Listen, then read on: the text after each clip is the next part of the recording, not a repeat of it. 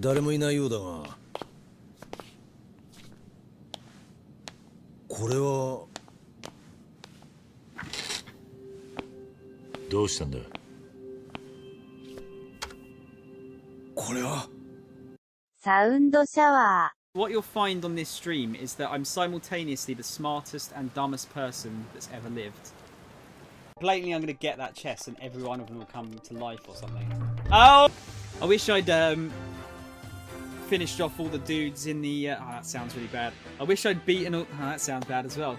Let's get cleaning, she said, cocking her gun. Ha, cock. If you ever get lonely, just start bouncing and think of your pal Tigger. I will, Tigger. Fuck you. Isn't it funny that I've not been Jump Master for like a billion years and actually been doing better since I've not been Jump Master? Oh, fucking hell. Hi! Hi! Hey, here is Tom, the wanted man. Soldiers, anyone, come quickly. You fucking cow. New ability found, Flash. I'm so glad we both did that. We're rich. Oh, come on! Gonna have to be real careful. Say that. Are you fucking serious?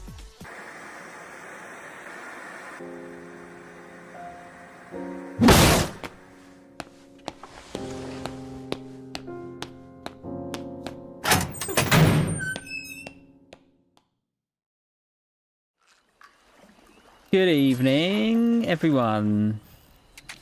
How are we? Oh, it's the last day. Yeah, I'll keep you in the loop, Priest. I think I did want it to go ahead tomorrow, and then just do it for Tuesday. But I'm going to leave it up to him, see what he wants to do. So I don't know if it's the nicest day tomorrow. I think it's okay, but it's not like ideal pub garden weather. Let's put it that way. Yeah, going to do PC game show afterwards as well. I've done them for the last few years, so I'll do them again. Obviously they're a bit hit and miss, but I think it's worth doing, I would say.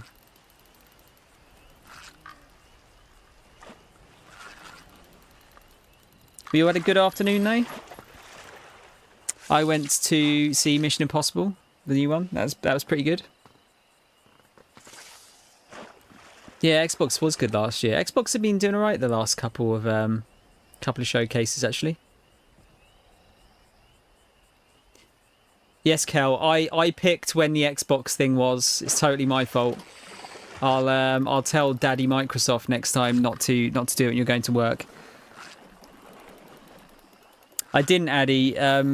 Mol showed me the pictures though of the crossover. It looked pretty good. Welcome back, Dream. There was arse. Let's put it that way.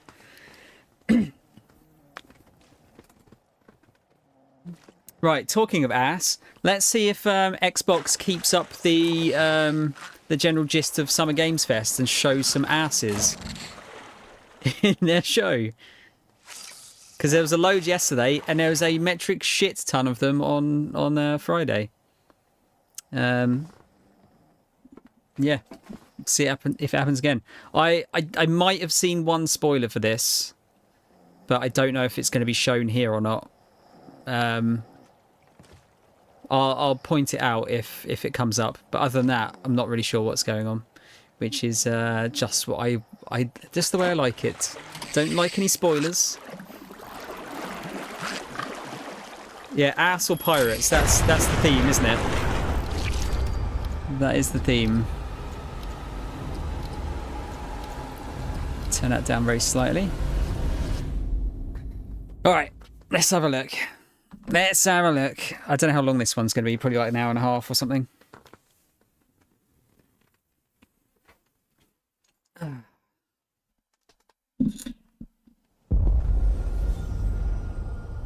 Getting straight in there. Oh, is this Outer Worlds too?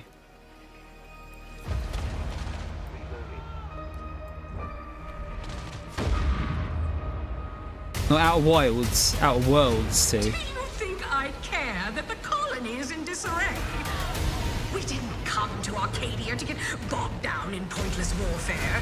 We came to spread freedom and liberate resources for profit. But this pesky Earth Directorate agent is mucking things up. They're not alone in doing so. And they think they can just choose how things play out.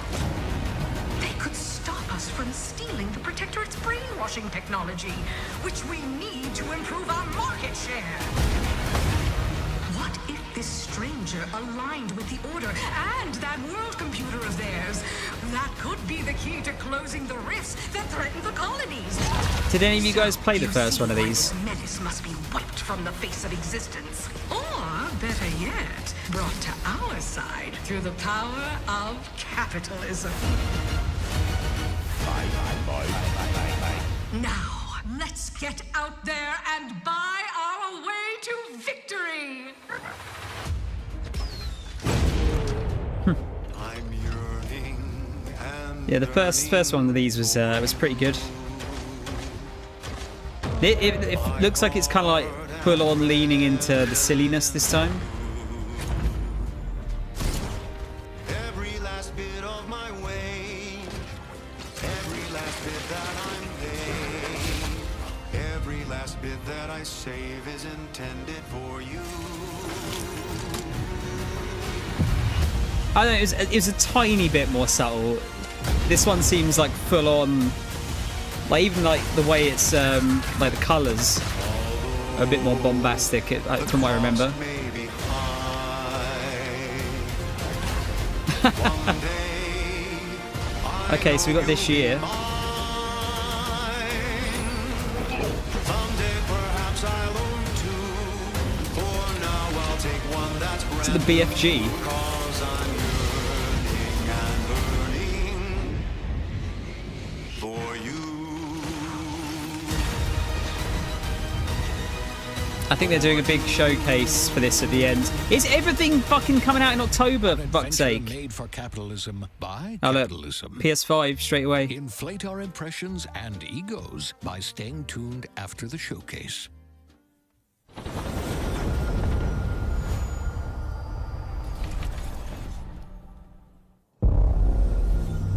World premiere. I didn't know if they were going to say it or not. What's wrong? I'm sorry. I've just been so depressed lately. You know, it would fix everything. Humanzapro. Is this a new? I was going to say it feels like a new Rick and Morty. What was the game? High on Life. It is. Yeah. Okay.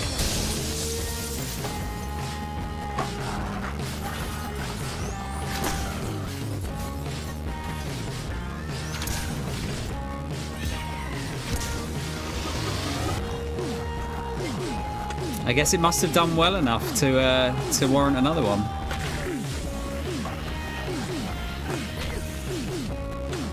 It was pretty good.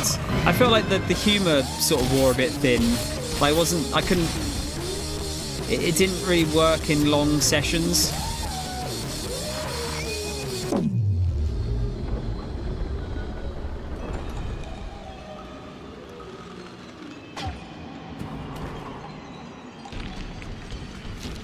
Yeah, humans are barely sentient. Scientists have done studies, and their brains are like half the size of ours. It would not. The gun would not shut the fuck up. No. And sometimes that was funny. Sometimes it was not. That's coming to everything as well. Do they own the studio that makes that? World premiere. I mean, no messing around, just getting straight in there.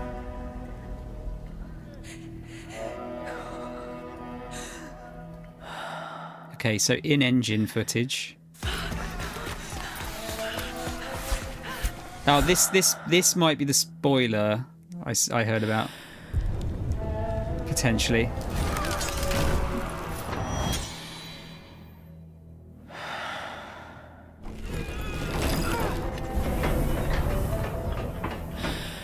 Maybe not.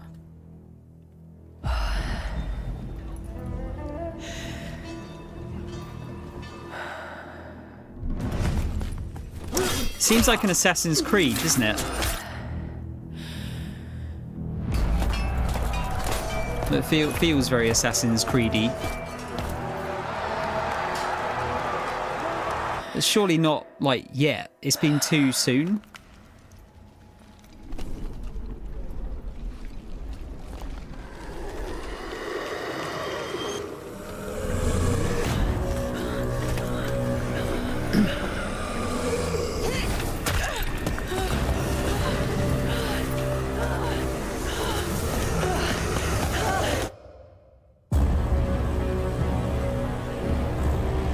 Don't think that's Assassin's Creed. Oh, yeah, this was the spoiler I saw. Yeah. It's like, I don't know if it's like a spin-off of a Plague Tale. Yeah. Doesn't seem like the other ones at all, does it?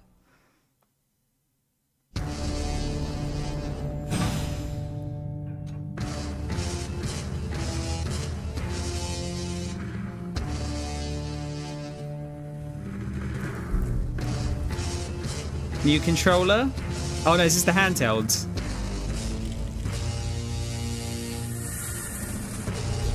They've been talking about.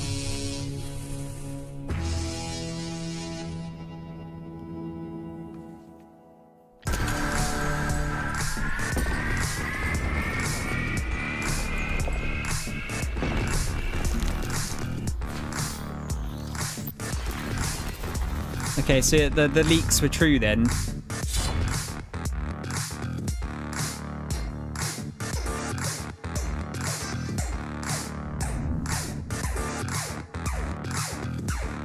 Right, yeah.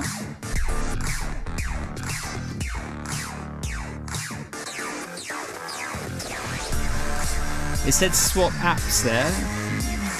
Steam. Oh, okay, you got Battle.net. Discord. Did that have Steam at the beginning? I didn't see it.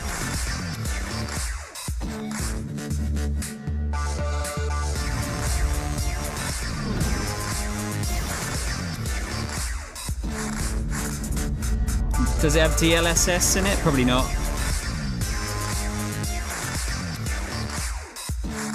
ROG Xbox Ally. It's kind of an Xbox handheld, isn't it? It's more of just a ROG Ally with an Xbox we strive to put back the player end, right? First. And that's what you've seen from us over the years. We've led the industry with backward compatibility. We championed crossplay and cross-progression. We deliver Game Pass, first on console, then on PC, and with cloud gaming. So what's next? How can we give you even more freedom, more choice, more ways Game to play? Pass on Switch 2. Our next step is to unify your gaming no matter where you buy or play. So we're building an Xbox experience designed for players, not locked to a single store or tied to one device. The Xbox Ally is an Xbox you can hold in your hands, bringing together the power of Xbox and the freedom of Windows. On this Xbox, you can play games across your entire library, including all the Windows PC game stores, from Xbox and Battle.net to Steam, GOG, and Ubisoft Connect. And the highly anticipated Hollow Knight Silksong will be available at launch and in Game Pass when the Ally releases later this year. What? They're just dropping that? Every new game you see in today's show will be playable on the Xbox Ally. That's where they're dropping Silksong. We have always wanted you to have the unique experience of Xbox on any screen. That's why we're investing in Xbox Play Anywhere. Whether you're playing on console, PC, smart TV, Play Anywhere or is any really, Windows handheld really like useful, the new actually. Xbox Ally, the Xbox experience roams with you. Your library, progression, friends, and achievements. There are over 1,000 Xbox Play Anywhere games on Xbox today. And every new game you see in today's show, from our partners and our studios, is Xbox Play Anywhere. That's cool. And because it's Xbox, you can always have access to Game Pass with a diverse lineup of games from the biggest So the only franchises problem with to Play critically Anywhere is that it acclaimed only indie works hits. with digital This is the games, as freedom you can we believe imagine. Players But should have any game, anywhere, and we are giving it our all every day to make this vision real. But it all comes back to the games. From Dead to Rights on the original Xbox to Armored Core 6, our relationship with Bandai Namco Entertainment has stood the test of time. Why the fuck are you bringing Dead to Rights up? We both believe in bringing amazing experiences to players around the world, and their next game does exactly that. From Rebel Wolf Studio, this is a story-rich action RPG steeped in dark fantasy that I can't wait for you to explore. Thank you, and enjoy the rest of the show. Thanks.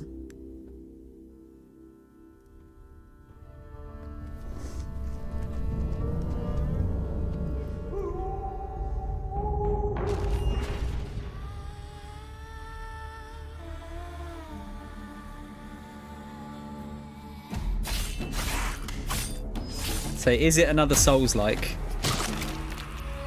Monsters have always been here.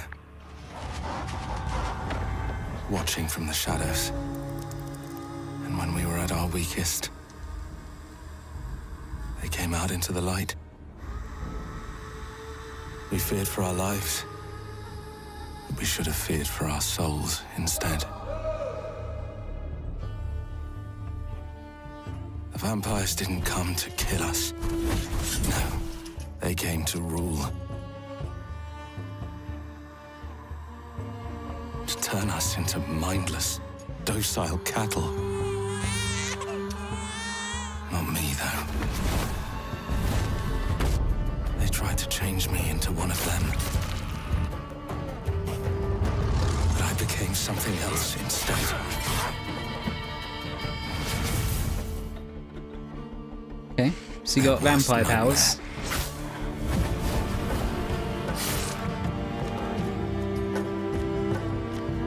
A Dawnwalker. It's like the anti-Witcher, isn't it? In a way. Fighting to even the score. Fighting to understand the evil behind it all. He is out there watching, seeping into you, growing.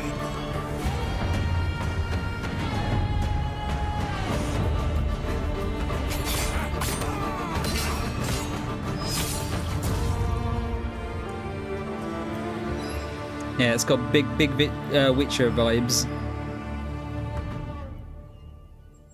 But it looks like combat's probably a bit better there.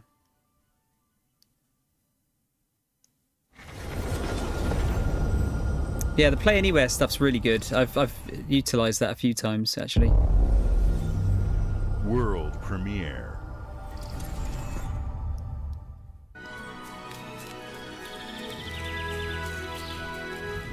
Conker? Mario? Meat Boy? Where's what? 3D Meat Boy? Okay.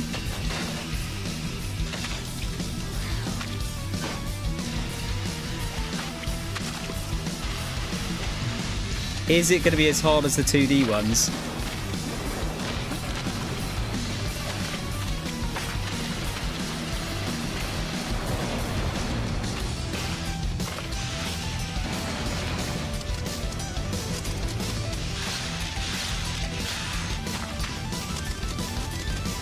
Is that just your deaths are showing there, or is that actually... Surely it's not like loads of players playing at once.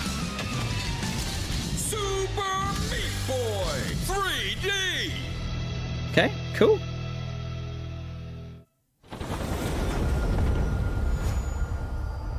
Probably give that a go. Sub Red. Game Studios presents... Okay, so it's not a new game. Fable, maybe? Huh? Watch your back, Yakumo. Oh, is this Ninja Gaiden? Yeah, it's Ninja I'll kill Gaiden. the Dark Dragon myself. It's my mission. My duty as a Raven Ninja. This fucking looks like Ninja Gaiden. Still. Breaking the Dark Dragon free has its consequences.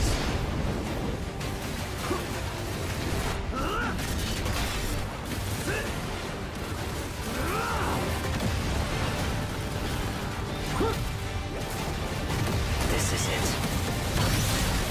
Sayori. Ryu, there's something I need your help with. This music's fucking sick, dude.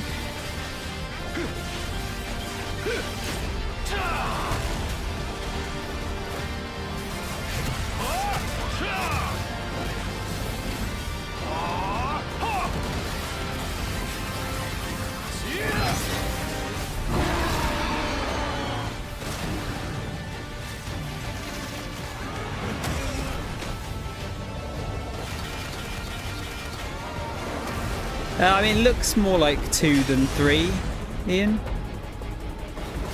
I think 3 eventually got at least decent, I think, with Razor's Edge, didn't it? Dragon is mine.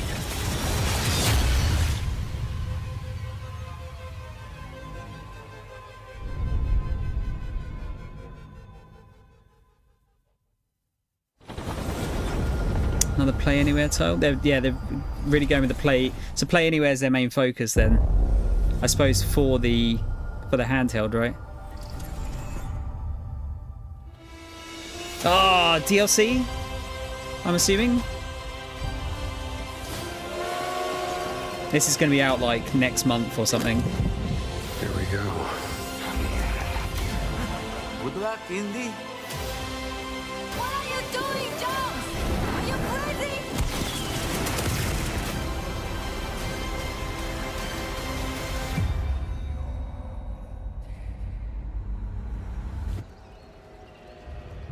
This is where it starts.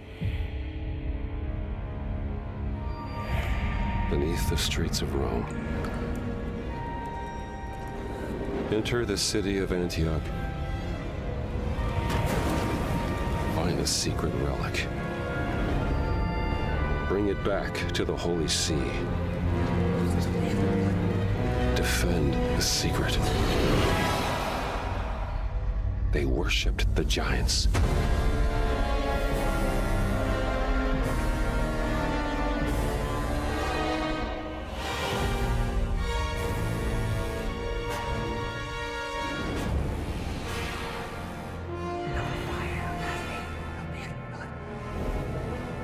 September, okay. Nice. I loved that game. It was so good. Where's the ass? There'll be some, don't worry, Dream. It's coming. World. Here it is. Here's the ass. Maybe not.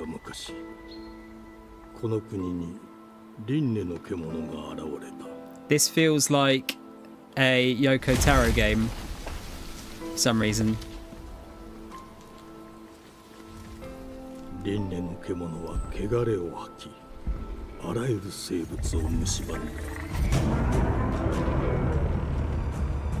Game Freak, interesting.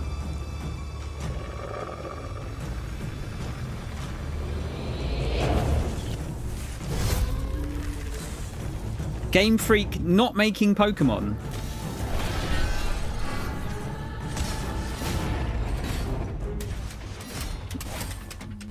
Game Freak making a Souls-like.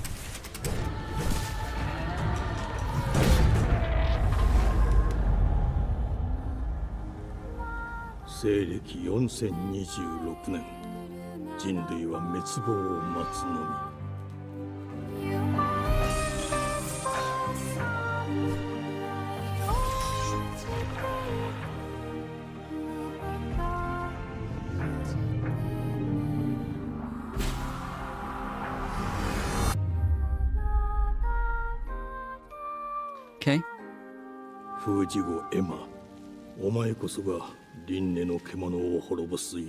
Gonna have to work on that title art, boys. Boys and girls.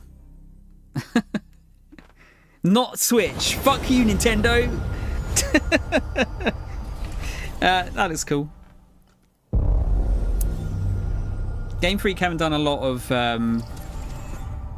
games outside of Pokemon for a long time though, so the glittering streets. It's interesting to see how well they do with that. Because they swoop their filth down to us. Oh, what was this game called again? They showed this off a couple of years back.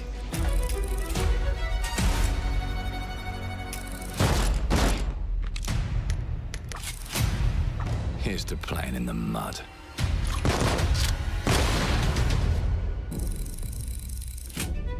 Forget the name of it. Life here ain't for the soft-hearted. You will be paying me back until you fucking rust. It ain't for the spineless. Keep your filthy pickers off me. Don't like it. The pissed off doll. It ain't for the decent. That's a clean Oh, I like him. The knob. There has been a cry Shame! Justice itself has been affronted. I have been burgled. Lord Griswick. Bertold! Yes, I got that part. Do you know anyone who might wish you ill?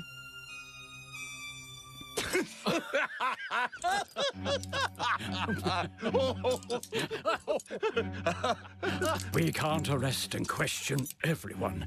Let's see if we can narrow the suspects down a bit. They were, Trust your instincts. Are we RoboCop? Tall, yes, sir. Built rather slim, well, muscular. Mm-hmm. Was very quick, agile. Go on. With a mustache. No, larger. I see. Quite fashionable. That's the fiend who robbed me. They got my good side this time. Breaking in is the easy part. Your brandy, sir. Getting away with it is the real trick. These candlesticks ain't gold. So it's Worthless and dull. bio thief? Just like you. Nah, I have a customer. How can I help you? I'd rather talk to you, Errol. Sounds like I'll get a better deal. You talk to me first, and him never. Got it? Uncle's a bit touchy, ain't he, Errol? Touchy? I say I'm touchy! There. Anything else you'd care to say to Errol? Brains. If I hadn't seen it with my own eyes, I wouldn't have believed it. Round here, it's all sharp edges. Seems like a nice place. Empty pockets. And blood on the cobbles. Goodbye, Silas. No, no! I'll hurt you, you fucking meatsack! I'll leave you with a pissing bed of peaches! You'd either got a gang at your back, or a knife in it. We're family here. Family takes care of its own. Can't put a price on that, can you?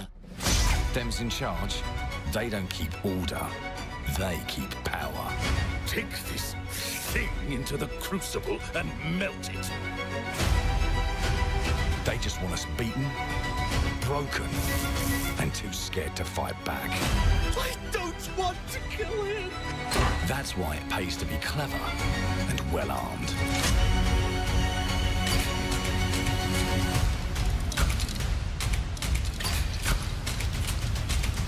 Let's go and end a few arguments.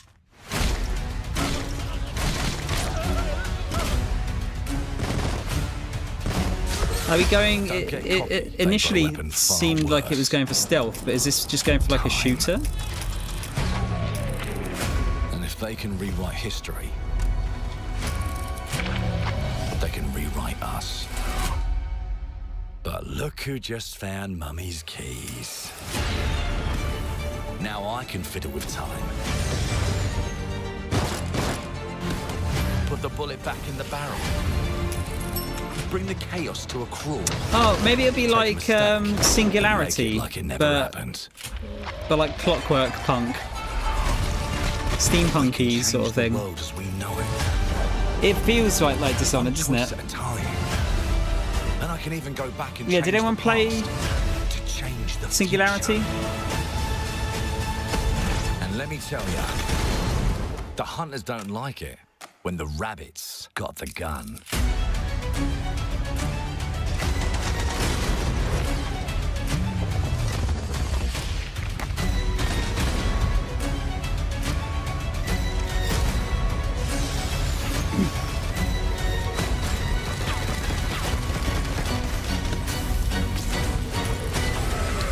Right, so it doesn't look like it's going to be much in the way of stealth then. It's just shoot the fucking shit out of everything. Clockwork Revolution, that's it. Yeah, that kind of reminds me, let me alone and piss off. Of Singularity. Which was very good, actually. Very, very good. Underrated. Our creative teams are dedicated to bringing players award-winning, record-breaking, critically acclaimed games. Fuck off, Call King. of Duty, Black Ops 6 from What's Activision, King doing in there? Doom, The Dark Ages from Bethesda, Diablo 4, Candy Crush. Vessel of Hatred from Blizzard, and Avowed from Xbox Game There's Studios. the booty. All of our teams across Xbox I told First you. Party are shipping their most played games ever, and they're also delivering more content than ever before. From original single-player experiences to vast online worlds, our teams are empowered to build the games they've always dreamed of. We want our players to have the choice and flexibility of where and how they play the games our teams make. So of course, our games will be available day one in Game Pass, and every new game we make for both Xbox consoles and PC will be Xbox Play Anywhere. On behalf of our creative teams, thank you. These experiences don't stop when you put down the controller. As you've seen in recent years, more and more of our characters, stories, and worlds are expanding to brand new audiences through TV and film. A Minecraft movie and the Fallout TV series broke records and brought millions of players into the game. I thought he was going to say millions of dollars into our wallets. As gaming continues to influence film and television like never before. When it comes to growing new franchises, Obsidian is having a year like no other. From launching a blockbuster new game like Avowed to the upcoming release of The Outer Worlds 2 this October. Obsidian is always delivering great games, and they have a third game launching this year. Fucking hell, You'll get to go are you deeper on it in our direct, but until is this then, the new let's take a Insomniac? look. You just like overstretching them, I feel. Give them a bit of fucking time, Jesus.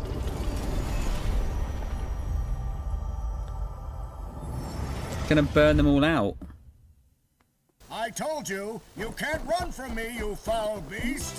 What is this Temu He-Man? With new flexible legs, the yoke girth action figure can ride anything. Yoked girth? Breaking news. There's been an explosion at Brook Hollow Park. Chaos descended on a ceremony commemorating the 2-year anniversary of when 4 teenagers were miniaturized against their will and left to fight for their survival in the backyard of a deranged scientist. Formerly evil company Grounded too? Practical Technologies was set to dedicate a statue of the 4 teenagers, fast food science robot Burgle, and Dr. Tully when an explosion erupted.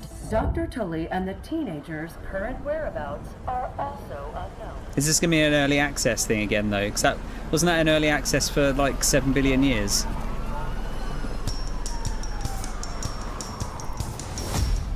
You gotta keep them separated.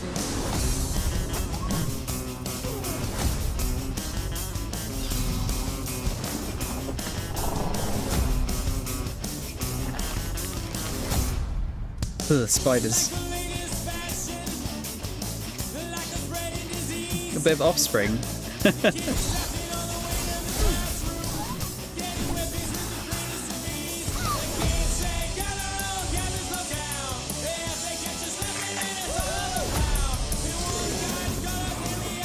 I didn't realise so many of you guys like this.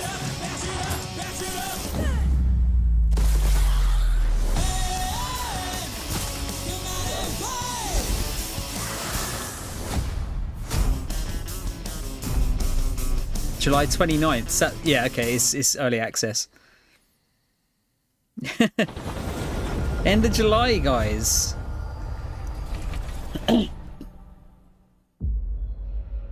The predecessor, ND3500, reached. Accessing predecessor's travel log. Attempting data salvage. I didn't see. Does this say? Oh, it's a blue. Oh, this is the Bloober Team Dead Space game. This looks pretty good. Recomposition. The behavior pattern of the orphans populating the area is highly unusual.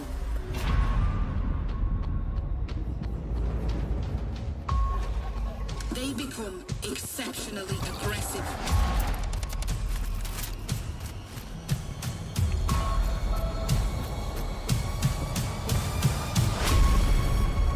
It is highly recommended to proceed with caution.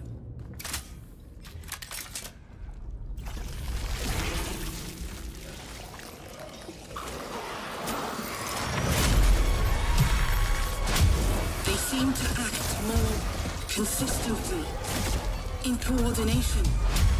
Destroying the nest is now a priority. You have to have a stamp in these games. It's the fucking rules. Such is our calling. Such is our calling. This is the way. Yeah, that's cool.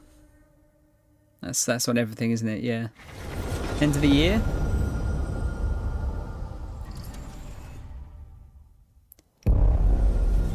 Fucking hell, there's like just game. That's what I like.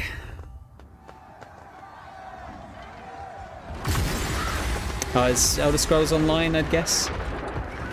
They usually do this every year.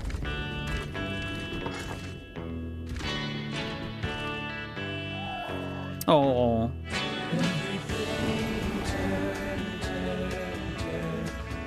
Oh, you got pets now?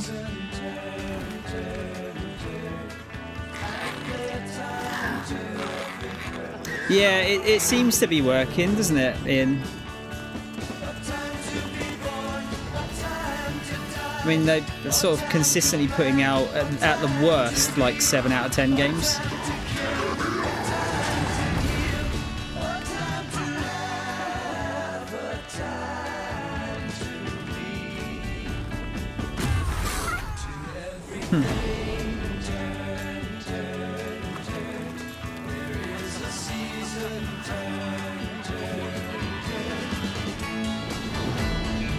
I mean, supposedly, yeah, it's very good. I don't have time for MMOs anymore.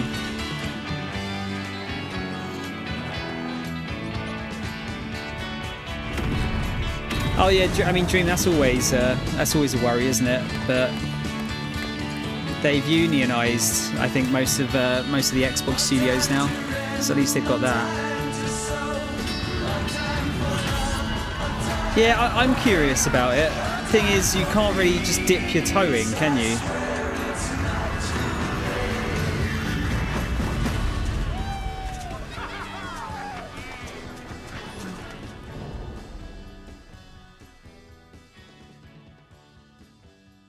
They always seem to have something coming out around this time, don't they?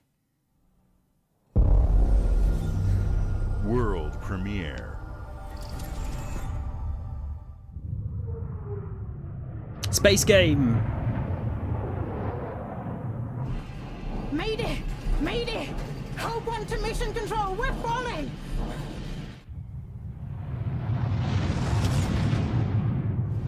Thomas, the ship's breaking apart! There's no time! Evacuate! Now! Thomas, come in! My name's Tom. Ariane, you sacrificed everything for a new world. To save mankind. And I'll always love Don't you Nod for game, that. okay. This is a bit different. Actually, to be fair, Don't Nod have been doing some different stuff recently. They did Just Sound, didn't they?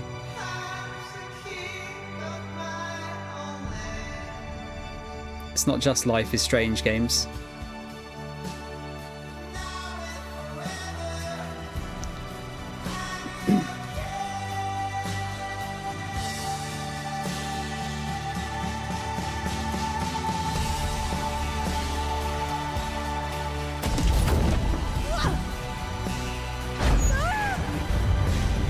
Is it about escaping the planet?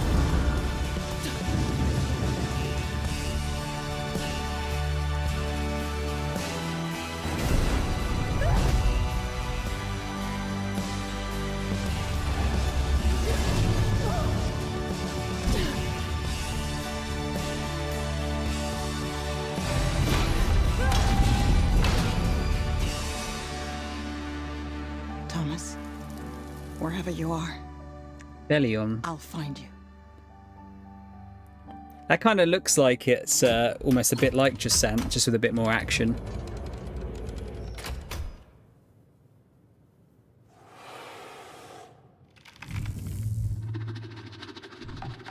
Okay, maybe not. We got Space T-Rex as well. Do you, Emma? Okay. Interesting. Interesting collaboration. Yeah, I'm right here. Tom is here, not Thomas. Only my mum gets to call me Thomas when I'm in trouble. World premiere. Welcome to England, Mr. David. I know this must be a shock, having never met your real father, but he left you this hotel in his will. It's been in your family for generations, much like the caretaker. He's a little eccentric. You'll see. Let me welcome you to the Grand, a hotel famous across the land. Jamaican Hotel Simulator. Every room used to be in such high demand. Your wish I'll command here at the Grand. Okay, here's a gun. Hello there. It looks like you're about to do some renovations. Would you like some help with that?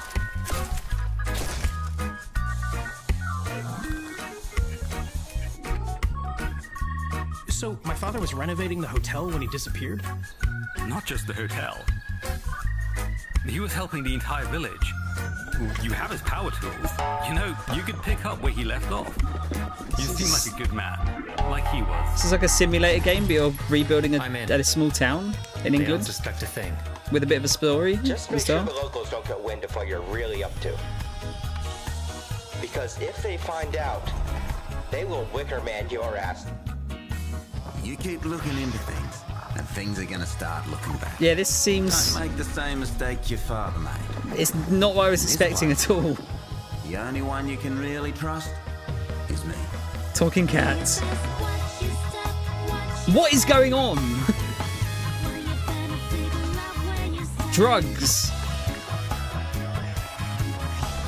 So many drugs.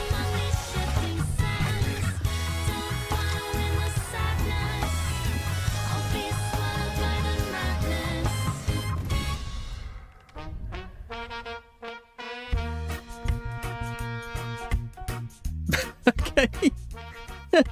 I mean, it seems mental. I'm kind of intrigued.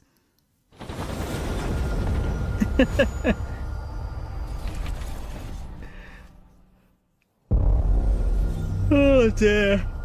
Okay, so something we know about. Perfect Dark, Fable would be good.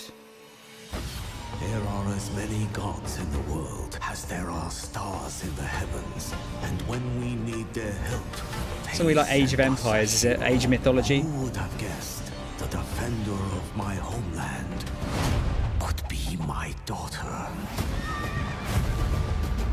She unlocked the heavenly spear, but is she worthy?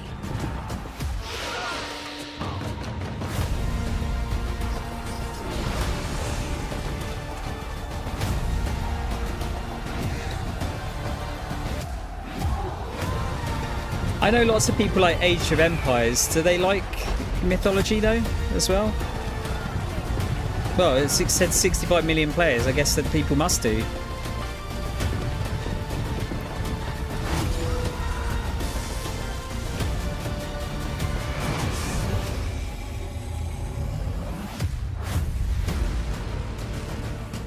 You can't rule if the Okay. heavenly spear is mine. See, like, RTSs are like probably they're near the bottom of like the genres that I enjoy playing. Don't really enjoy them. EVR Studio.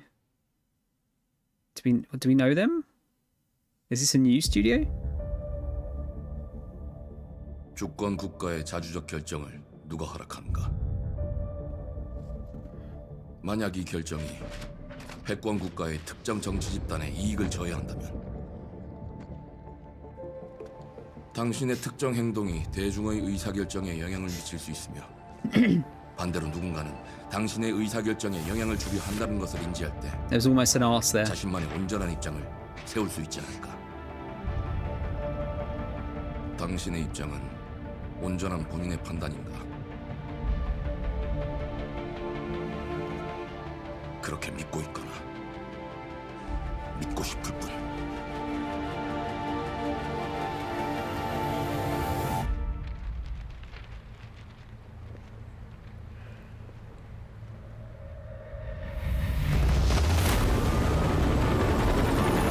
It's not fucking Crossfire 2, is it? Or whatever the fuck that shooter was called.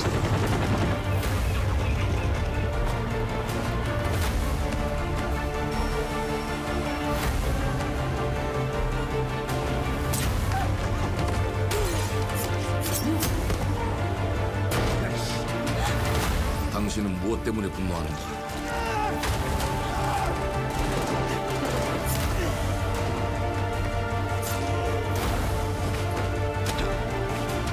At first it kind of reminded me of Ghost Recon, but it definitely doesn't now.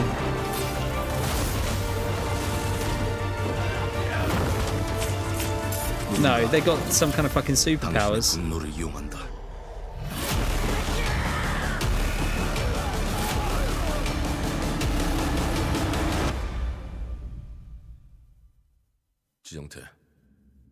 지정태.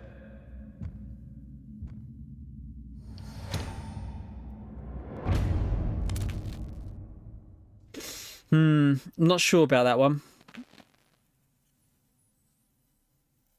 It looked a bit jank.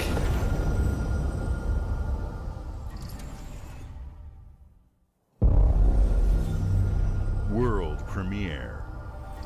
I think I need to see more like actual, just proper gameplay of that. Oh. They're doing DLC for, was it Planet of Lana, wasn't it? I think it was called.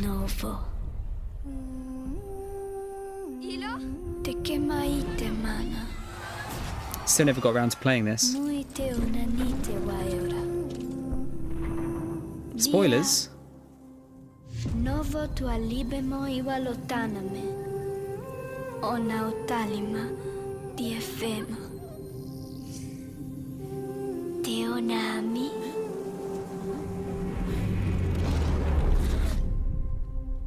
Toma tu acalio terali.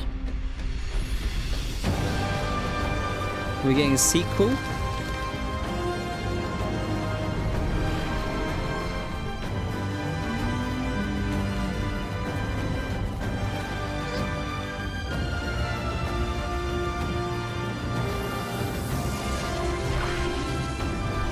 I don't own it, Kel. It's on Game Pass.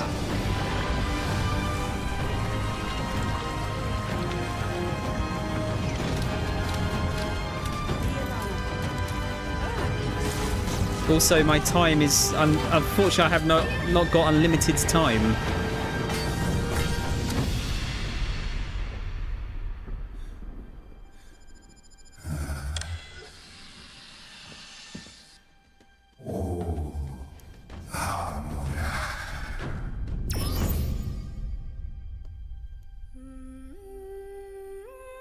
Okay, yeah, we're just going straight for a second one. That's cool. What's up, Brandon? Coming to everything, even Xbox One.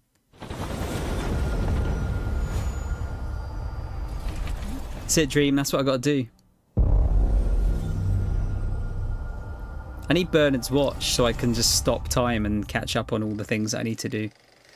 Now, yeah, we got to show Fallout 76 at least one time a year. Remind people that it exists. Well, hello there. Beautiful day to relax by the old yeah, fishing so far, hole, Brando. wouldn't you say? I think, and that'll be When it comes to fishing, that'll come to Appalachia is a PlayStation when land it's aswim out of early with access as opportunity. well. Yes, you'll find fish of all flavors in every walk of water. Sorry, coming to From its PlayStation when it's mightiest of out of early rivers to access. its humblest of ponds. Just step up to the bank, cast your line, and when your bobber starts bobbing, reel in the rewards. What do you got on there, Jed? Worms. I mean, this And is how are you biting today? another game that was shit at launch, but is See for actually yourself. kind of alright now, isn't it? Oh, bagging the big fish starts with finding the right tools for the job. It's probably 1.5 There reefs, are I as guess. many unique combinations of rods, reels, bobbers, and baits as there are Ugh. fish in the sea. And when you've caught your fill, pop over to the local tackle shop to swap fish tails. Can you smell that? No matter what troubles plague the future wastelands of Appalachia, you can always find comfort in cozy little joys like this. You just gotta know where to look. Vault Life is your ticket to easy living. Design and build your own little slice of paradise. A place to show off all the bits and bobs you collect in your travels. Got a green thumb? Plant your own peaceful vegetable garden. And nothing warms the heart like a neighborhood cookout. God, I hope not, Ian. Ah, community makes a wasteland a waste home. Join today, and tomorrow you'll be kicking back and sharing a meal with friends in beautiful Appalachia.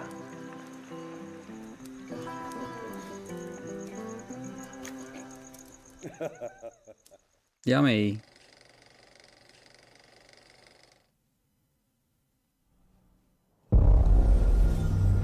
World premiere. Christ, I think this is the least amount of talking we've had for an Xbox conference yet. Anime! Is this solo leveling? It is, isn't it? Yeah. Overdrive! Is this actually a non-gacha game? No, is the question.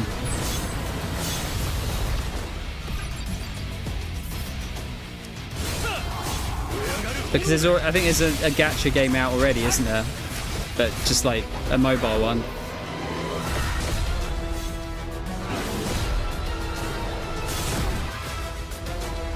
Okay.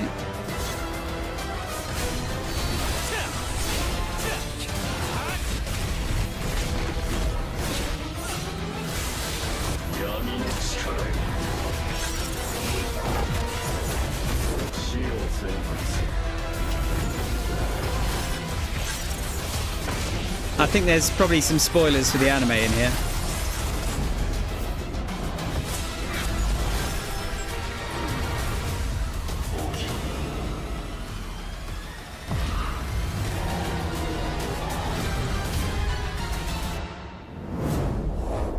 Xbox PC and Steam coming 2026. Xbox and Xbox Cloud. Okay. So it seems like it's an actual game then. Might be a free-to-play gacha though. World premiere. No idea on the Xbox handheld thing, Brando. Maybe like 500 or 600 quid, maybe. I'd like to hope they keep it like competitively priced compared to like a Switch maybe, or at least a Steam Deck.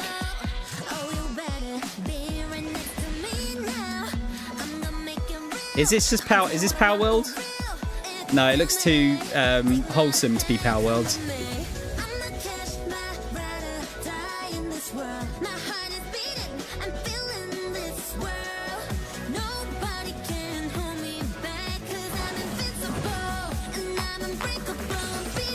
Slapping your Pokemon's arse.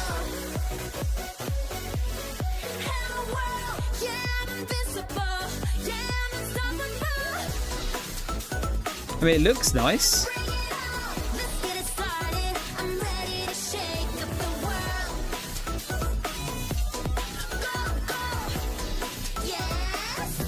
The one you're thinking of is the one with the cats, aren't you, Reese? Which definitely was AI.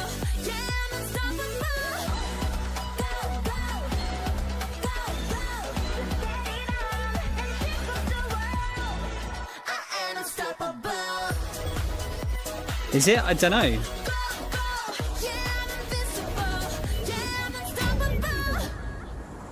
Anime.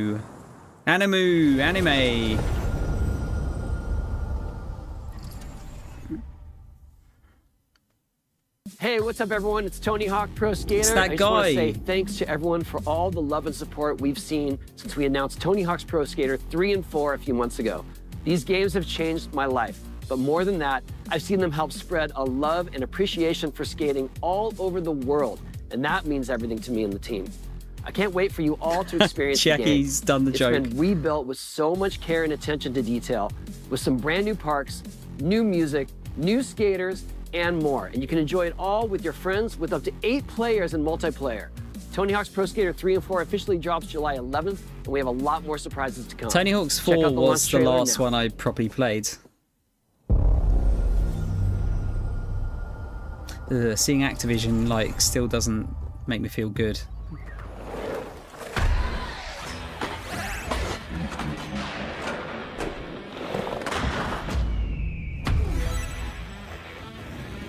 I'm not sure if I've got the patience to play these anymore. I had a lot more tolerance for just like learning routes and stuff on these games back in the day.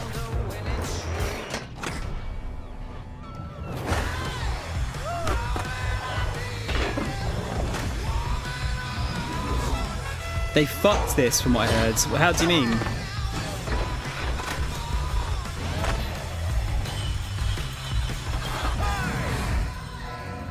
What have they fucked? Oh, we got Bam's back.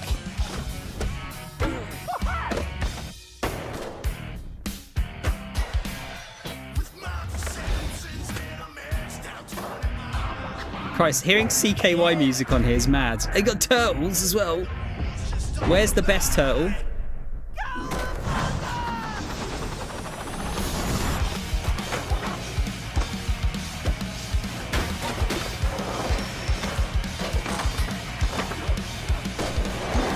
Oh, I hope they don't, Brando. Like, not here at least. Okay, yeah, sure. Why not?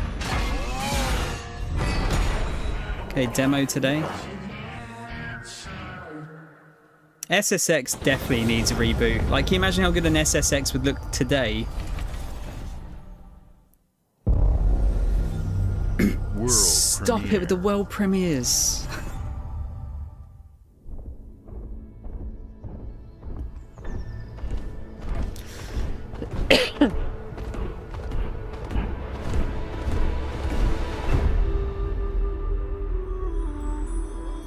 Okay. I know a few people that will be interested in this immediately.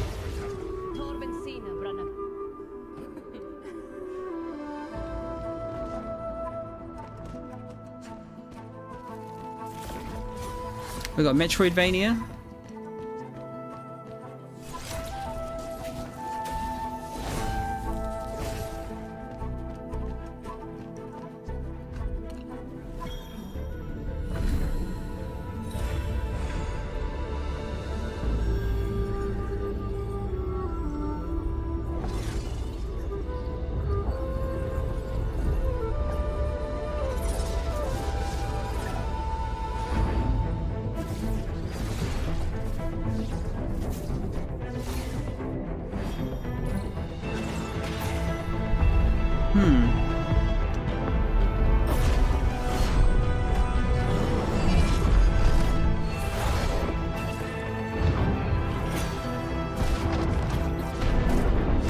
Trying to work out how the cards work.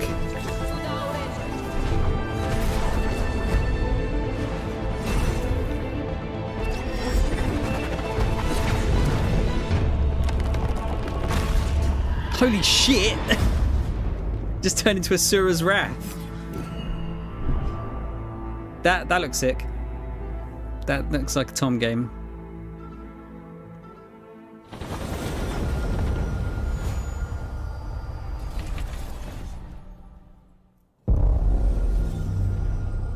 Right, something we've seen.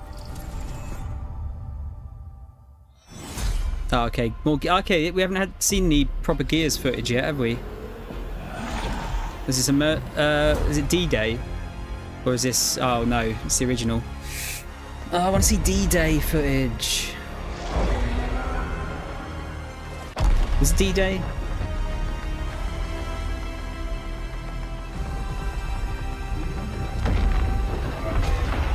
E-Day, that's it. Thank you, Chiaki.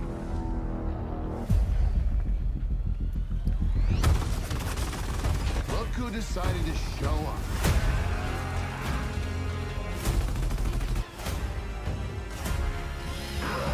Crossplay is good shit.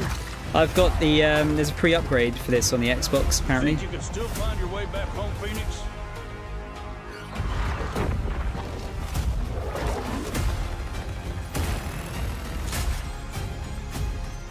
Looks like they upgraded. How's your baby? Coltrane! Let's do this. Hopefully no Fatal Frame, Dream. This is gonna be awesome.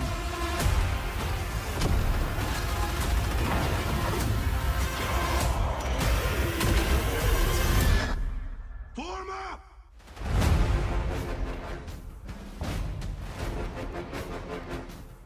August is probably a good time to drop that because it'll be quite quiet.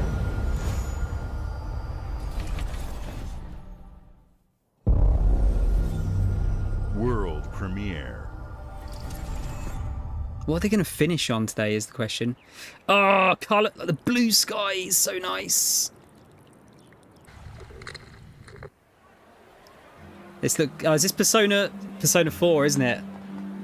This has been rumoured. P4 reload? Yeah, that's P4 music. What are they going to call it? P4 something? Something? The music in this game is so sick.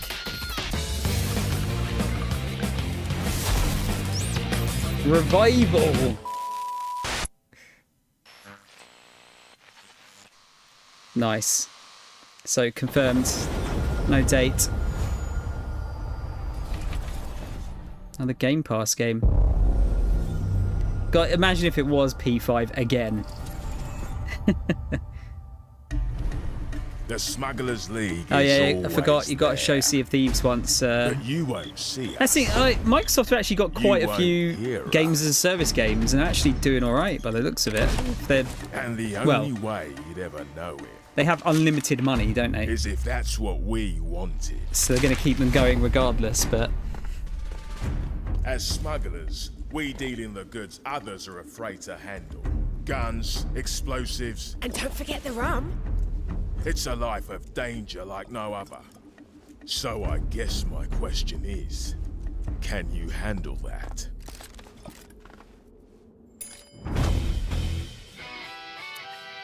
Getting your hands on gold is one thing, but you should know that this is what we're really after. yeah, the thing is, with the amount of money Microsoft has got, they can just keep pushing this until it does succeed. Smugglers need to be adaptable. It's more than moving under moonlight and shadows. You should be ready to take advantage of others' misfortune. I think it's had quite a lot of updates, Ian. Like, a lot of updates. Stealing, of course, is always an option. Just do whatever it takes to get the job done. Or unlimited. You are pirates, after all. You do need unlimited money, yeah. It's like the Epic Game Store. Welcome, my friends. Like, they just kept that going somehow, and I'd imagine it's probably starting to make the money now. Maybe a little bit. You're paying for that. 17 seasons. Fucking hell. I think I just acquired a copy from somewhere. I'm not sure where. World premiere. All right. Calm down.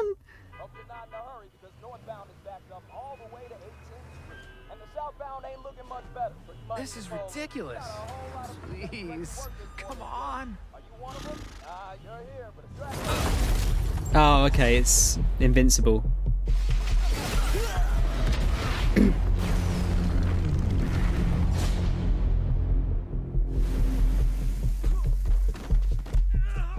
Had enough yet?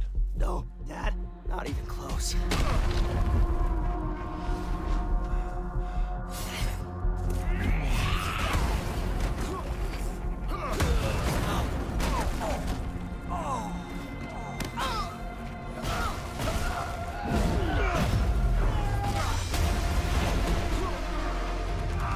Imagine if this is like a Hulk Ultimate Destruction type of game.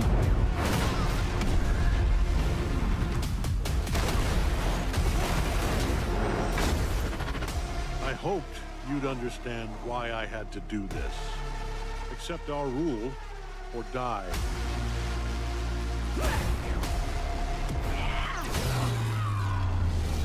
I'd like to propose a third option.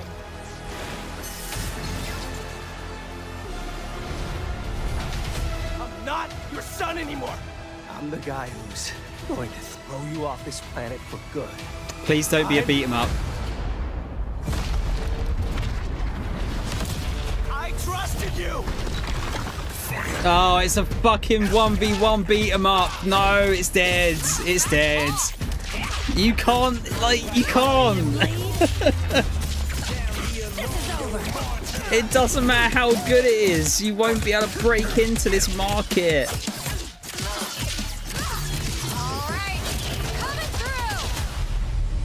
There's not a chance.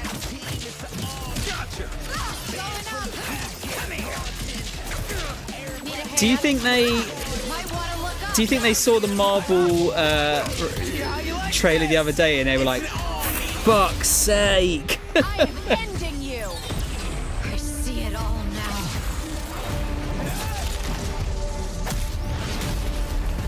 I mean, unless this is like the best beat 'em up game of all time. Like they're going for Mortal Kombat's crown there by the looks of it. Yeah, unless it's like the greatest of all time, that is no way that's gonna stick around for too long. Not a chance. And even if it's the best ever, is this FF7 finally coming to Xbox? Fucking hell! How long's it taken? Holy shit!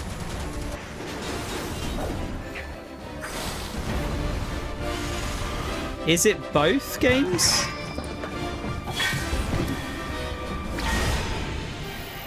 Just integrate, okay. Fucking hell. Huh? Oh, 16 as well! Shit, okay. Cool. There's no one to save you now.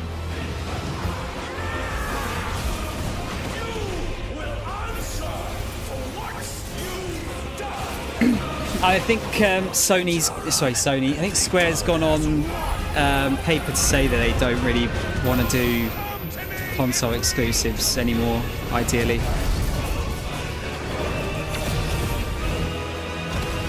So I don't think 16 or Rebirth sold enough copies, did it?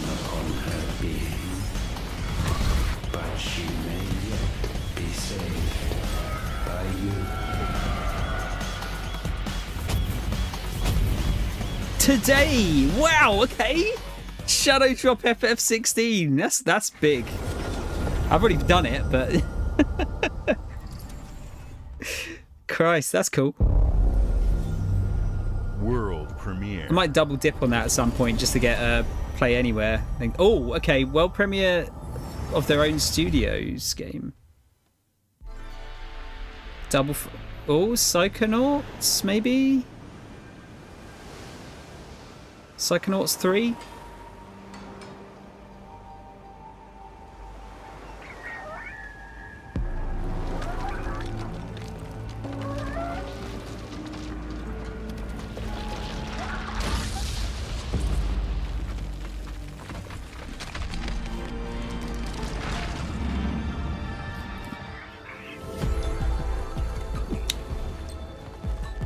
What? We're playing a sentient lighthouse.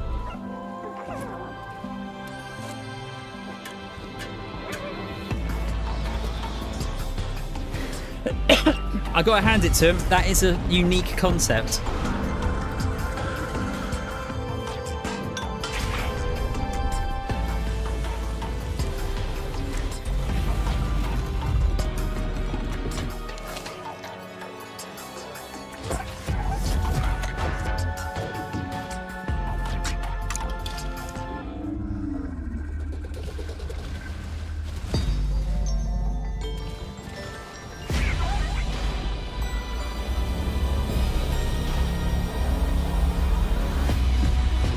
There's been quite a lot of drugs consumed this year, hasn't there? Xbox. Xbox exclusive, that one. At least for the moment. I think it would most people, Ian, to be fair. Games like Psychonauts 2 showed how Double Fine excels at creating unique and innovative experiences, and Keeper is no exception. Looking ahead, next year marks 25 years of Xbox. It's a big milestone for the platform and franchises that you helped build and make popular. We couldn't have done this without everyone who's been with us on this journey. As we think about bringing a new generation of players to these iconic franchises, I'm excited to share that players will get to celebrate 25 years of Xbox with a new Fable, the next Forza, Gears of War E-Day, and the return of a classic that's been with us since the beginning. Today, you've seen an incredible range of games from creators across the globe. Teasing. creators like In Exile reaching for new heights with Clockwork Revolution. Sluggerfly making Team Meat's modern classic platformer into 3D. Square Enix bringing more of the critically acclaimed Final Fantasy franchise to our players. And Team Ninja returning to the beloved series they debuted on Xbox. You've also seen the next Xbox hardware release, our Xbox Ally handheld, which lets you bring your Xbox experience and your library with you anywhere. I hope you enjoyed the breadth and depth of the games, updates, and experiences that are coming to Xbox from our partners and our own creative teams. We're seeing more players on our platform and in our games than ever, thanks to all of you. We're proud of the creativity that Obsidian is delivering this year. Immediately after Showcase, our Direct begins, where you'll go inside the studio for an extended look at The Outer Worlds 2 and Grounded 2. Thanks for joining us today. But before we get into the Direct, we have a final world premiere. Enjoy. Come on, it's got to be a big one, right? Surely. World premiere. Something with butterflies. Conquer.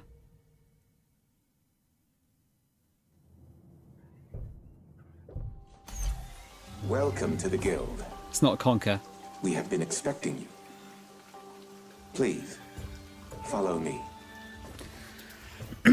You already know us as a global tech leader.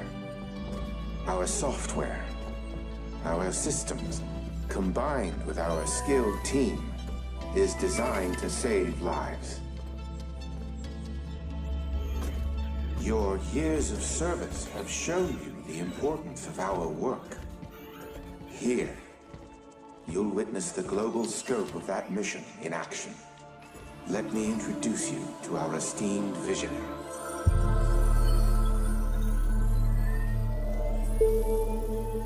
For too long, we have been bound by outdated systems, accepting limitations instead of redefining them.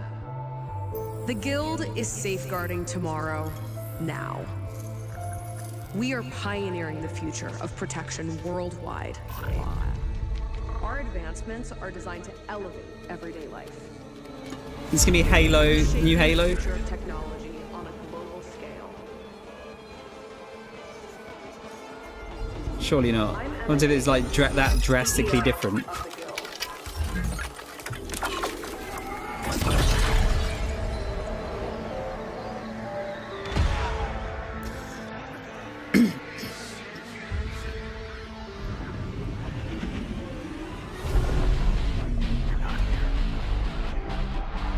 It's Inception.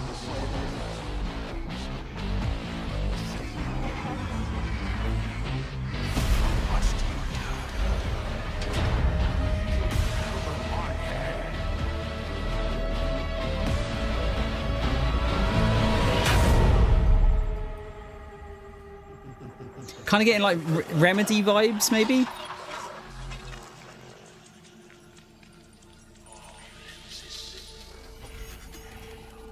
I'm just throwing guesses out here now.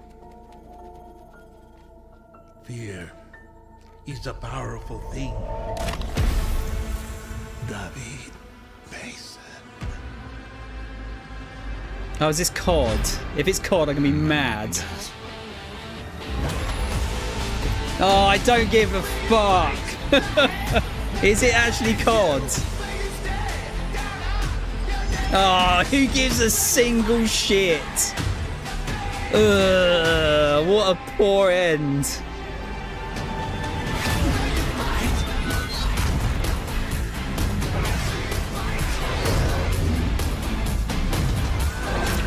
You should have stuck that shit in the middle. Who cares? Oh, Christ. A second I thought that was going to be interesting. Black Ops 7, for fuck's sake. That's already got out of control.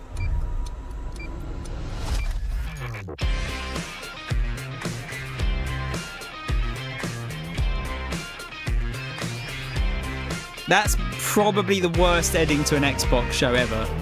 For me, anyway. Even if the game's good, which it probably will be, that's not the game you fucking end a show on. Welcome to Obsidian Entertainment.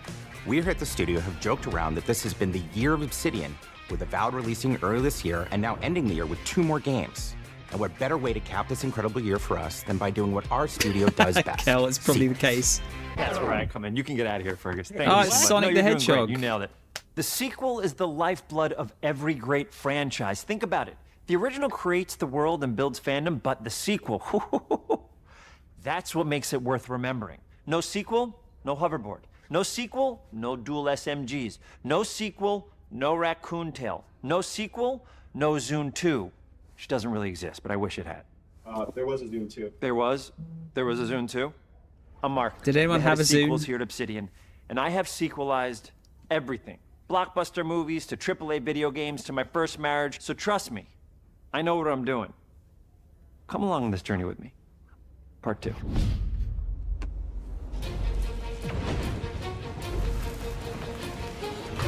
Let the killing commence.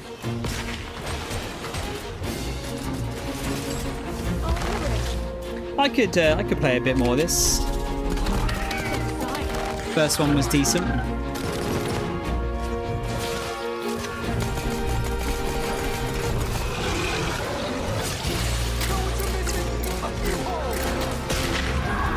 I get that you have to show a COD, but don't show it as the last thing you show. The sequel to The Outer Worlds 1. It's a continuation of the themes of robber barons in space and how people are controlled by the stories they're told by the people who have power over them. This time we're able to go a lot deeper because we have more time and money, which is a great thing, and we're able to make it a much more true Obsidian reactive RPG than we were the first time around. So we're going deeper and more complex with everything for this sequel. Deeper story, lore, RPG interactions, reactivity, all the things we've been known for as a company. It's really a complete realization of everything people want from an Obsidian game. Surprisingly, this is the first time in over 25 years that I've had the chance to do a full sequel for a world that I helped co-create. It's really just a fantastic opportunity to explore and expand the universe in interesting ways, and to go even further with the themes of how people are affected by living in a dystopian corporate reality. You can shoot your way through it, you can talk your way through it, you can sneak your way through it. And so no matter what kind of play style that you like, this is just an awesome franchise and an awesome game to jump into, even if it's your first one. The first Outer Worlds Yeah, was a great I base to can't remember start how long from. it took me to has finish. all the elements Yeah, but it of was a great maybe like Obsidian 40 RPG. hours or something. Interesting characters, deep worlds, important choices. In the Outer Worlds 2, not only did we want to double down on those elements, but we wanted to give players even more of it.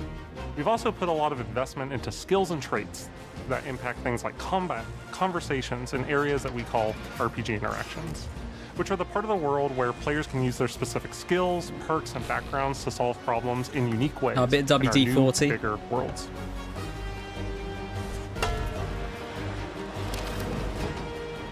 I love a deep RPG experience, and building out that RPG crunchiness for our players was at the forefront of what we set out to create. We prioritize those deeper RPG options with different character builds and combos so players can express their role-playing power fantasies. We also have different equipment options for different playstyles and different companions with different abilities.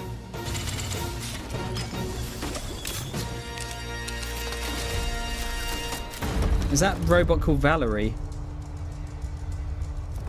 In the first Outer Worlds, you start off as the Stranger, which was basically a blank slate to build on top of with various attribute points that would begin to define your personal experience in the game. You can make any kind of character you want, but we've given you a role. That role is an Earth Directorate agent. You can think of them as kind of like space cowboys or space sky marshals. They're the good guys that go into places and kind of fix everything that's wrong. Guns look fucking insane. You're gonna be one of those. But we don't tell you why you joined the Earth Directorate. There could have been a lot of different reasons. Okay, right? Reese, It could yeah, have no been worries. Because you're an actual lawbringer and you want to go I in might there have to and just spread drag that law one throughout back the in that galaxy. case.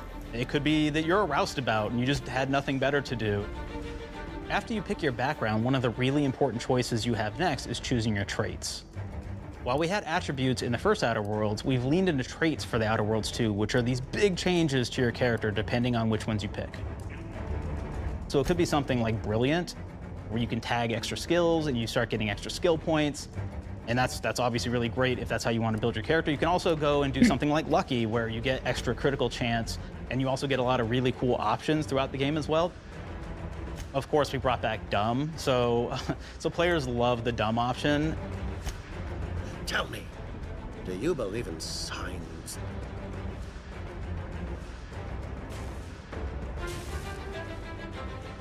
Not quite what I meant, but I like your contempt for boundaries.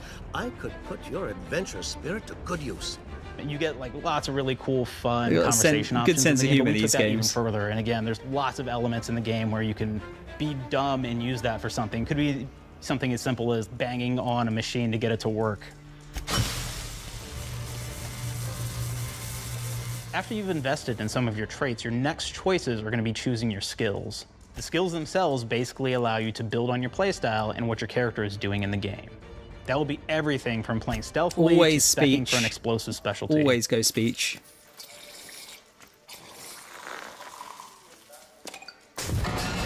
Bat gel. Throughout your entire journey, your character continues to change with the different choices you make. In the Outer Worlds 1, actually had more skills than we have, so we condensed them down to really the core and essence of what we really wanted there. But we made each point that you put into a skill much more impactful. So instead of getting small percentage changes, we actually did much larger changes per point that you put into each skill. And again, all these things, because of how they're checked inside the world itself, can matter quite a bit. You know, just even having one additional skill point I like being able in to something can open talk up a my lot way more out of options things in the world itself. in these games. If anybody's played Fallout New Vegas, they'll be very familiar with like the perk system. We basically borrowed that, but went even grander. We actually have more perks than Fallout New Vegas did. But here's the cool thing, right? We check and use perks for literally everything, right? So you can do everything from, hey, I want to make a stealthy build that steals stuff and is really good at that. Okay, great. Well, you can take maybe the pickpocketing perk. So that's not available to everybody, but if you select that, now you can actually go around and steal things out of people's pockets.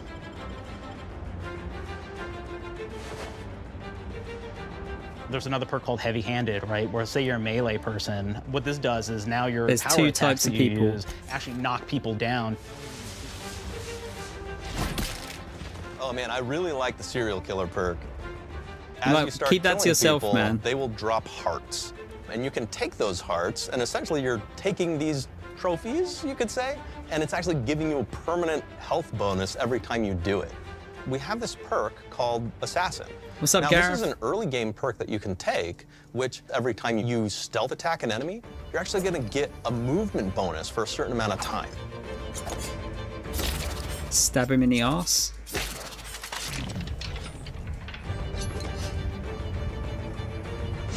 Stabbing him in the dick as well.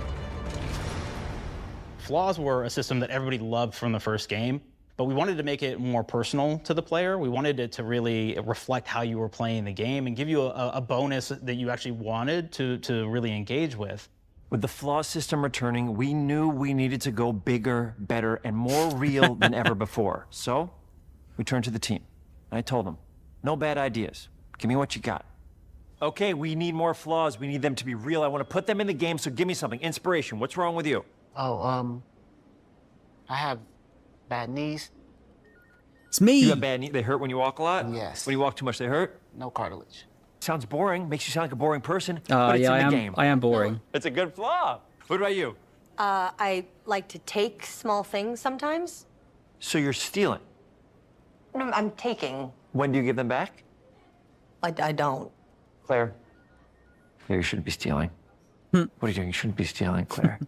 Tiny crimes. Tiny crimes? Tiny Do you hear the crimes. second part, though? It's a crime. Well, You're stealing. Claire, that's wrong. You can't steal things, okay? But it's an amazing flaw, and I'm putting it in the game. But you're a bad person. Here's me if And I are was you the one black, that but took he's even got my stapler? goatee. need it? Yeah. Give it back, Okay. please. You, what do we got? Flaw. I like to stare at the sun. How long did you stare at the sun? Just lunch break. An hour? Oh, I only get 30. You guys get an hour? I get an hour. In an hour. Oh. Makes me feel energized. How many fingers am I holding up? 3? No. Anything else? We'll put it in the game. We'll put it in the game because I feel bad for you. Anything else? One of my favorite flaws is something called bad knees. There's actually a bad. I have to. take this flaw that'll make it so that you move faster throughout the game. But the problem is, anytime you stand up, your knees are going to make a loud popping noise that makes it so that, well, everyone around you is going to hear you. That's amazing. This is really interesting because what it does is when you steal something, you can actually sell it for more bits than normal. And like that sounds really great. The drawback is sometimes when you're looking at things in the world that are owned by somebody else, you'll automatically steal them. So you have to be very careful about how you use them. One of our more wacky perks is the Sun Gazer Flaw, and it just gives everyone cataracts while playing their game. So everything becomes like light shafts and blooms and hazes, and makes the game pretty unplayable if you happen to choose that. This is awesome. If you happen to be the type of player that habitually reloads your weapons like I do, that's me. Well, you'll be offered the flaw of over-prepared. Now, you'll get larger magazine sizes on all of your weapons, but if you ever fully empty your magazine, you're gonna take a debuff for a while. While we support options like being a gunslinger who wants to key into destructive weapons, or a rogue who wants to alpha strike their enemies before they know what hit them, we also allow for a lot of fun and experimental builds. You can be a mad scientist who utilizes gadgets and wacky science weapons and armors, or even a psychopath who gains permanent bonuses to health by murdering their friends. Nothing shows the impact of these character build options better than, in my opinion, the bridge area, which has a quest you get early on in Paradise Island.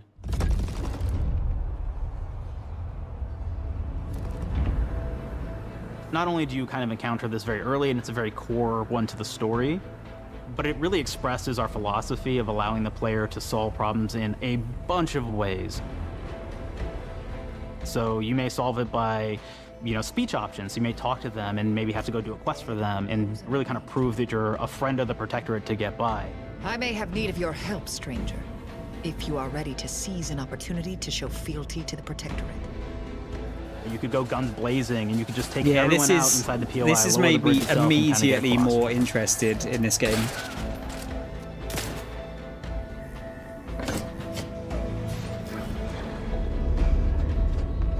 You could sneak in, lower the bridge, and then actually sneak in under the bridge to get over to the other side.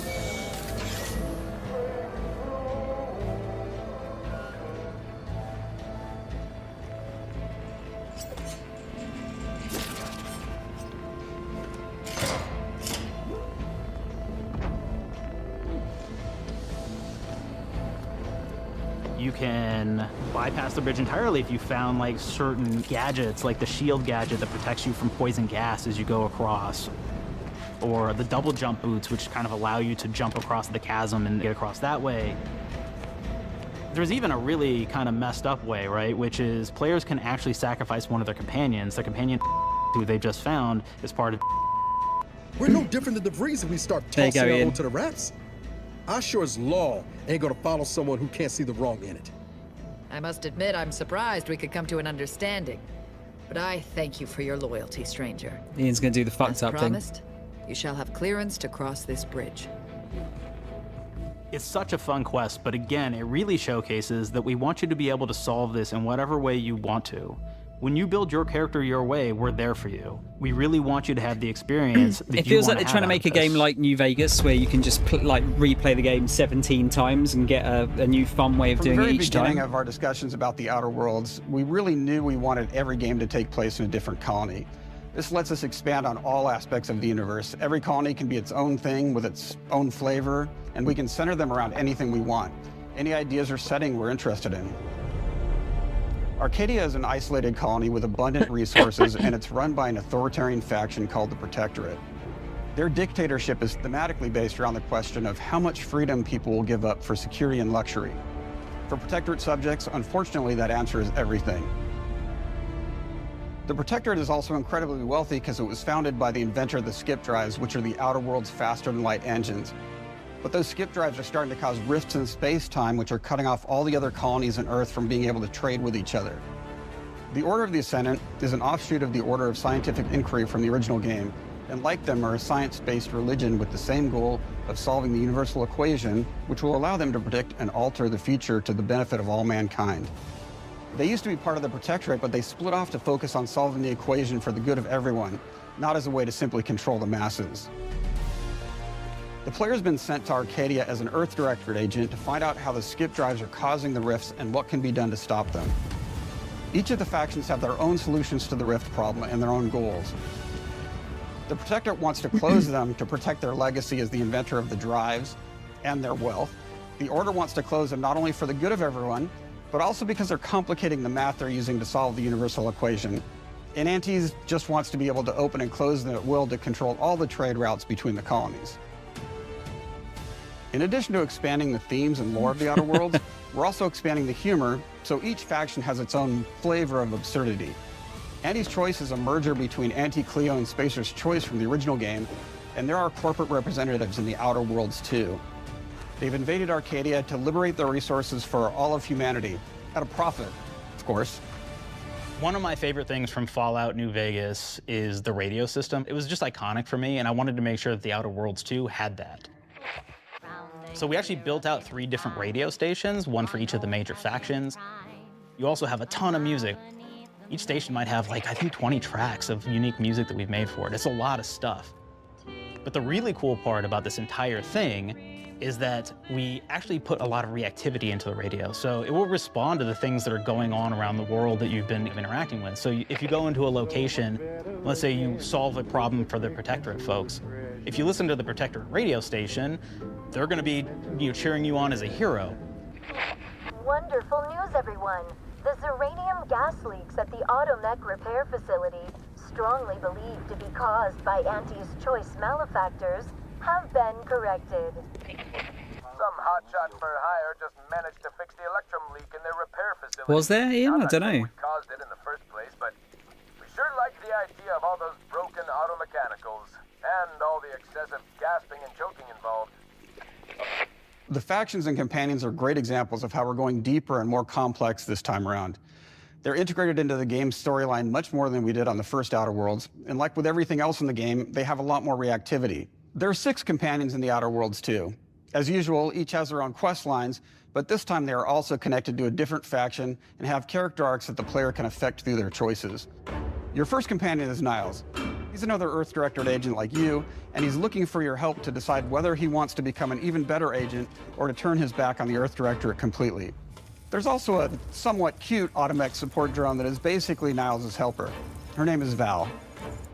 Marisol's part of the Order of the Ascendant, and she's an aging but still deadly assassin. That's right, she's a deadly mathematician who may or may not have some unfinished business to attend to with the player's help.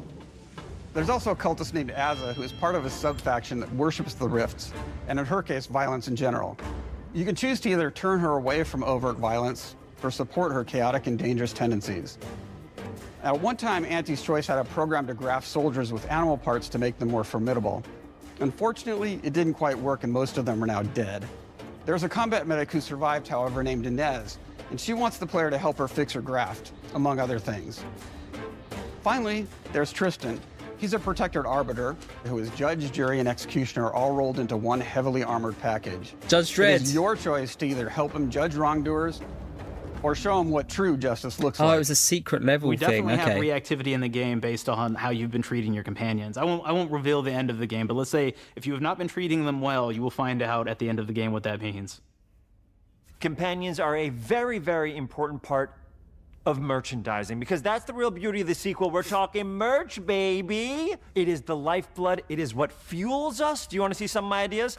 Hop, hop. Check this out. Gen Alpha loves body pillows, especially ones that look like human beings for some They're reason. actually right? gonna fucking make Who needs a this. significant other when you could have a knife-wielding space psycho up in your sheets, huh? What do they do with them when they get them, huh? Maybe a little napping, maybe a little snuggling, maybe a little nut. Oh dear. The visuals of the first Outer Worlds depicted a frontier colony in space. The Outer Worlds 2 is driven by an invasion of the Arcadia colony system by Anti's Choice, which shifts the visuals to be more reminiscent of a World War I-like setting in space. That looks evolution sick. is seen across all aspects of the game, starting with the factions. How do you militarize everything, including extreme capitalists or math-crazed scientists? In a World War I setting, war comes with propaganda. The Sovereign uses it to maintain control. Anti's Choice uses it to help their bottom line. The Order just wants to show how it exists within the grand plan. We want players to feel like Arcadia is a living, breathing place scarred by a long-standing war. Fairfield, one of the first towns you encounter, was once under protectorate control, but has recently been taken over by Auntie's Choice. They don't just occupy the town, they rebrand it with their signature style, repainting buildings, posting guards, and adding propaganda-based holograms featuring Auntie and the Moon Man. Showing the towns evolving after the invasion helps us push immersion for our players. One of our priorities in visually realizing the world of The Outer Worlds 2 was making sure everything is clear and recognizable from the player standpoint. We want to make sure each faction has a particular look and design. So when the player is running across these vast, different environments and landscapes, they're recognizing the motifs and visuals of who they're talking to, what they're going to be talking about, and how that progresses throughout the story. The first Outer Worlds was really about player interfacing with corporations. And while we have that in The Outer Worlds 2, we really want to express not just the corporations, but how the player interacts with other facets of the world, like government entities or religious structures. And then we elaborate on those. With larger environments, we wanted to encourage exploration by improving player mobility. Always out for the across moon, the aren't board. you, Ian? Now you can run, slide, double jump, mantle and parkour your way through all of the nooks and crannies of these worlds. It really allows the player to just explore It and almost have feels a fun bit like Doom. finding really cool stuff. In that respect. The weapons look fucking nuts. We aim to make everything in The Outer Worlds 2 better from top to bottom. The RPG elements were the start, but that's touched our story, our art, and especially our gameplay. A good sequel is true to the original. That's first and foremost, right? Like, we all want to add in a bunch of things as you're making a sequel, right? We want to make it bigger and better in every way. That's what we were trying to do here. And I thought, we did not need this consultant. We've made enough sequels. We understand how to do this. And I will say, I don't think it's been entirely successful.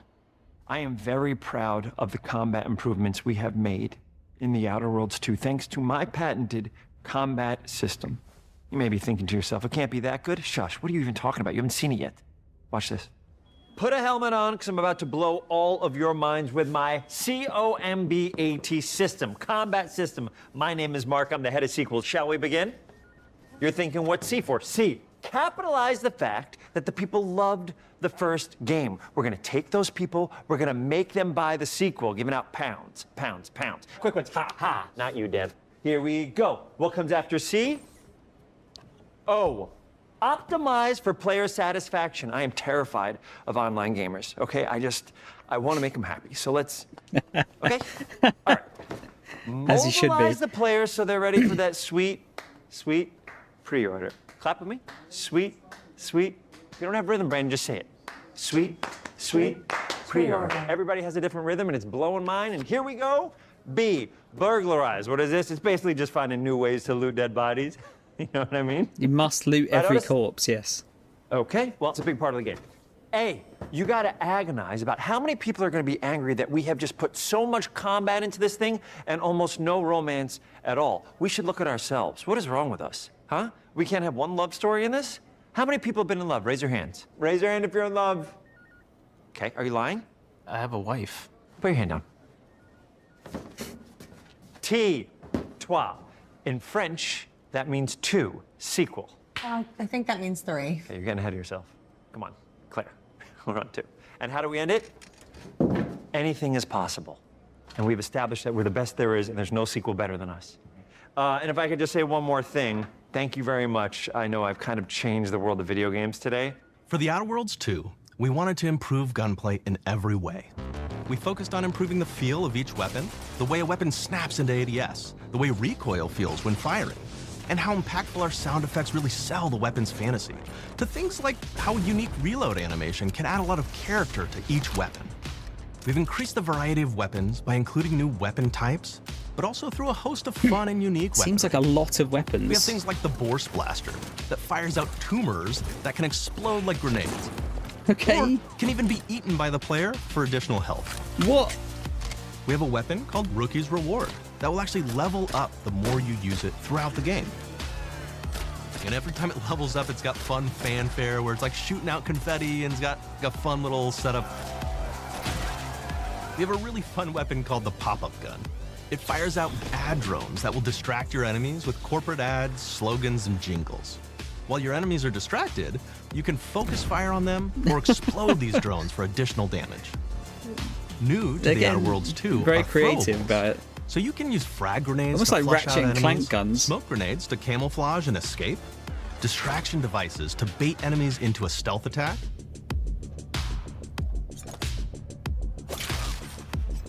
and even science grenades that will levitate enemies, allowing you to fire upon them while they float helplessly.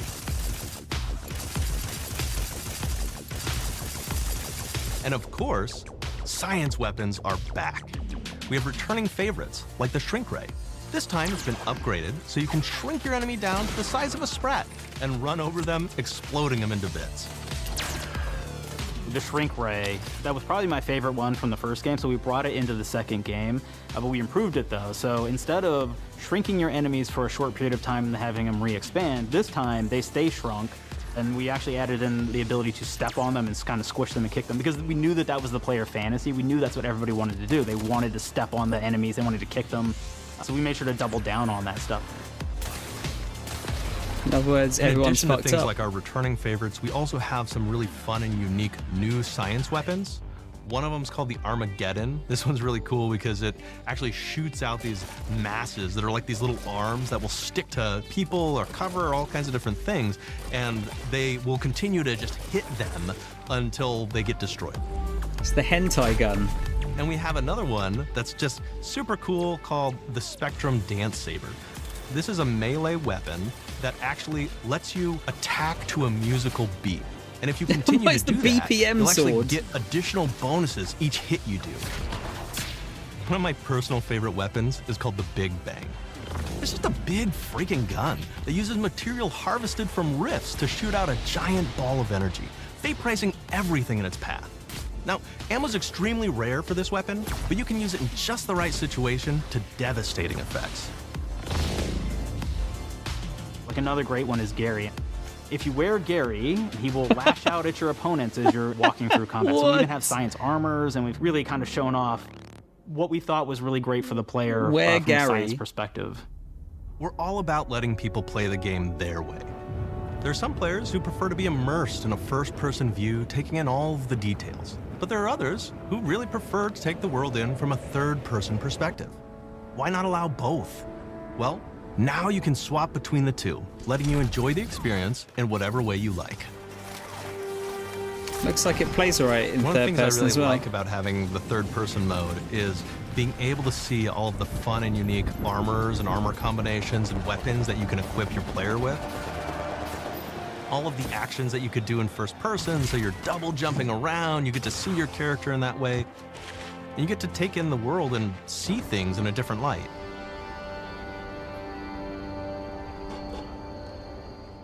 The Outer Worlds 2 is really the biggest game we've ever made. Bigger choices, more reactivity, more weapons, more things to find in each of the worlds the players can visit. Big old poop. The team has done incredible work bringing the Outer Worlds 2 to life. What is with all the games allowing you to piss at the moment? Even though we've always been a multi-project studio, this is going to be the first time we've ever released 3 games in 1 year. It feels amazing to do. We're so excited for more people to be playing our games. It is truly an exciting time here at Obsidian. We're exploring worlds big and small while expanding on franchises that we've created, and we have no plans to slow down. We hope you all continue to come along with us as we do what we do best, make your worlds your way.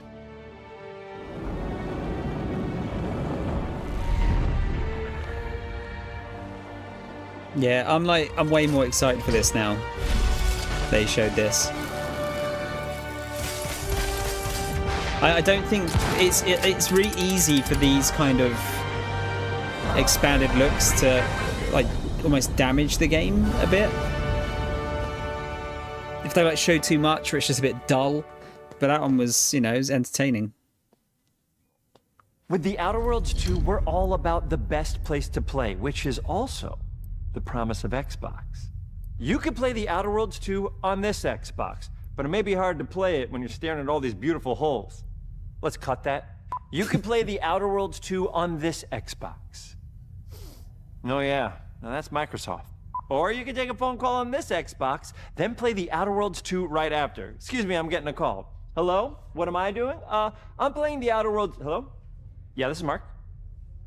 I didn't know I had jury duty today. You could play the Outer Worlds 2 on this Xbox, but it takes 2 people to lug around safely. We're gonna go up to my apartment, okay? And this is an Xbox you actually wear that also plays the Outer Worlds 2. What do you think, Claire? This is amazing. Are you playing? I think so. Fantastic. So now this is actually not an Xbox, so you cannot play the Outer Worlds 2 on it. Can't play anything on this. I guess Bread. You ever play Bread where you take it out of one slot, put it in the other? I don't have friends. If you pre-order the premium edition now, you'll get early access, which is like a prequel to the sequel, or is launch the sequel to the pre-order, or like, why are any of us alive at any time? It doesn't matter. Either way, my job here is done. It's time for the Grounded 2 portion of the Direct, which is sort of like you can probably play Doom on the toaster, to the yeah. Outer Worlds 2 portion of the Direct, which I absolutely just hit a home run with. You know, it's really nice to see my influence go on to other games. Take it away, team. You missed the best debuffs in a game ever, Dream. And big exit? There's a bad knees debuff, which lets you crawl around faster, but when you get back up, your knees crack, and then the enemies can hear you. We're so proud of Grounded. What started as a small passion project to make a quirky game where you're shrunk down to the size of an ant, trying to survive in a backyard, grew into something way bigger than we ever imagined. Over 25 million of you jumped in, explored, built, crafted, and fought off giant bugs together. Y'all helped make the entire experience very 25 special mil, to us. Christ. The team's been cooking up a ton for Grounded 2, and we're so excited to talk about it. I had to grease some palms to steal a bit of time from the Direct to give you a deeper look. He's just giving some fucking magic cards there, that money. didn't make it into the first game. So with the sequel, we have the chance to dream bigger. To achieve those dreams, we partnered with the amazing folks at Eidos Montreal. Together, we're taking Grounded from the backyard to an even larger world, the Brook Hollow Community Park. When we started working on Grounded 2, we knew that we wanted to make a bigger world. Probably about 20-minute Fortunately stream. for us, Eidos Montreal became our main partner Oh, was on it developing in? Grounded 2. They have a lot of similarities That's cool. to the I didn't sorts know of that. things that are important to us at Obsidian. They tend to make very narratively strong games. They make games with really deep characters and great character progression. They make games with great gameplay. Everyone at Eidos Montreal is thrilled and honored to be working with Obsidian Entertainment. Our two studios share a lot of DNA. The same things that are important to Obsidian Entertainment are important to us. Choice and consequences, player communities, and doing justice to great IPs and great franchises.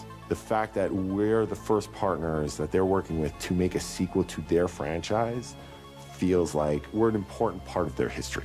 The events of Grounded 2 take place 2 years after the first game. The same 4 teenagers are returning. So there's Max, Hoops, Willow, and Pete. They're a couple years older, which means they've gone through a bit more high school, a bit more mature. It's 1992. The world's a little bit different, but we're still in that fun, nostalgic era of the early 1990s. In Grounded 2, we're moving Good the action times. out of the backyard and into the Brook Hollow Community Park. Yeah, they show Not P4, only is yeah. it bigger, it allows us to tell a lot more stories and expand the world of Grounded by exploring what the community of Brook Hollow has been up to. See, Ian, and you what they've joke, been but through. someone's going to fucking say it, Park aren't they, overall online? is about 3 times the size of the backyard, and our initial starting Some area dickhead. is actually the same size as the entire backyard from the first Grounded. The reason we wanted to move into a park wasn't just to create a bigger world, but was to give us the opportunity to explore the community of Brook Hollow and what secrets have they been hiding.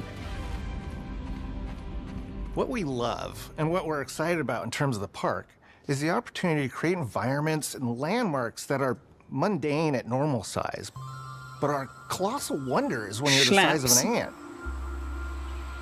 Everything from a giant trash can to a community picnic table or a snack bar. Oh, imagine drowning in bin juice. All of these areas come to life in a brand new way. Part of the fun in Grounded 2 is that the park was evacuated really quickly right before our teens were shrunk. And that means that the park has been sort of turned upside down and is in a topsy-turvy state. And that leads to really fun environmental storytelling, but it also leads into the creation of amazing biomes for our characters to explore. One of my favorite examples of this is the ice cream cart. In all of the commotion, the ice cream vendor's cart has been knocked over. Oh, that's and cool. its contents have spilled out into the ground. And what this means for our young adventurers is that they'll be able to explore this frozen cave of interesting challenges and colorful Lovecraftian horror. We have one anthill that's actually somebody decided to bury a bunch of toxic stuff in the park, and so there's all these toxic chemicals. Dream, I kind of wonder if it's a cool and very spooky. if they're joking about that. Chemical pools, and of course, nothing can live down there except for one type of insect, the cockroach. Thanks, Mole. We are oftentimes reinventing environments, and in future updates, you're going to see a ton of new stuff. You do a lot of fighting against insects of all shapes and sizes. We didn't just want it to look better, we also knew we wanted to add a new layer of strategy. The changes that we've made aren't limited to tuning animations or adjusting attack or defense numbers or did they? making Okay. characters or insects move faster or slower. But we did all that too, but there's also an entire sort of rock, paper, scissors strategy involving light attacks. I just wondered if it was a way to get some hype surrounded about We've it. also added dashing as a new way to both get out of danger quickly, Because it did kind of or blow up, jump didn't in it, for quick a day or attack. two? And almost all the insects in the game will have these abilities now too. Sort of like a chess match, but one that's super frenetic, looks super cool. I and think is we can ultimately trust just a ton of Atlas, fun. Chiaki. We're leaning into clear playstyles for tanky warriors, low defense, high damage rogues, effect-wielding mages, and ranged hunters. In the first Grounded, we have mutations, and there were weapons and armors that favored different playstyles. In Grounded 2, not only will there be passive mutations, but there will also be active mutations. And a lot of those mutations support these archetypes. My favorite way to play pretty much any game is chasing after those game-breaking I didn't think it looked that bad. builds. And that's why I'm so excited for what we're doing with archetypes in Grounded 2. I'm all in on the rogue. Now, you can even dual-wield daggers. I've been dialing in this glass cannon build that stacks ambush, assassin, and cardio fan mutations with the wolfbane daggers and the wolf spider armor. It lets me open up combat with massive backstab damage that also inflicts venom. What did the Then ladybird I can do use to the you? extra stamina to reposition and try to dodge, rinse, and repeat. It's high risk, high reward, and absolute chaos in all the best way. I'm looking forward to seeing what wild combos the community comes up with and what they inevitably break once they get their hands on the archetype system. It's going to be awesome watching it evolve with player feedback and watching us try to keep up with all of your game-breaking builds. One of the great things about Grounded is the variety of players it attracts, from builders to crafters and everything in between. If you've ever watched me on Casually Grounded livestream, you'd know that I'm neither. I am a murderer of insects. Personally, I prefer the term harvester. I love going out, hitting things, and bringing the materials like insect body parts back to my friends to use. This way, we keep progressing and playing together. We're also trying to make sure that armor and equipment are easily understood by the player, especially when they're playing co-op with their friends. It was really, really important for us to deliver on all of that for the bigger space and experience. Yeah, because same. that was the only way we could truly support the feature the community has been asking for since the very first Grounded release. Mounts. Our mounts, we call them buggies, have an entire suite of moves and have their own special abilities and attacks. We really wanted the buggies to be an extension of the player in every way possible. And that meant making sure that buggies had unique and valuable abilities across all the core pillars of Grounded. So that doesn't just mean exploration and travel. That has gameplay implications for combat, crafting, and building as well. Just like how we wanted to expand on player playstyles throughout the game, we're going to make sure that every buggy that we add has its own personality. What do the spiders turn into if you're scared of The Red Ant spiders? Soldier can enlist up to 2 Red Ant workers to follow you around and help you out. If you get into combat and you don't want to fight while you're saddled on your buggy, you can jump off and they'll fight right alongside you and provide support.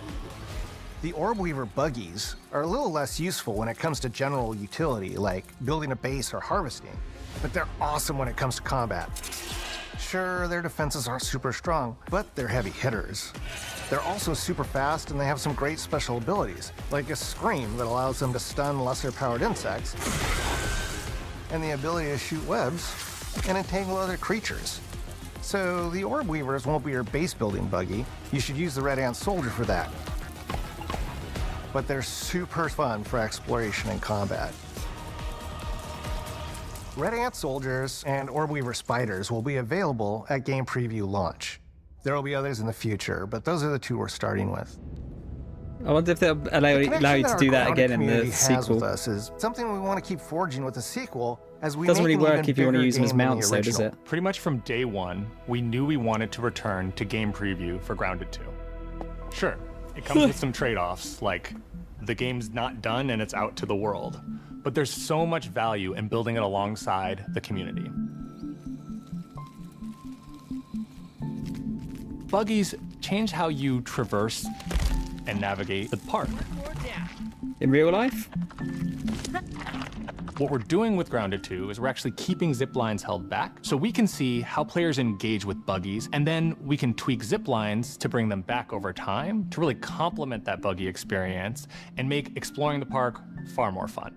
That kind of feedback loop helped explains shape a the lot. original Grounded, and we wanted to shape the design for Brook Hollow Park, archetypes, buggies, all of it. We also learned a lot from that first time around. One thing that stood out immediately, players blaze through Got to our bed content, quite late last night. especially the story. That makes sense. Story, characters, world building, that's kind of Obsidian's thing. It's the flavor we bring to the survival genre. So this time, we're starting with a much bigger baseline.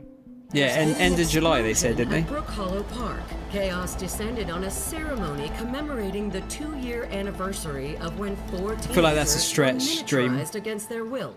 One of our favorite parts of the first game was watching the community uncover clues and spin up theories. This time around, we're leaning even more into that, and we'll be keeping a close eye on what our players discover and how they interpret it. Because you never know what might inspire us as development moves forward. We really started to hit our groove at the end of Grounded 1. We found that being open about what we were planning and then following through was key to building trust with the community. As a small team, we had to experiment with update pacing and scope, and what we found resonated the most with all of you were bigger, beefier updates, even if it took us a little longer to land. So that's the plan. Larger, more complete updates spaced out just enough so we can take your feedback seriously and make every drop count. You can expect in our big updates, new buggies, new biomes, new building pieces, all the good stuff. And we're launching with a public roadmap so everyone knows what to be excited about in the future. All of us at Obsidian Entertainment and IDOS Montreal are super excited about how close we are to letting all of you players I guess getting in IDOS shrunk a helps second not time burn and themselves explore out the as well, all-new doesn't it? park on buggies in Grounded 2. If you're a returning Grounded player, we're really looking forward to you experiencing all the improvements. If this is your first time getting Tiny, then all I can tell you is that a world with an entirely new perspective and an entirely new feel awaits you in Brook Hollow Park. It's time to ride together and survive together.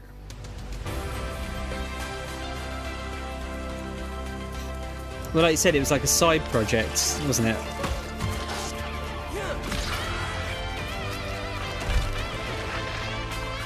It's cool it's done so well.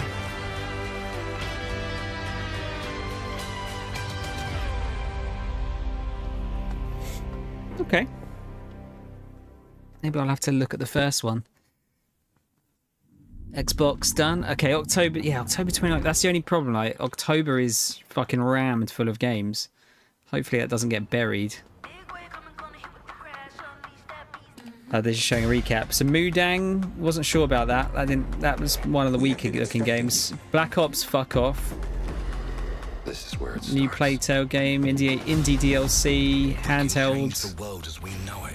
Clockwork Revolution seems alright. Can you handle that? Let's do this. I'm in. I'm here to even the odds. Any objections? I think FF7 was actually... FF7 and 16 were the biggest surprises here, I think, actually. I just thought they were never going to come to Xbox. Here we go.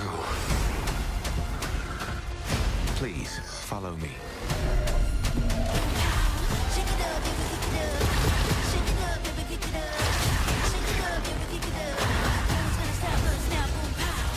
Well, hello there.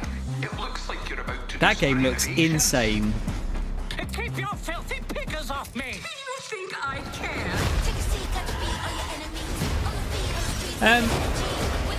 I think it's definitely the best showcase this year, but I don't think it's necessarily Xbox's best showcase ever. Like, there was a lot of stuff we already knew. There was a couple of just like CG trailers, but there was a good mixture. Had enough yet? Very good mixture of stuff there.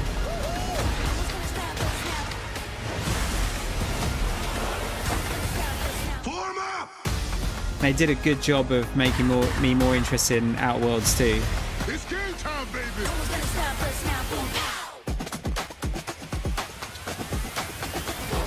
Need to see more about the handheld, but the handheld having Steam on it is going to be big for them. Yeah, it was. Yeah, State of Play and this were pretty similar. I liked how it was just like they continued with like it's just showing games. There's very little talking. Just show the games. That's all I want from these kind of things. I don't mind if it's a bit shorter. So it's like an hour and 10 minutes or something for the main thing. That's fine. I'm alright with that. But yeah, that's definitely the best thing I've seen so far for this Summer Games Fest, I'd say. Good, like I said, good variety. Nothing like mind-blowingly no mind-blowing like our revivals or anything like that. Like, you know, Persona, if it wasn't spoiled, would have been a big one. Yeah, I really enjoyed it. That was really good. There's a lot to get excited about there. You added 25 games to your wish list stream. Uh-oh.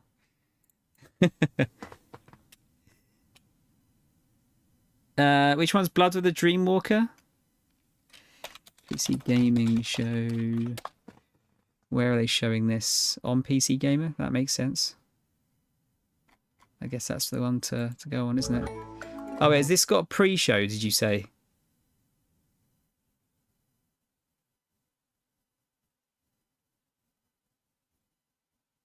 Okay, we'll start at the pre-show bit. Why not? Oh, the vampire one. I was a bit unsure about that one. I think I need to see more of it, but yeah, Crow 7 remake is out Christmas. 16 is out now, apparently. No, Gareth, I don't have a Steam Deck. No.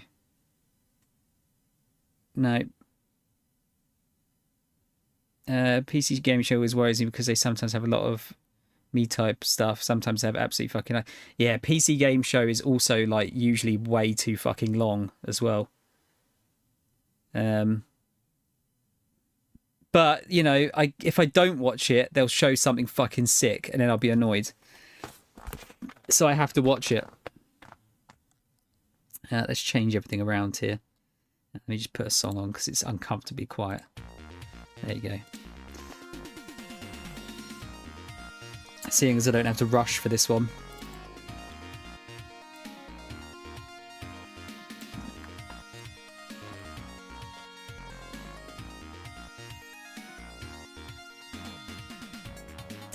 Wait, aren't I going to play? Play what?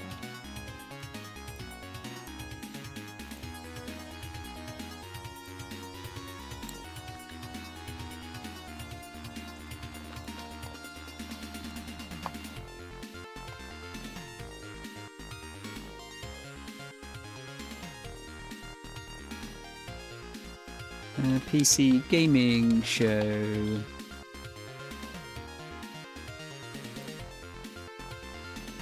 Just update all of that.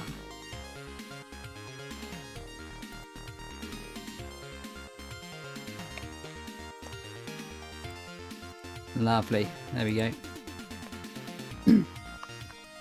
Oh, did you just change my title? No, it's alright. I changed it back. Thank you, though, Reese. Yeah, there was the pre-show thing you said about, so I'm going back and watching the pre-show stuff as well.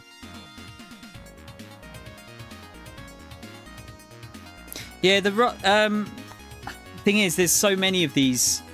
I know I've got the stream paused. There's a pre-show. Look.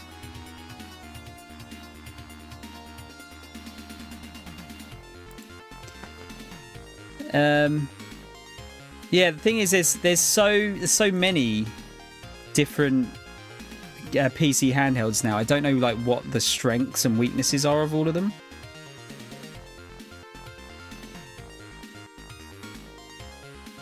The ROG Ally, because there's a couple of ROG Allies, isn't there? I want to say.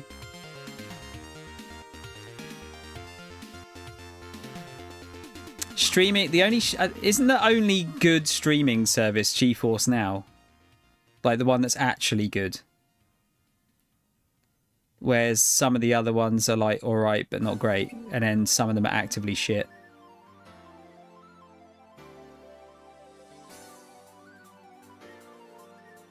Oh, the Xbox One's fine. Okay, I actually haven't used the Xbox One. I heard that's the thing. I heard that one was fine, but I heard the GeForce one was really good.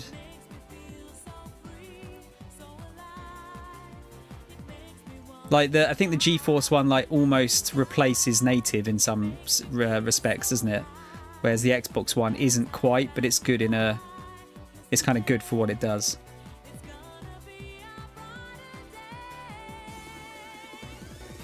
So I don't use Game Pass, so I have no idea, but I saw someone say you can install some games now on the deck, but only some. I don't know.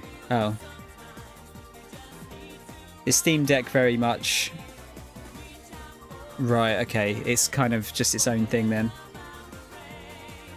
I'm going to open a pack of cards just while we take a break, because honestly, like the not being able to take a break the last couple of days between streams has kind of tired me out.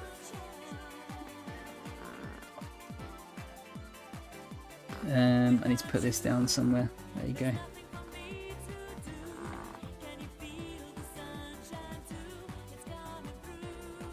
We're going to do another EBO2. Windows runs like ass on deck compared to its Linux performance. Yeah.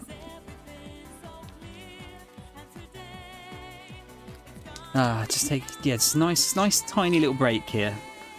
Tiny break.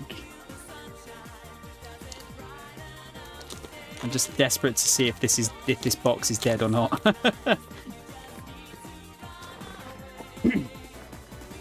Let's come back here. There we go. You did not, Reese, no. Alright, what have we got? Oh, hang on. Give me just a sec.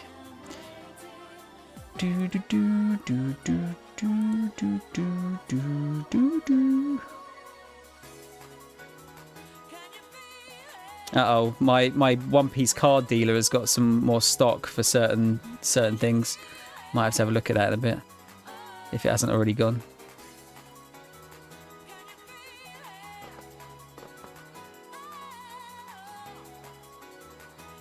Yeah, have you got an OLED deck, Ian? Oh, what was this? Got a load of opened card boxes included from a package on Vinted a couple of weeks ago. No, what did you get in that, Gareth? You got the original one, okay. Alright, we have the fake Straw Hat Crew. Merry-Go. Magellan. Chopper Man. I love Chopper Man. Karu. Klabauter Man. Without your help, I cannot become the king of the pirates. Vista. Gum Gum Giant Pistol. Jonathan. I think this might be a new rare, actually. I don't know if I've got this one. Chopper. Chopper rare. Nice shiny. Shiny. Oh, that's cool, Gareth. Which One Piece figure do you get? Second rare is... Please be a hit. Please be a hit.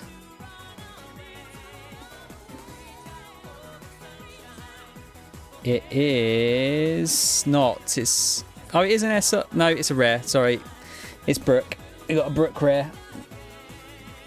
It's like, hang on a minute. Is that an SR? It is not. Again, I don't know if I've got that one, though. There's going to be one SR in this set that's going to elude me again, isn't there? Like that fucking Laboon one, which I still don't have.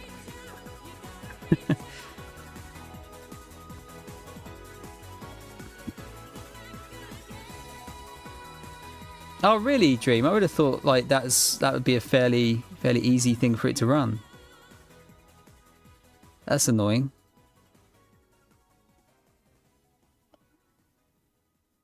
Did you just have to like skip the videos, or just a cheap Zorro figure? Okay. Yeah, it's. I try not to get into figure collecting because I feel like it could get out of control.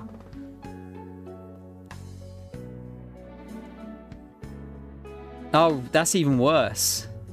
Especially if it's like obviously like VN visual novel stuff. It's going to be like very story related, isn't it? So you're just going to be like, what, hang on a minute, what happened? Why is the character dead? Oh, I was going to check actually. What's going on with the FF16 on Xbox?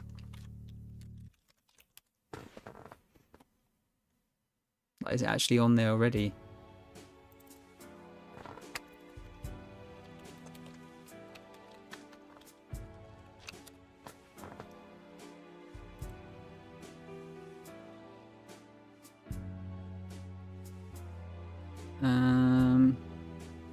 Oh, they're doing the complete edition as well. It's got all of the DLC with it.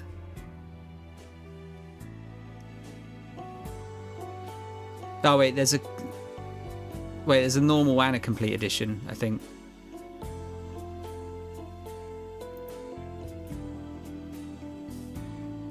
I don't think it's actually out properly yet though. Can't see it. Oh, hang on, here we go. Is this it? No, that's a trailer.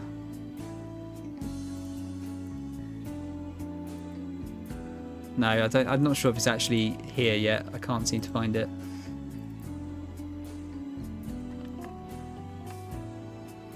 Right, okay. It's only the openings and endings for the most part. Still, that's kind of shit though.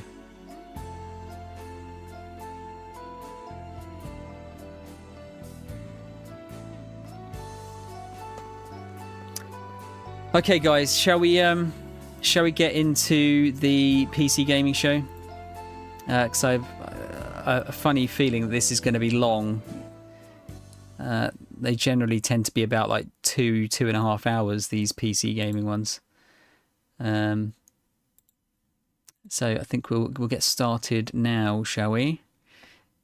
I don't know how good this like little pre-bit is going to be, but I figure it's better to watch it than to not watch it, right? Welcome everyone to the Just PC in Gaming case. Show pre-show. I am Frankie Ward and I am so Frankie! excited this year because not only do we have a ton We like Frankie. of world premieres and game trailers to show you, but we're also devoting this show to something that makes all these awesome games possible: hardware. That's right. For the past decade, we've been bringing you exciting previews of the hottest upcoming PC games, and this year we're also doing our first ever deep dive into the glorious, sparkling PC hardware that makes them run. Throughout the pre-show, we'll be talking with expert guests about the latest in hardware innovations and trends. And As you can see from my overalls and the workshop I'm sat in, Sounds like we're it gonna be might rolling be up an our sleeves and building advert. something very special during today's show too. And who knows, you might learn a little something new for the next time you build your own PC. But before we get into all that hardware, here's a different sort of hardware for you to check out. Take a look at what's coming up for wholesome shopkeeping sim, Trash Goblin. Trash Goblin. In this wholesome shopkeeping game, you're an orphaned goblin trying to start a business. But you're not doing it alone. Say hi to Eamon. Is this just They're an dumpster antique dealer and diving, your self-appointed but fantasy? guardian/business partner. And this is Auntie Val. She's a dear friend of your late parents and your other guardian. They don't exactly see eye to eye. Eamon thinks of himself as an entrepreneur. Auntie says that's Yeah, just you're fancy not talk wrong. for criminal. You might wonder how much trouble you can get into with old furniture, but Eamon's got a knack for it. Alongside that whole situation, you've got a business to run. Helping out colourful customers like Donald Mr. with his Pickles. peculiar nesting needs, or clumsy blacksmith Redwar, desperately trying to impress her new boss, or Muff Romeo and their extensive and frankly exhausting romantic adventures. But you're your own boss. Decorate, invest in your tools, expand your shop, travel a little, all at your own pace. The fate of the city can wait. Trash Goblin, out now. Looks like one of the better ones, I'd say. One goblin's trash is another goblin's treasure. That's a famous saying in the goblin community, along with goblins speak louder than words and don't put all your eggs in one goblin. Trash Goblin 1.0 is out right now. Don't put your Next eggs up, in we're going to be goblins, full talking stop. about a couple of the biggest PC gaming innovations of the past few years. But to do that, we're going to need a little help from some expert witnesses. DLSS!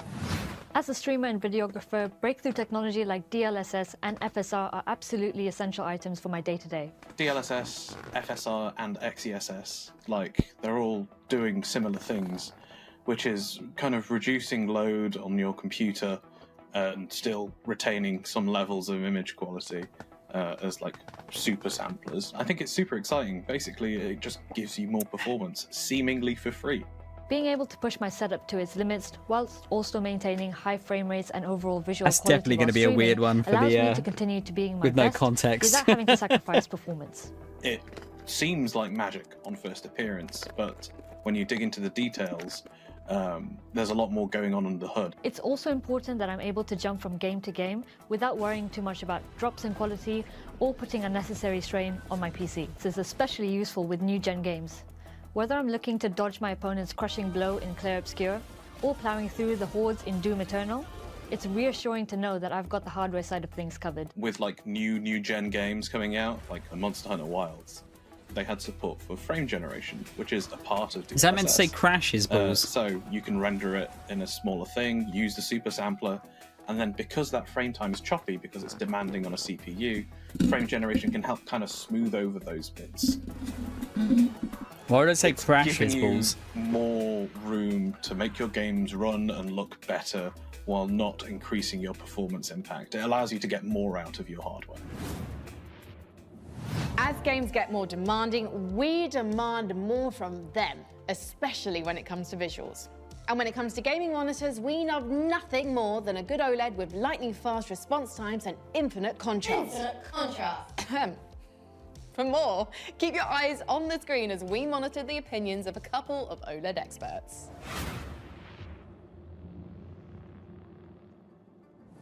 OLED really does feel like a quantum leap forward in terms of the image quality you can expect from a really high-end monitor. I don't remember any of That's these. not to say they don't have caveats, but they are. I thought it said Samurai Jack there for a If you're second, building Dream. a high-end rig and you're thinking about what monitors to get next, really, if you're prepared to spend a fair bit of cash, and a lot of gamers are, you're looking at OLED monitors. From pixel response time, color range and latency, refresh rates, depth, getting proper blacks, they are simply objectively better, and you'll notice a huge step up if you upgrade to one from a sort of more traditional VA or TN or IPS panel. And they're getting faster and faster as well, which makes them a good shout for competitive gaming, or really any sort of gaming at this point. The big blockbusters that have enormous graphical Yeah, the fidelity, OLED targets Switch and sort is of beautiful. ambitions like Cyberpunk The 2077 Switch 2 and screen Ghost is of good, Tsushima, but it's not they quite an don't get any OLED better than when quality. they're on an OLED screen. It's annoying that it's not. But it goes even murkier games like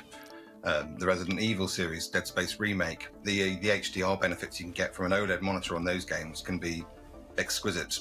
I'm into my mill sims, so Grey Zone Warfare as well, which is a stunning Unreal Engine 5 looking game, but it also requires some good twitch reactions. Anything where I really need that quick twitch response, OLED tends to be better at it, as well as looking the best at the same time. If you're looking for best of the best, OLED's where it's at.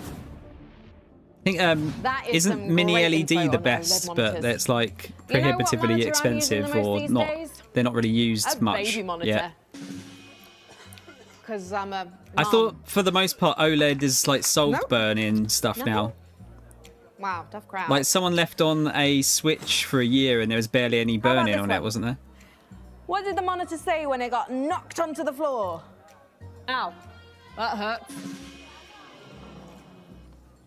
Okay, what else is in the news? Folks, you notice how Jack Black is in every single video game thing these days? I started up an old save game of The Sims 2 last week, and I am not making this up. Jack Black It's was not in the game, solved, wetting but his it's hands like in the Gulf basically family kitchen. not going to affect you. And when did every game in the world decide it needed 10 minutes to compile shaders before I can play it? Did I miss a meeting? If I wanted to spend my time watching a number quickly decreasing on a screen, I'd just log into my banking app. Am I right? I am Frankie Dubs. That is my time. Good night. Please press F to pay respects to your servers and give it up for your next act, a colony management sim where it's all about cats versus mice. Here's a Whiskerwood.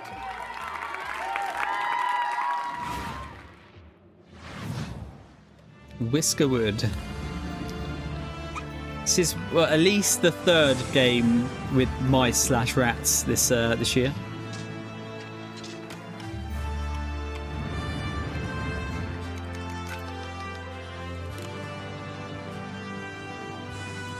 There's Ian. This is an Ian game.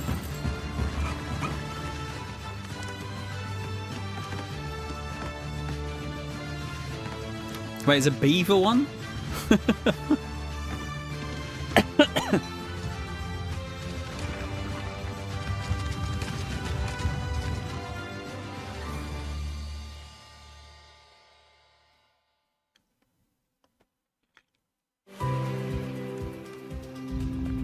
That's excessive.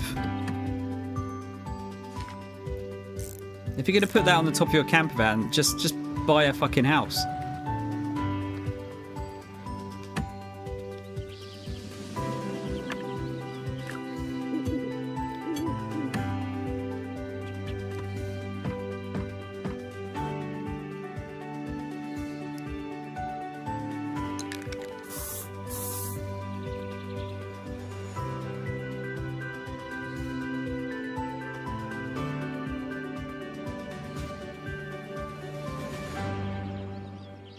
Oh, I think we might have seen that before, I want to say.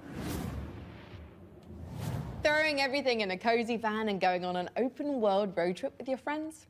Sign me up for Outbound. Oh, hey.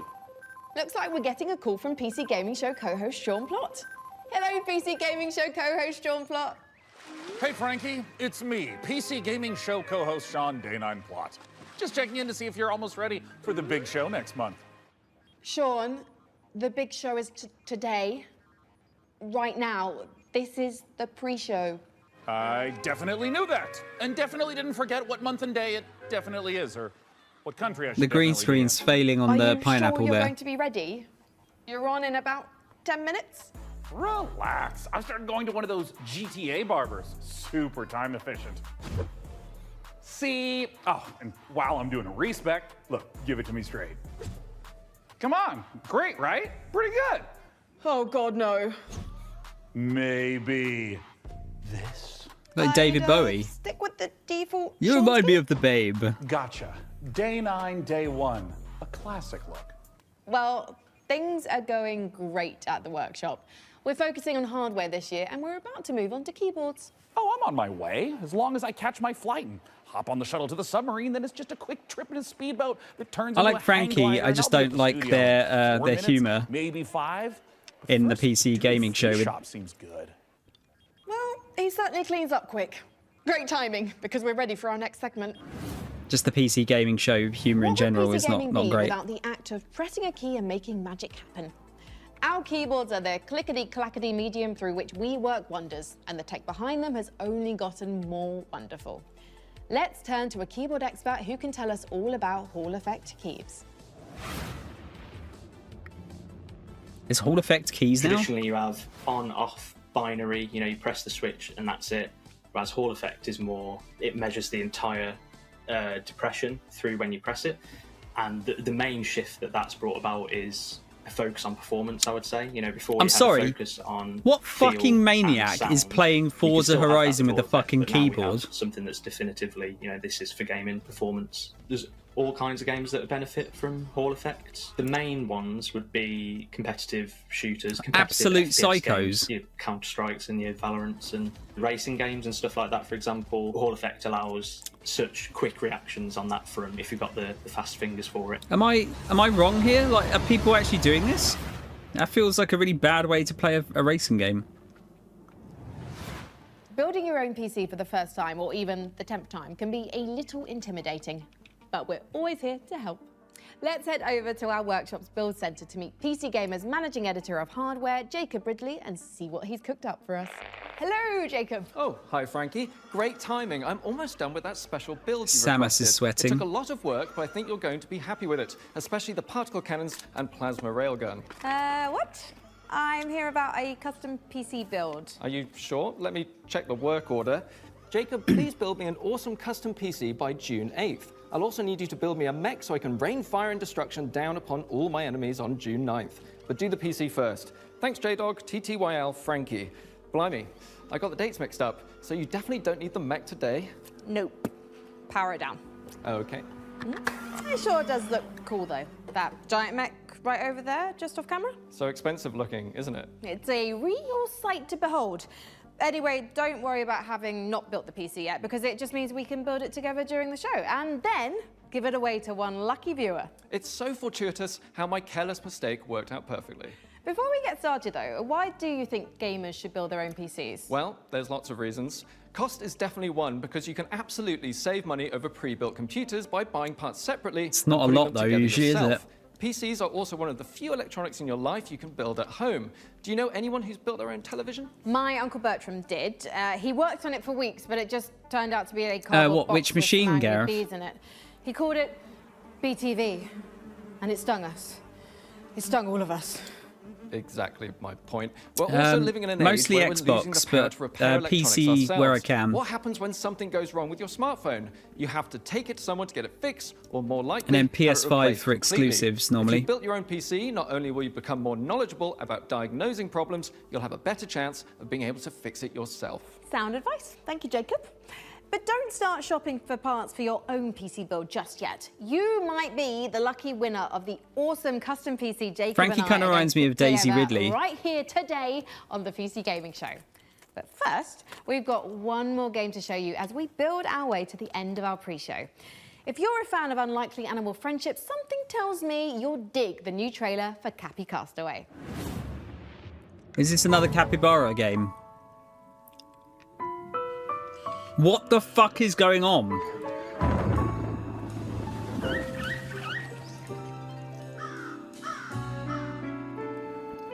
Was there some like fucking? Was there a meme like a year or two ago, and everyone's like, I'm gonna fucking make a Capybara game now.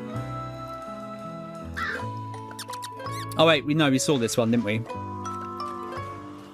I think.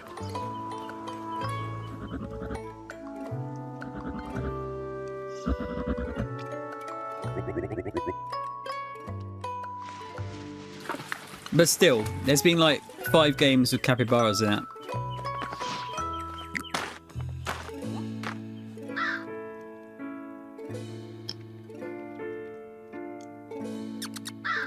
Where's my Sable game?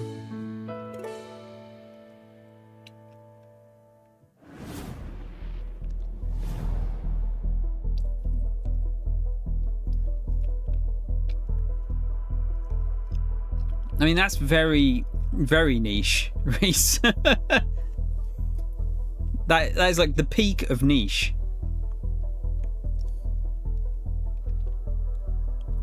Maybe you should make a game. The gap in the market there. Yeah, it's true. It's arse and pirates, like you say, this year, isn't it? Mature audiences.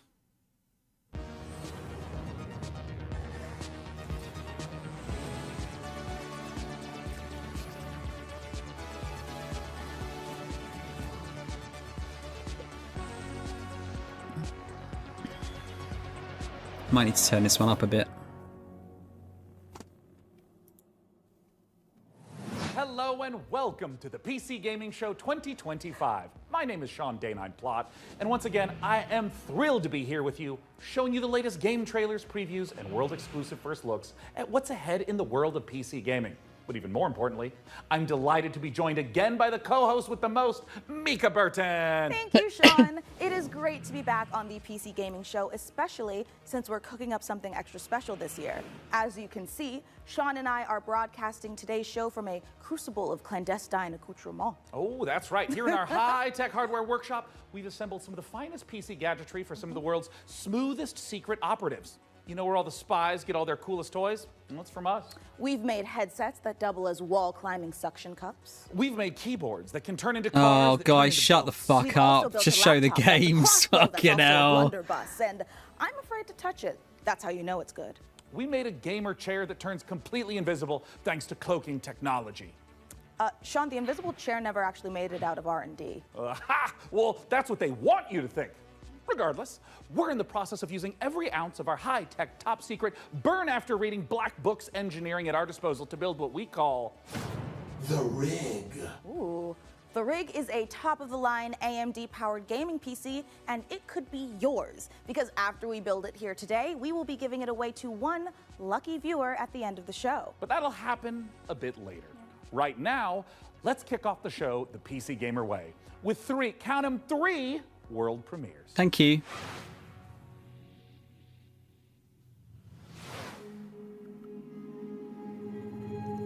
Dahlia, I know you're nervous about going home, but you're going to be fine. We don't know the state of the crisis.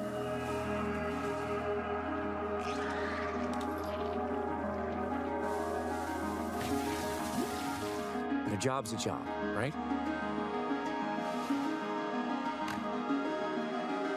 Get in, get out. Don't get sucked back in. Space looting game?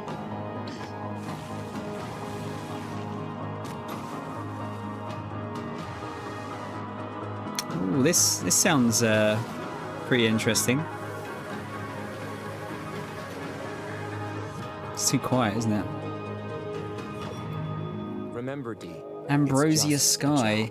That seems kind of cool.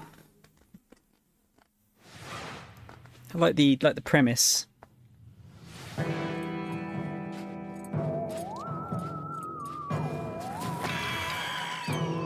Oh, Rayman skeleton.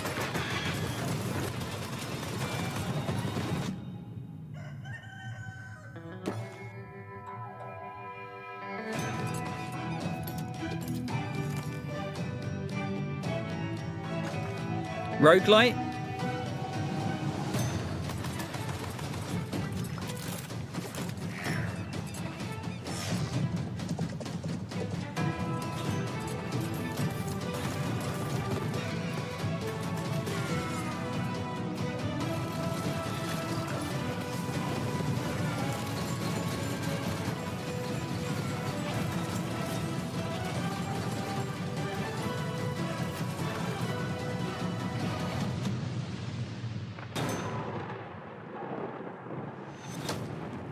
That's pretty cool as well. Like to see if the more ins and outs of that one, or if it's just a straight up shooter. You are already defeated. D&D. The Sword Coast. Neverwinter. All these places will be consumed. Oh, okay. We call you the Shard Bearer, a piece of Gith's blade within you. The only one. Has that not who ever can been help us re-released? defeat the King of Shadows. Bring in the accused. It doesn't look like they've done a lot to it.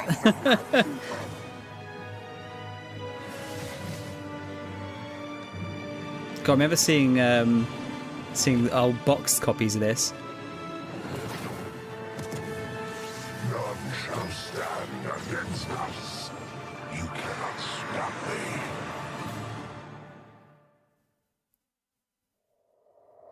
Oh right, it's Xbox and everything as well. Obsidian's That's 2006 different. classic RPG, but it's all new and shiny. It's so old, isn't Honestly, it?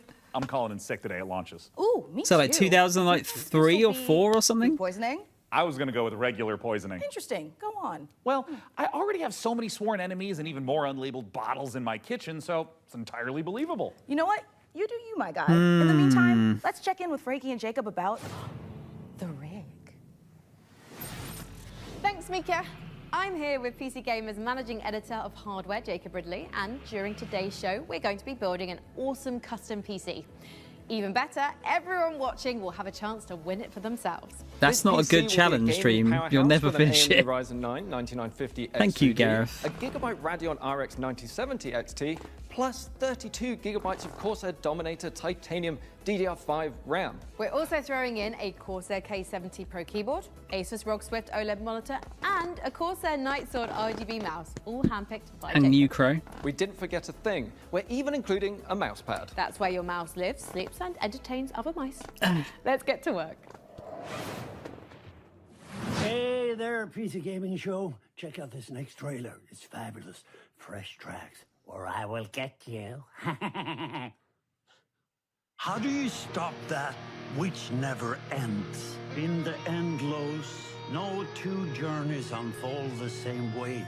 Come, remain by the fire. See, and I feel like I hear the this guy's tale voice of quite a lot. Morrowind's greatest champion.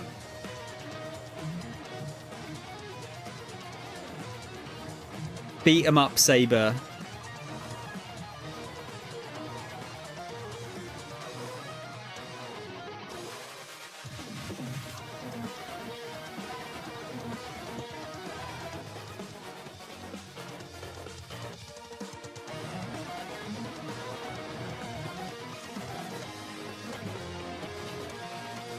There's no one I would rather die alongside than you, my champion.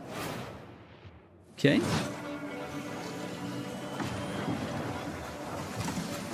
Mechs.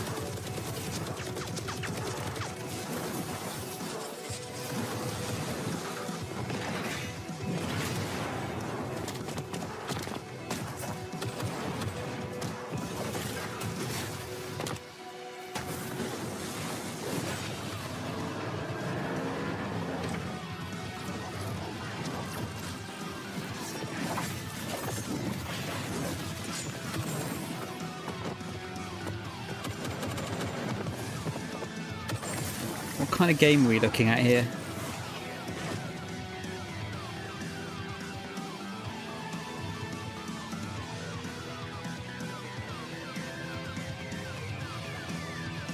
Because it looks like Borderlands a little bit. Terminal Brigade. Anime Borderlands. How did you find playing something like OG Baldur's Gate, Dream? Does it hold up alright? Wonder how hard those would be to go back to. God, are we seeing this again? This is the fucking third time. It's a new trailer, at least. Fucking Ratatan. Spending this, like, splooging all their fucking budget.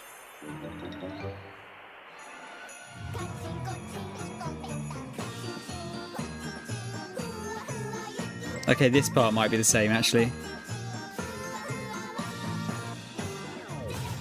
Yeah, this one's the same as yesterday's. There's 11 CRPGs on this, including all 3 Baldur's Gates, a replay of Dragon Age Origins and both Pillars and Disco Elysium, but I'm probably going to play that separately. I'd want to play Disco Elysium, but I just feel like I'm too dumb to play it.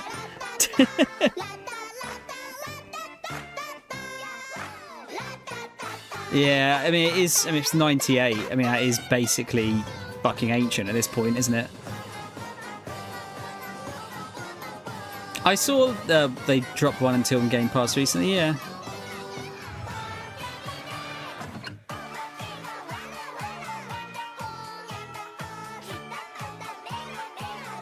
I think it is. I think it counted as a CRPG.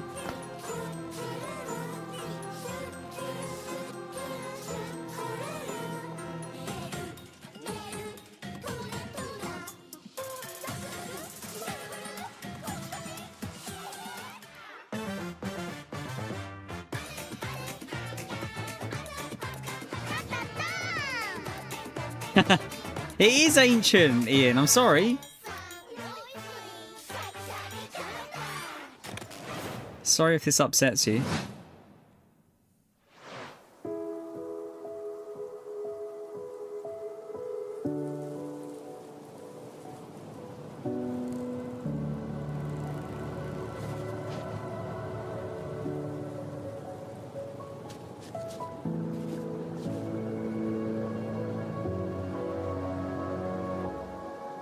Cozy or horror? Which one? Oh, it's Moomins!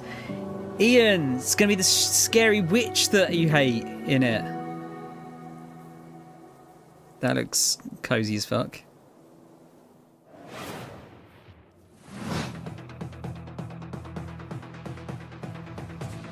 The Biter, yeah. Wait, what's that called? Nexus was that? Couldn't read the font very quickly.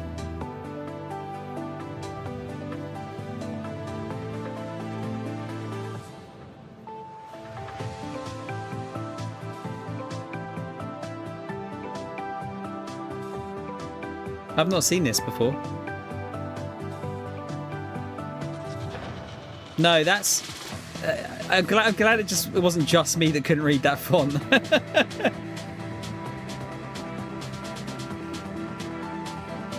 Oh, this is a do everything game. Yeah, I've never heard of this before.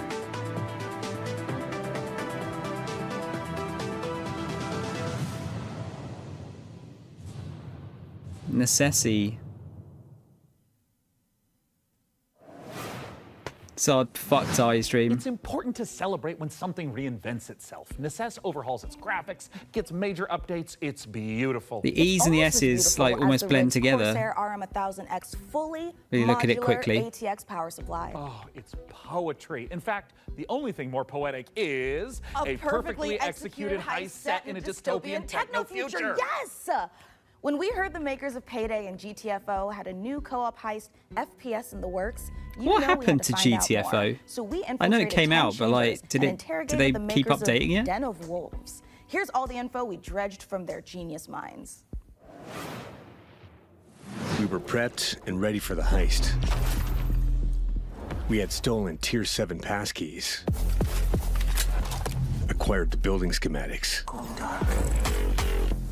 and rerouted the security comms. My dude's trying to sound like Keanu Reeves. The package was as good as ours.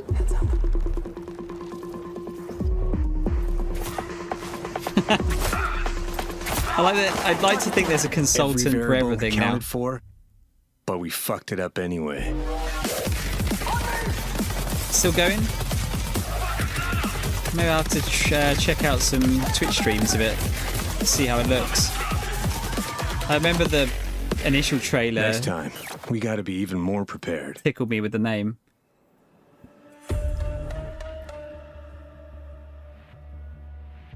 Stockholm.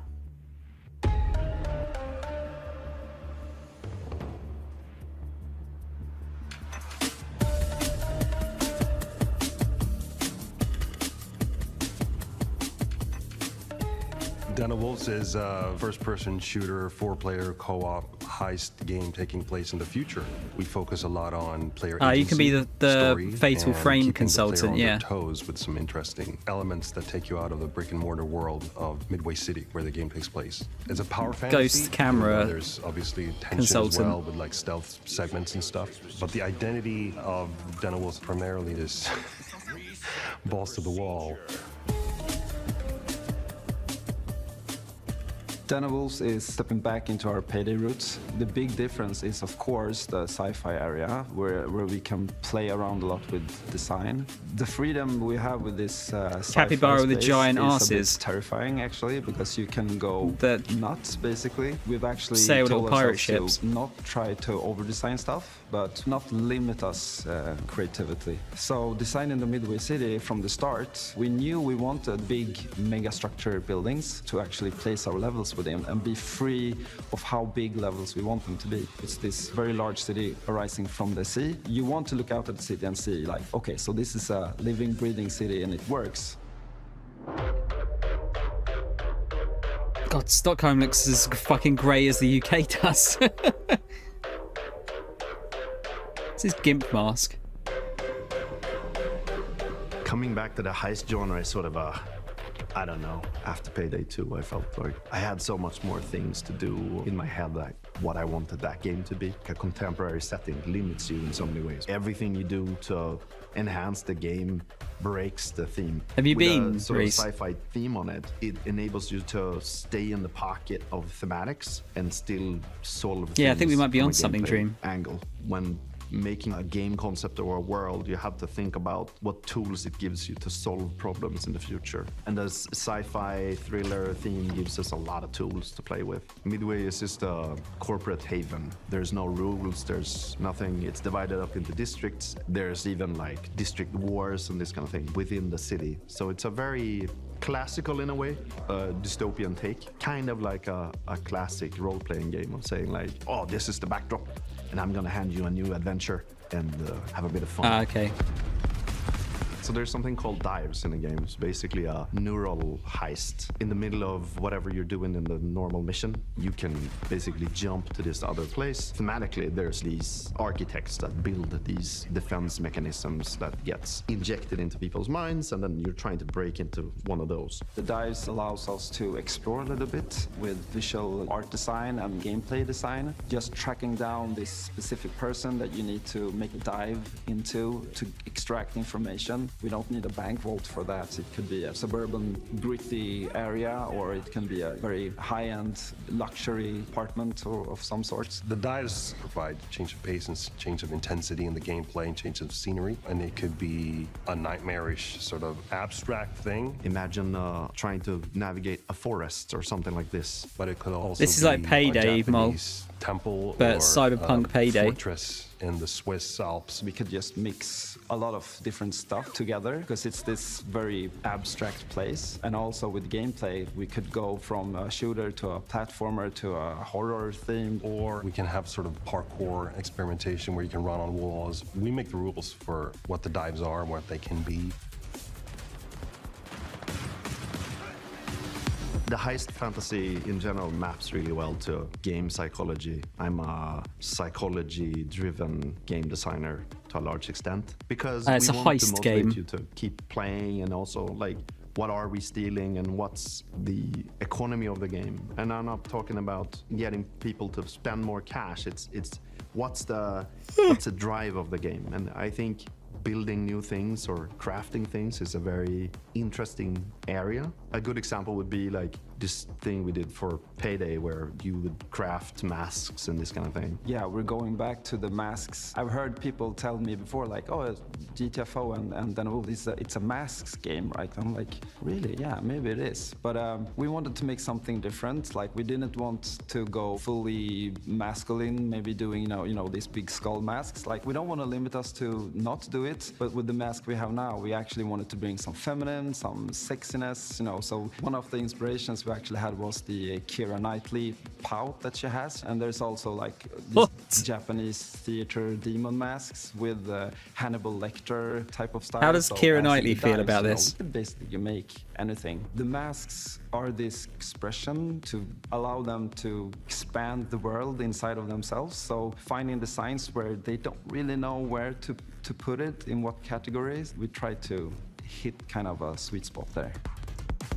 This is gonna be a high-paced, intense, and a very fun, collaborative game. Playing together with friends is a beautiful thing, right? Especially when we have these situations where shit hits the fan, we panic together and try to solve it. So if you put 4 people in a room and they play it, and you start to hear the voices go up, and they start to be loud. Has anyone ever, like...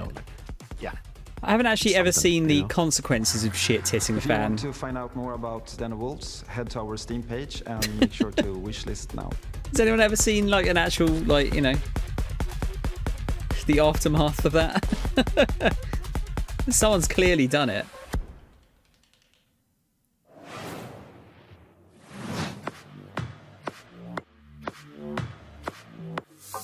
Me? Billionaires? Fucking eat the billionaires.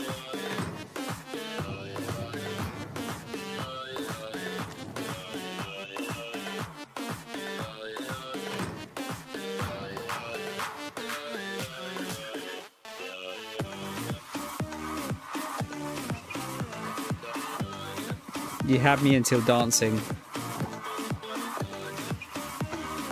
Don't get bonked. That means something different over here. I meant in real life, yeah. Like, are you not intrigued to see what the out... Like, I wouldn't want to be near it, but...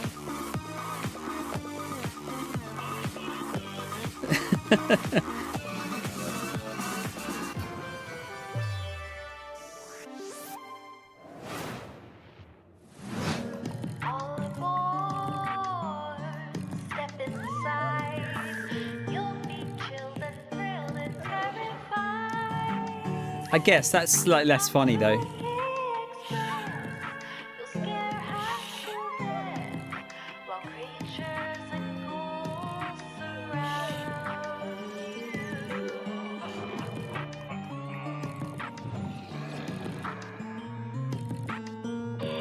It's like a puzzle game.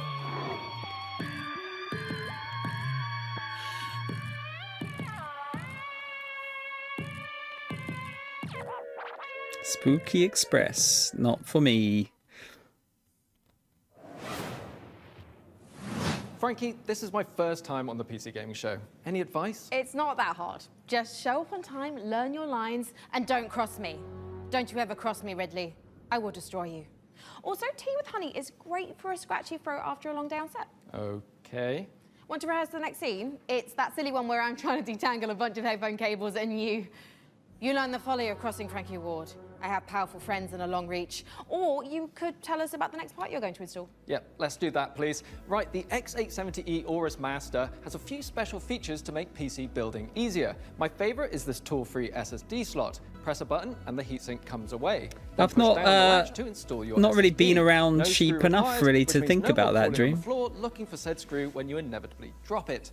Then there's this Wi-Fi antenna. This combines standard 2 Wi-Fi connections into one easy to install or remove connector. No need to screw They've anything got to in. keep doing this Lastly, if you now want to in disconnect every your year for GPU, PC hit the Gaming button in Show. the corner and pull it out. Job done. They've done it for too long now. They Welcome can't stop to doing Evil it. Empire, where we've been working on the Rogue Prince of Persia's early access for over a year now. pushing Oh the yeah, game what the way fuck's further going than on with we this ever game imagined. now? I mean, just look at me playing. I'm happy, the team is happy, and our boss is happy. And the players, well, they seem happy too. Our 1.0 launch is fast approaching, so here's where we're at.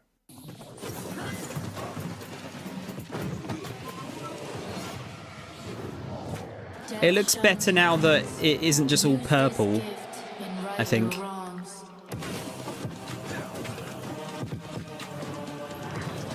Art style looked a bit odd before.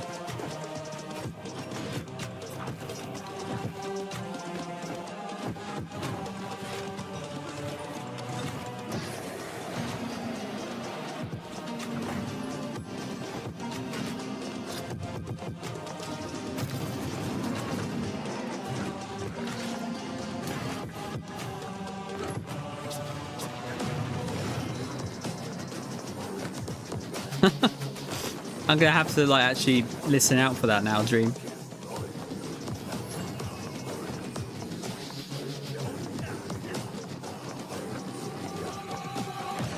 Yeah, true. I mean, the actual Prince of Persia game looks insane, doesn't it?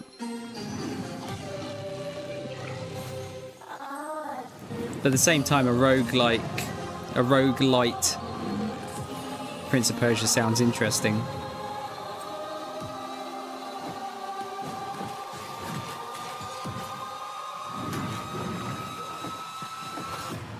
You have the opportunity to save your kingdom.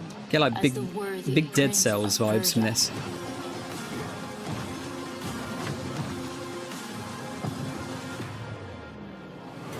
I got the Metroidvania one like super cheap, like ridiculously cheap.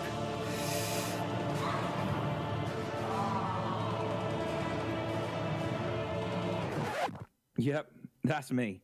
You're probably wondering how I ended up in this situation. We were the conductors of the train, tirelessly serving our passengers with kindness and respect. Excuse me, this is a conductor-only residence. Please back away from the door. Hey, what's up? Yes, get motherfucking ready!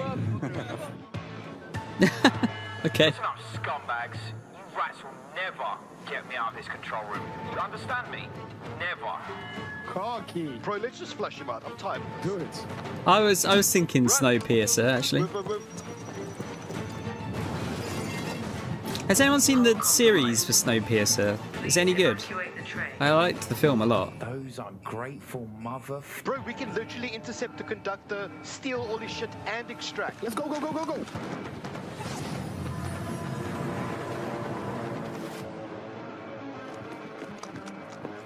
Yeah, I think there's... I don't know if it's finished or not, but there is a series. Go, go, go, go, go. We got everyone! Engine fall in 10, 9, 8. Carabao, we gotta move! 6, 5, 4, 3, 2, 1.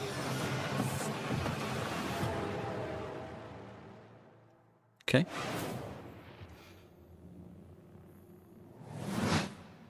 I have not Snow. How the fuck does that work?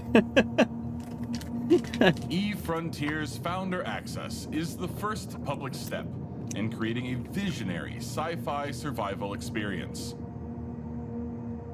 You start your journey alone, a tiny blip in a seemingly endless universe. As you struggle to gain a foothold in this hostile world, you can build rudimentary structures, improved ships, components, and more. You'll begin to discover details about the universe and the ancient civilizations whose remnants still roam the skies. This game's always looked like work. Everything requires fuel to operate, and good resource management is crucial to survival. The most potent source of fuel, crude, is necessary to build formidable ships. Might be burnt out, advanced Dream, after structures, watching like and 12 of even them. Stargates, reconnecting the vast universe. Smart structures are highly customizable and open the possibility for emergent gameplay only bound by your creativity. Founders have already created custom tournaments, Frog hat. specialized trading hubs, advanced security systems, and more. Are you ready to lose yourself on the frontier? It was exhausting. Yesterday was pretty knackering, like from a... I don't know if I can't fake being excited about Wow, stuff. I knew space was dark, but that was So, dark. I don't know. CCP really knows how to make the destruction I don't of the find there's a lot universe to talk about a lot of the time, especially I'm like with honestly some of the looking stuff forward yesterday. to being ambushed in the depths of space in Eve Frontier. But if you're like me and the thought of being caught off guard is a no-no, just head over to the PC Gaming Show Steam page and you'll find every single game we're showing today in one convenient spot ready to be wishlisted. So no scary surprises. Absolutely. And now here's a look at some of the great games from puzzle publisher Astrological. Depends what kind of puzzles. Space puzzle. Days are blurring together. But what days? As for the isolation, I'm an introvert. suits me. Yeah, I do find that, like, I've already, like, forgotten most of the games because there's just too many of them. Ian game. I've managed to synthesize 334 liters of water in the last 24 hours. Now they want 200 liters of ammonium hydroxide. Rewards are good though. On completion, we'll finally acquire an electrolytic reducer. And with all that methane and level 2... Miss Fairdream, you know, like we were saying yesterday, you don't have to like everything, do you? After that, despite the fact no one really knows what's down there, I push on and keep going deeper.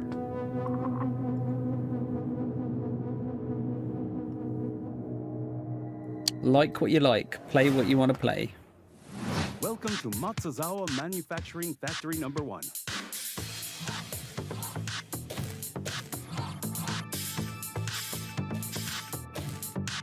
I think I've heard of that. I have to build a Game Boy.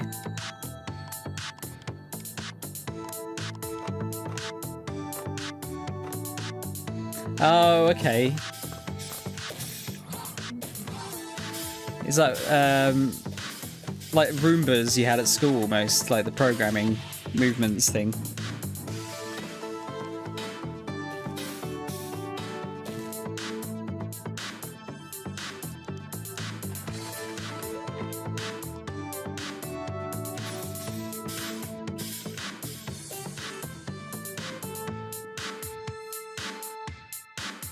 Okay, I wouldn't say it's necessarily one for me, but... You say kind of hot, Reese. Do you want to fuck it? Do you want to fuck this game?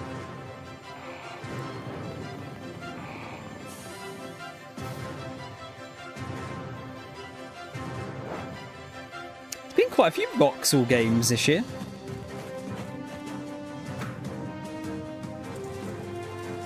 Oh, it's another Ian game.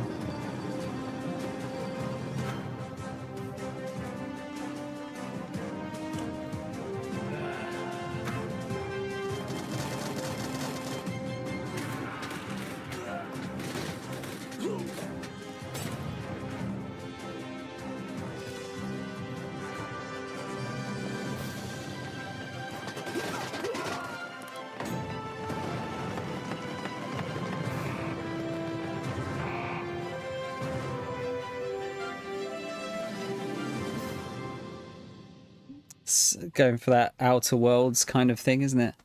Yeah, for profit! This is a factory in Modulus. Here, we're producing blue cores. Let's see how we got here. This facility was built out of these 3 Oh, really, Reese? Any good? Were joined, stamped, and dyed with pigment. Produced here, in our blue pigment refinery, which was constructed from these modules, made by combining these modules, cut from cubes, which were melted from polyrock, extracted here.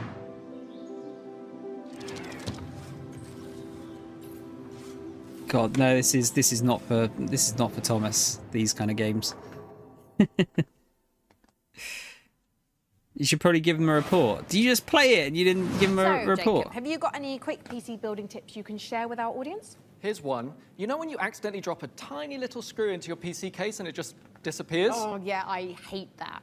Do you have some cool hack for quickly finding it? Nope. My tip is that screw is gone forever and you should pretend it never existed. Forget I asked about tips.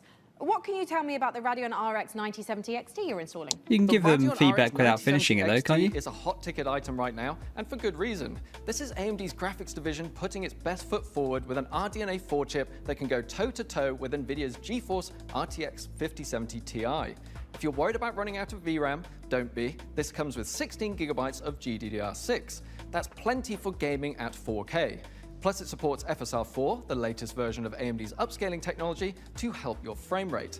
But what I like about it most is how easy it is to undervolt. This lets you run it with less power and still get top performance.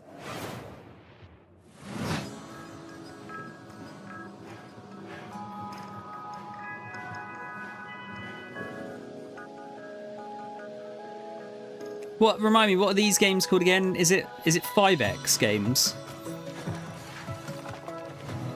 Is that what they're called? I forget the name of the genre.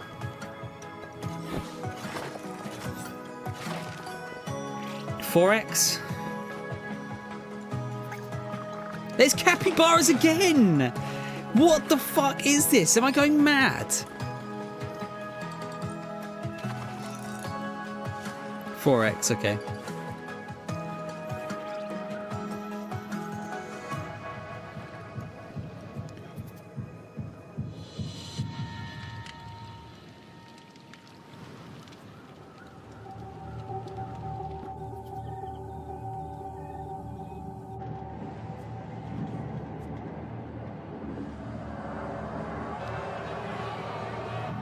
X-rated.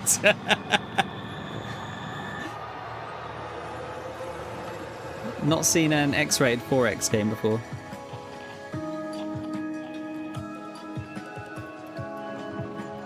Yeah, I mean, you're probably right, Dream. You're probably right. I am hyper-focused on it now.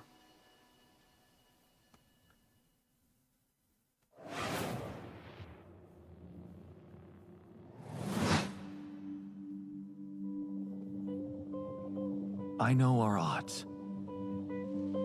Maybe it's They're using a Ryzen Threadripper Pro for this. Easy way out.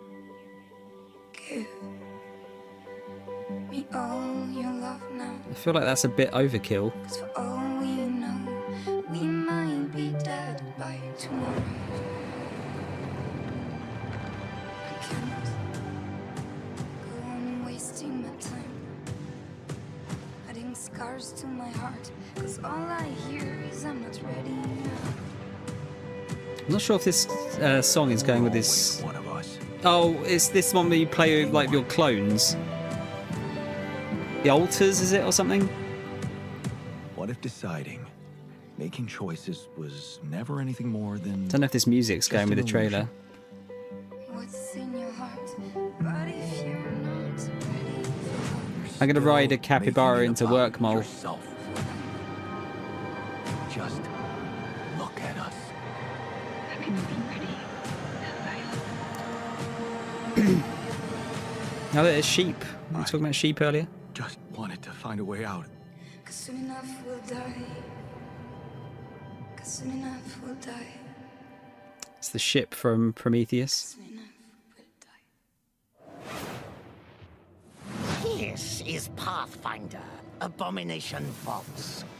A hack-and-slash dungeon crawl where up to 4 players battle through a single massive labyrinth filled to the brim with monsters, treasure, and secrets. Customize each hero between 3 paths, inspired by 2nd edition Pathfinder. Or mix and match to craft the perfect hybrid. Whether adventuring solo or with friends, switch between the party's heroes on the fly to unleash all. This kind of reminds me of, like, Baldur's Gate Deadly Alliance. No, sorry, Dark Alliance. Sorry, Deadly Alliance is Mortal Kombat. Below the surface, the dark sorceress Belcora Haruvex gathers her power. Are you foolhardy enough to delve into the shadowy depths of the Abomination Vaults?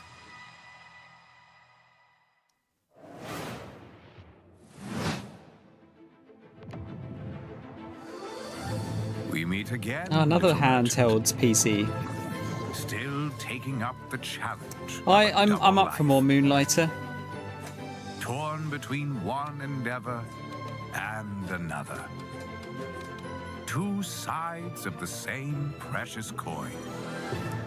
In one life, you brave dangers, while in the other, you put your skills and hustle to the test to grow your store.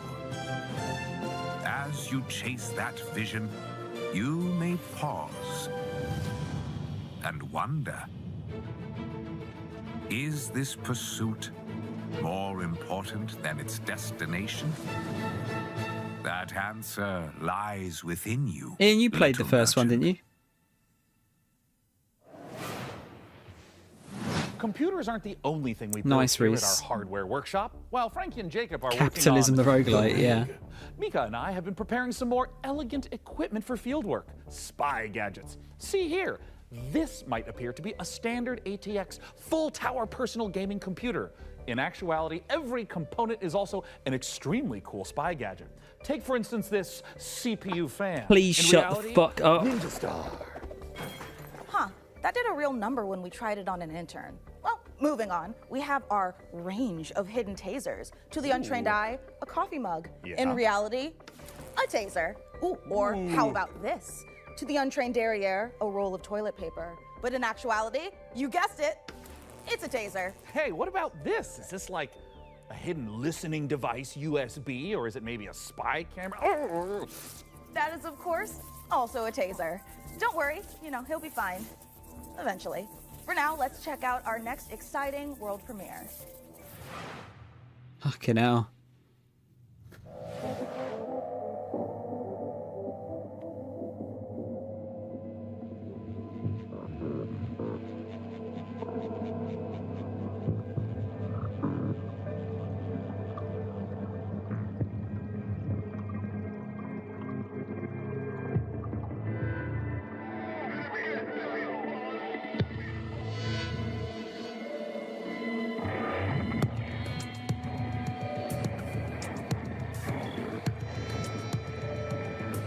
Is that like a robo laser dinosaur or a seal?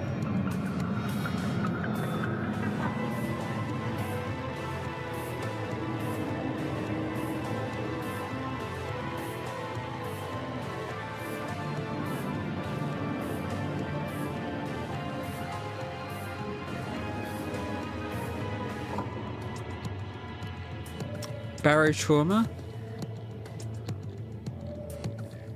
Is this a game that's already out? That says expansion. There's too many games out, dude. Like, I can't keep up with them. Okay. Your safety is your own responsibility.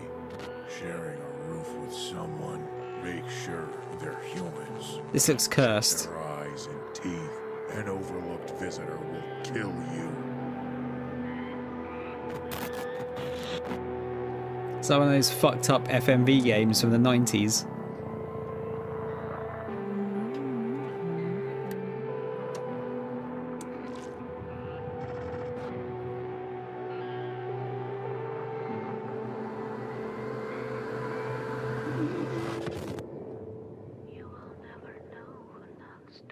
There you go, there's another one to add to your list, Dream.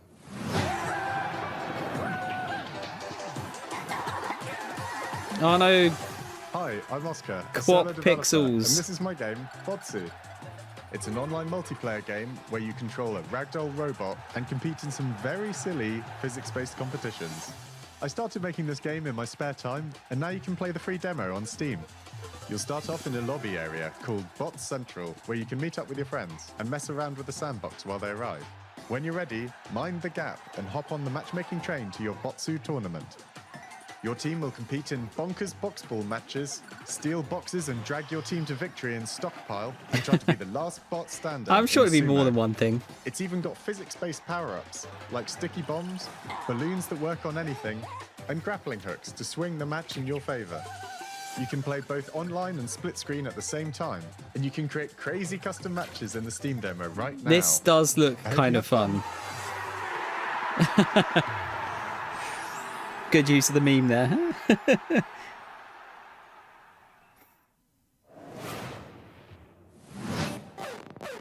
Spotlight, hot nights, glow red in the stoplight. I slay, big swerve, big roll, rich taste. I serve. I hate this fucking song because they always play it on Twitch adverts. The diamond pill, cheap lights, get a gag like bow down to the golden strand, get in line, I'm an hiding man, come close, yeah, I'll use what I can when I can, I will rate with a 1 to a 10, I will call if I want it again. And I'm a curmudgeon and I don't like modern Coming up in music the as show. well. Sound more bored while you sing. There's music for everyone, isn't there? But I also don't like what I don't like. So let Gareth enjoy food. Home Room in Hell 2. We have seen this, haven't we? New music is shit. It doesn't feel like music has changed in like the last sort of decade. Like every decade's kind of got recognisable sort of sound and music. I think someone made a point of why that happens though. It's because you're exposed. You've got more ways to check it out than ever, whereas before you were kind of just like shown the stuff. Yeah, I do, Dream. I'm about to hit 40 and I'm about to get even grumpier.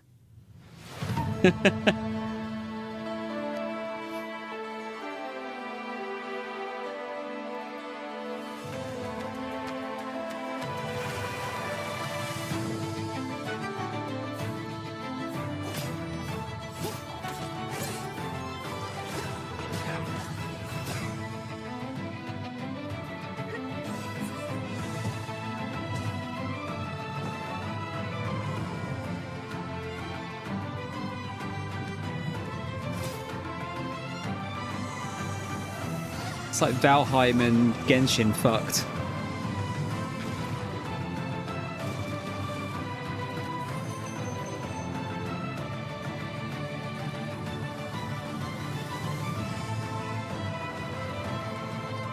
No, that's actually the problem, Dream, I think, for me personally anyway. I don't really get exposed to new music. But I also don't actively go and search for it either. What an amazing collection of games we've already seen. So it Mika, is, we are really in all seriousness, that is a me problem. Mika, what is that? Oh, it's thermal paste.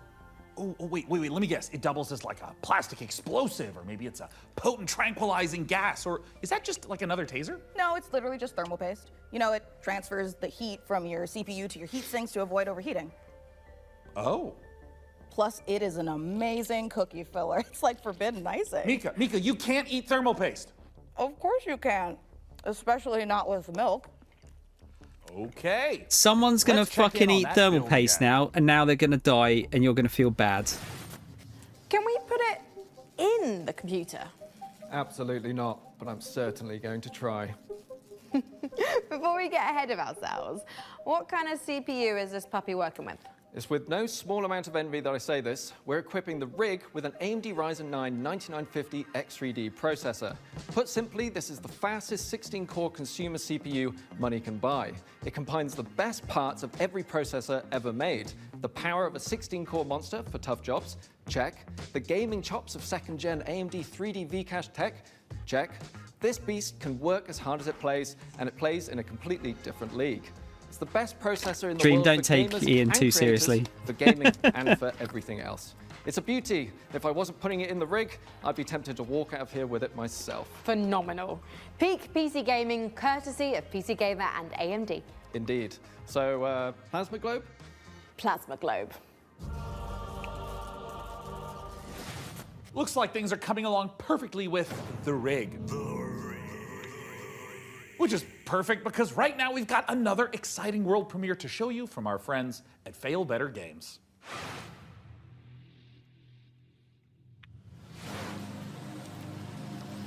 Ooh. Oh, I heard Sun the Sea was good. This is interesting. They're kind of going for like a 90s, late 90s Square game kind of look. Horticulture has been under a curse, making even the simplest act of cultivation unpredictable.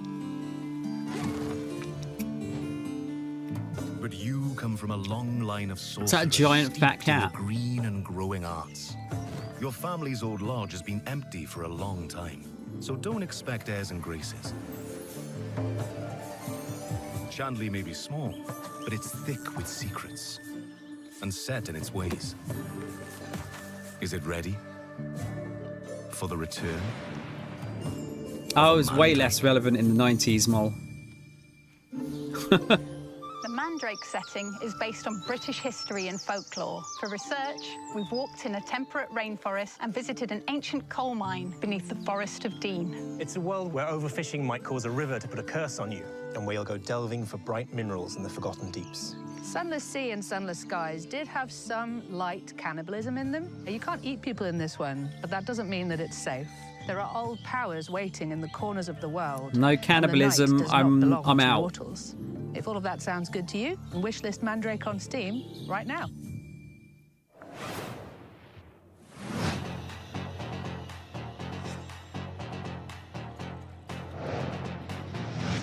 This feels like it's going to be a boomer shooter.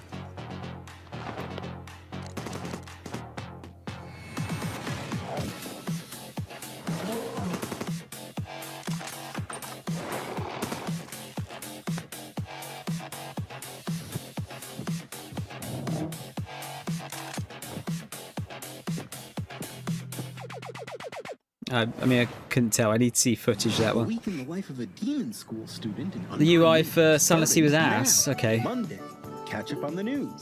Get a new assignment. That's Fight not some good. bodies using tactics. Check your diary.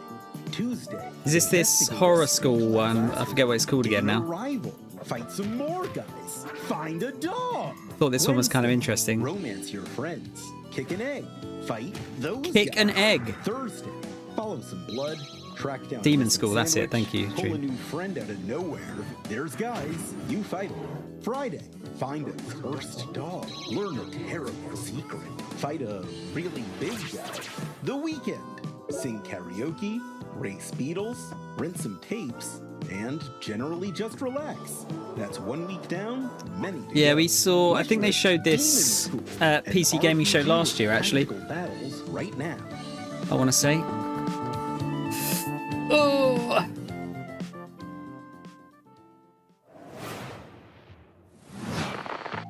Congratulations on your assignment. You have been selected to oversee a caretaker deployment in Sector 43A. This video will introduce you to your unit and its sacred directive, the preservation and propagation of the human species. This is going to be fucked up, isn't it? Global hydrosaturation, Earth became uninhabitable. Humanity moved to orbit, but reproduction in space proved impossible. Moses responded with the Human Seed Program. Don't get jizz in the Cryogenic space embryos computer. Are grown to maturity in surface-based Lazarus pods, then transferred to orbital colonies for immediate workforce integration. Your caretaker unit manages every step: retrieval, growth, and orbital transfer. Caretakers maintain surface facilities, build autonomous power systems, and adapt to any anomaly, from environmental Reese is writing a failure to quote as we unauthorized speak. presence. Enjoy the rest of your assignment, and remember,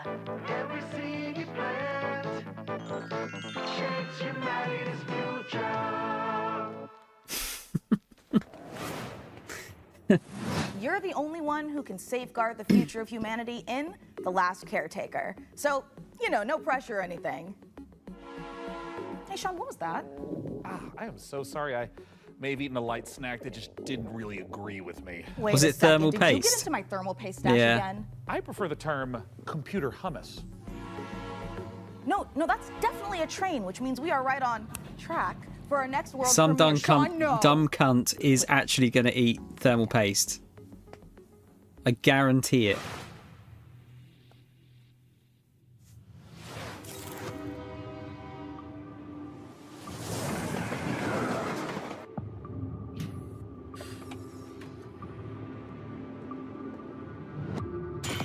You build your own train?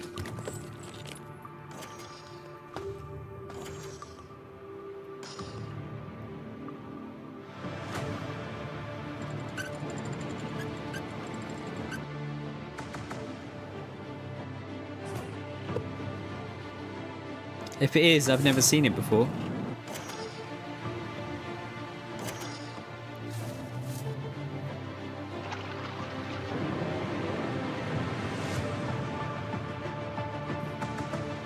How giant can you make your train?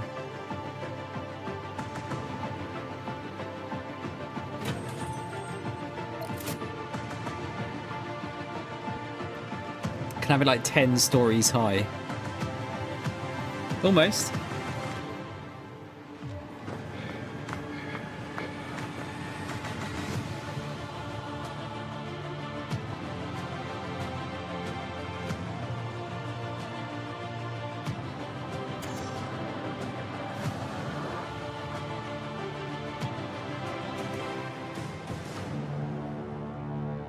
That seems alright. Raft, but more constrained.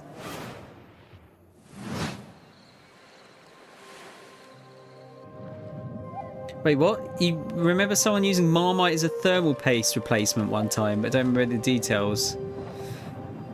God, can you imagine the smell coming out of that computer? Not to mention, I don't know how conductive Marmite would be. Probably not very, not conductive. It wouldn't have very good cooling properties.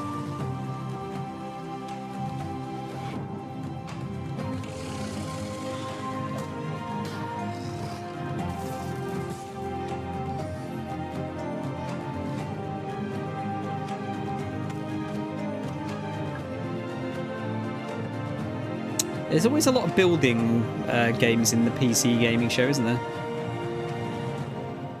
Just so I can lick your CPU, just burn the shit out of your tongue. Oh, Reese, get the fuck out. Norex would like to offer you an opportunity. We have some dirty work we need you to take care of. At your own risk, of course. Keep your mouth shut and you'll be rewarded. You want to hunt monsters? Join Norex.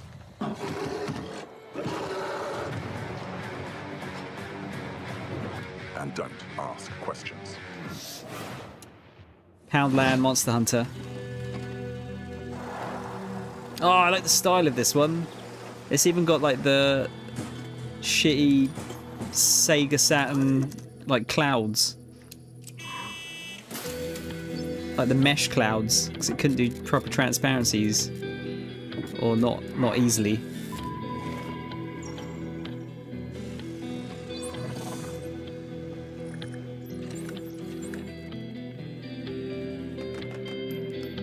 Has a bit of tower defense as well.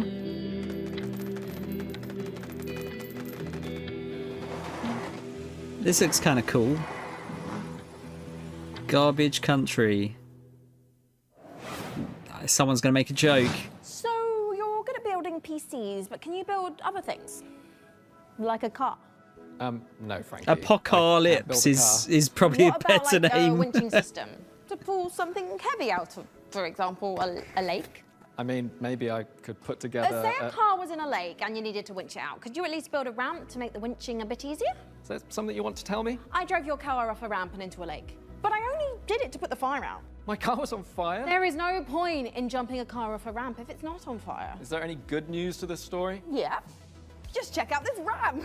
You should install these before you start shopping for a new car. Oh, that's the Corsair Dominator Titanium DDR5. This kit is perfect for building an all AMD Ryzen build at 6,000 mega transfers a second and with low latency. However, we've also stuffed something special here, a light enhancement kit. That's a pair of dummy sticks that look the part but don't actually contain any memory chips. This is a great solution for an AMD build, as it means you can stick to the more reliable slots on the motherboard 2 and 4 while looking the part. It also pairs nicely with our Haven. Is someone actually giving a shit if they've got empty slots on their motherboard? That sits within a dual chamber design. That sounds I like the feel like they perfect do hardware hate combo this for stream. anyone Yeah. looking to frag draw cards, explore endless dungeons, or simply stream with friends. But while you're out there updating your part picker list, why not check out this exciting upcoming game?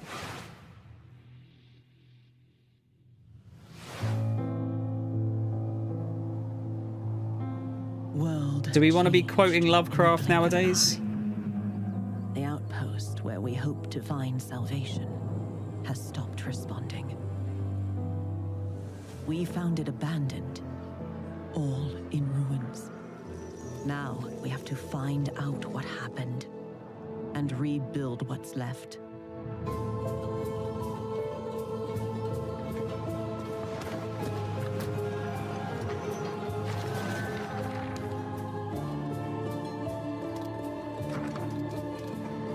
We make the most of the little space the tree afford. We live under a constant threat. I mean, I could accept that. From the fog. Not an ordinary mist that we knew before, but one that overwhelms us with the Separate the art from the arsehole, Tom. Yeah, I guess. We were talking about that yesterday, funnily enough.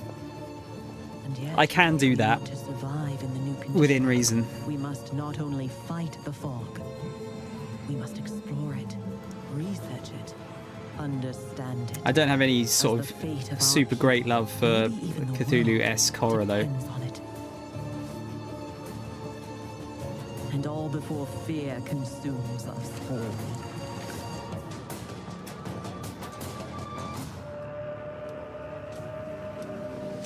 The tree provides. The tree protects. The tree prevails. Dark Switch. Is that the Nintendo Switch's evil brother?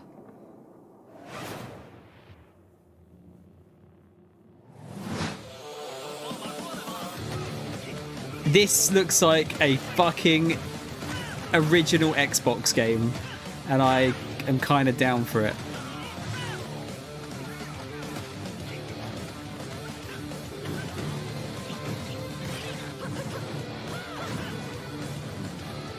Like a launch game for the OG Xbox.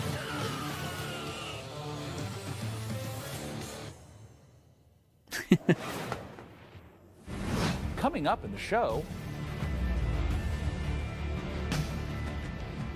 Yeah, I mean, it was weird seeing a quote from him in a game that wasn't Lovecraftian really at all. Oh, it's that giant policeman game. Have you guys seen that before?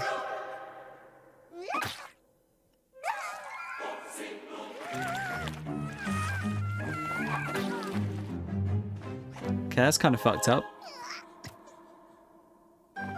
That's really fucked up. Your cult is waiting for prophets to lead them. Convert the feeble-minded. Learn the occult. Spread the mighty ones. I think we saw this the other day, didn't we? Find power in the god of your choice to bring the unseen depths to the mortal world. Now go. Vanquish. No, it didn't come across in the trailer. Indoctrinate the uncivilized. This is the one that's like Pikmin that we saw the other day. In power and strength, unlock new unholy sorceries to overcome the mightiest of enemies. You have what it takes to worship the Eldritch. Or did we see it? I don't know. They're all blending together now. It is a bit Cult of the Lamb, isn't it? Anime music.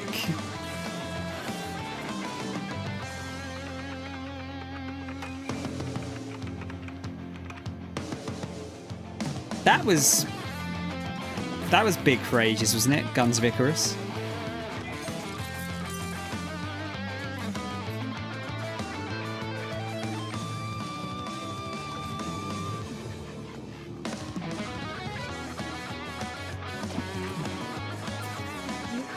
This is literally just an anime intro.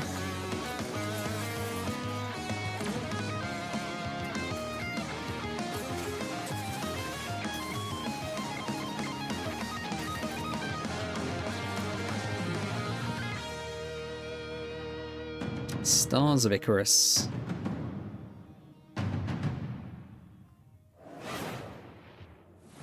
After almost a decade, Muse Games is bringing us a follow-up to the airship combat game Guns of Icarus. Now, as with all professions, our work as gadget-crazed weirdos would be impossible if not for the laser watches and ejector seats of those who came before us. We stand on the shoulders of giants. Did it crafty, not? unhinged giants. Which is why I am pleased Well, to after present 10 years, they never did a case 1.0. full of throwing knives and tear gas canisters, the latest intel on Bond, James Bond. So we sent our secret agents to see what's happening at IO Interactive. I would like to hear more about this Bond game.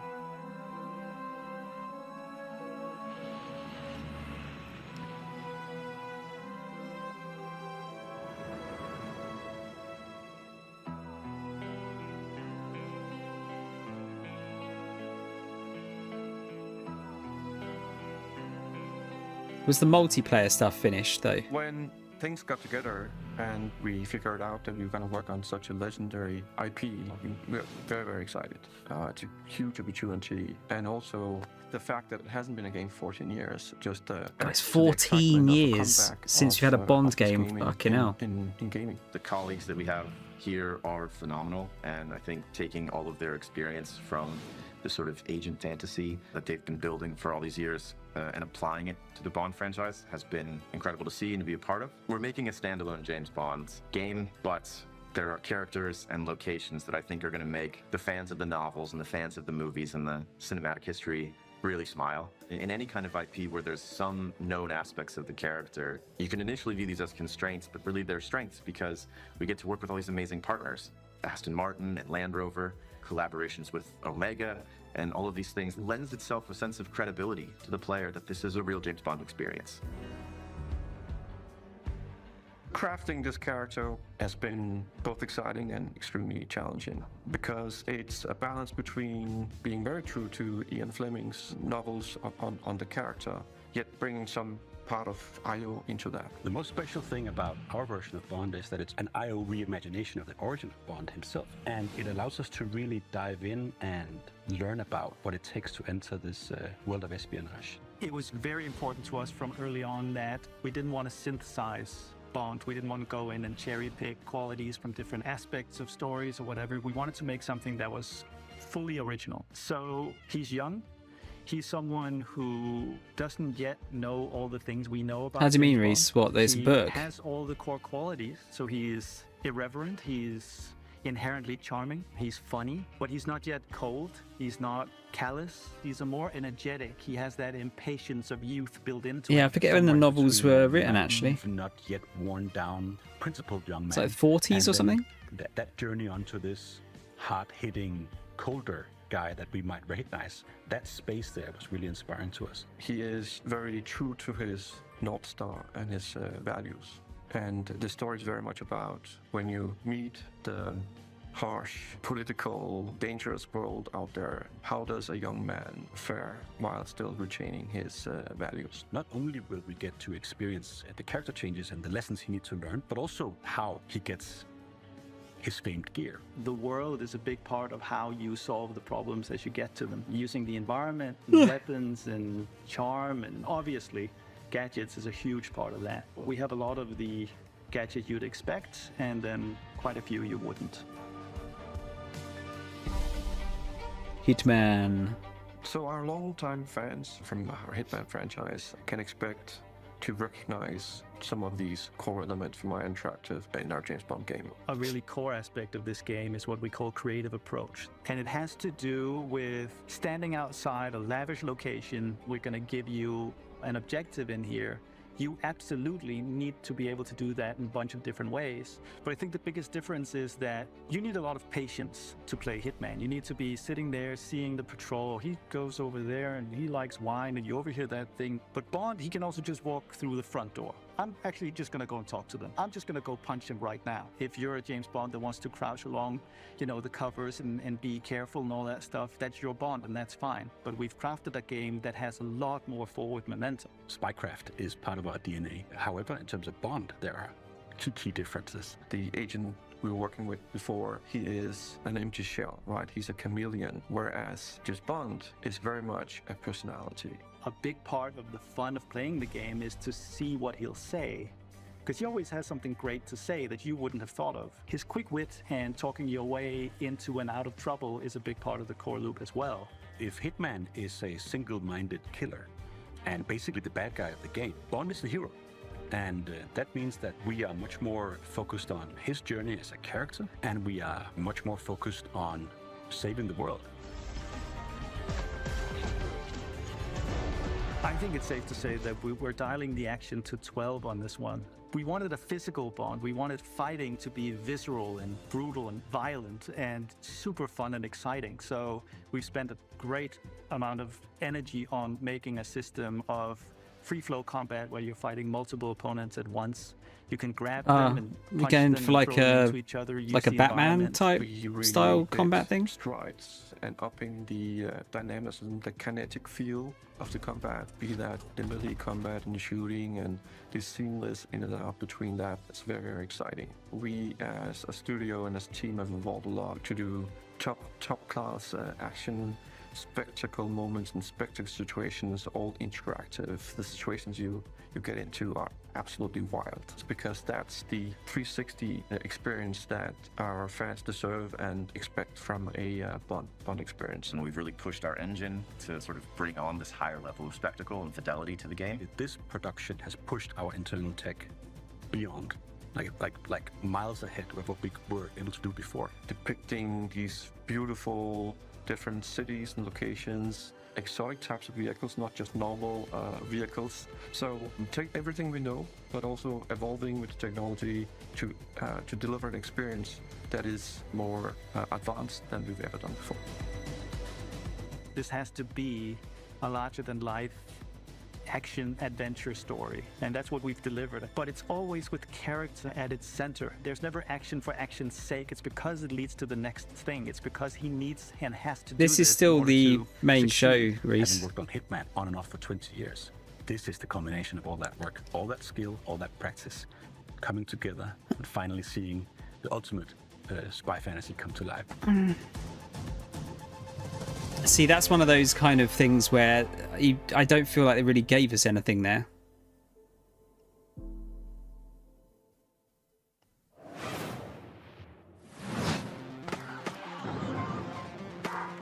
Oh god, they made a game out of this type. What are these things again? Like they got that, it's like a source sliding game. Oh no, it's not just that, okay.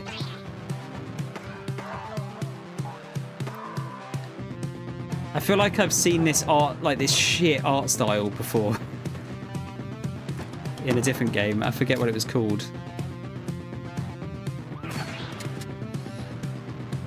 Like, it's deliberately bad.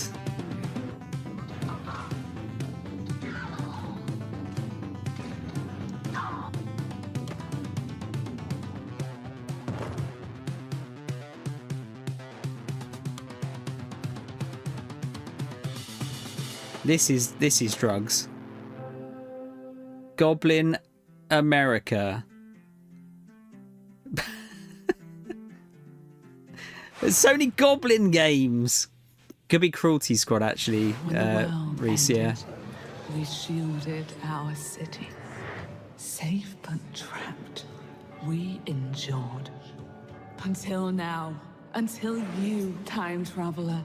Only you can shatter our chains, guide our armies, defend our kingdom, propel the evil hordes.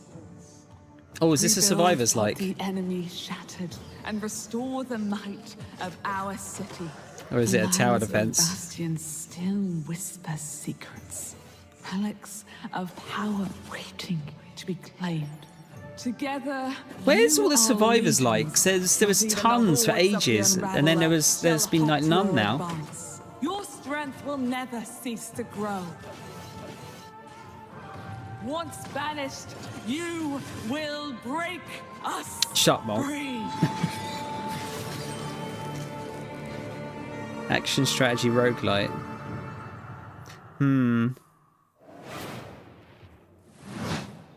If it feels like something's been implanted at the base of your skull, that's because there has. Pig face. Okay, this is a boomer shooter.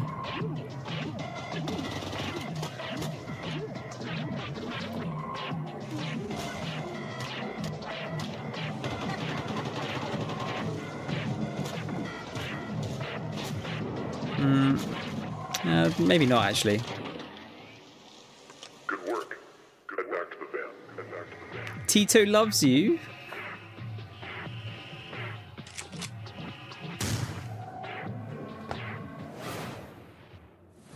As you can see, we are running a fine-tuned engine of gaming goodness.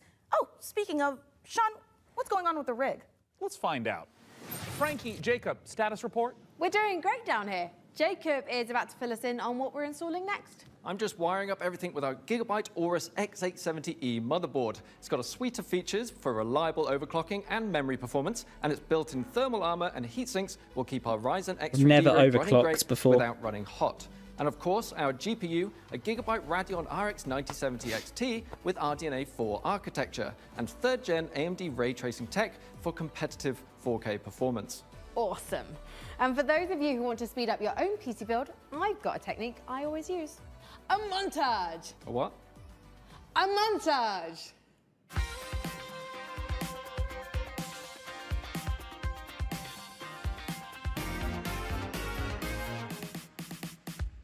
I don't feel like it's montage. needed nowadays Great most of the idea, time. Frankie. Freeze frame high five? Freeze frame what? Not gonna lie, I'm starting to get a little bit worried about the rig booting, but oh, perfect. In the meantime, here's some new tech for you, or should I say, some new Terra tech.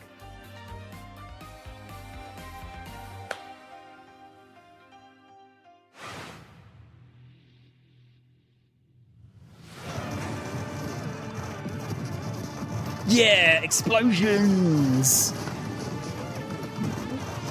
It's one of those kind of build your own death vehicle games. Yes, there you go. Thank you, trailer, for answering my question.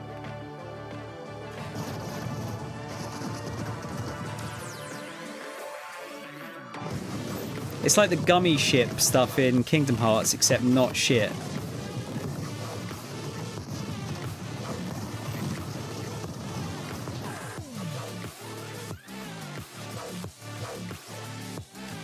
Oh yeah, you've seen short-haired cute woman. Yep, there you go. It's one for Reese.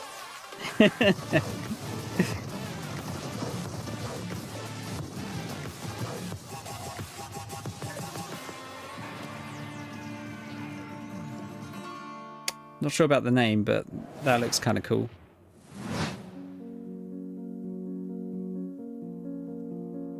Cozy.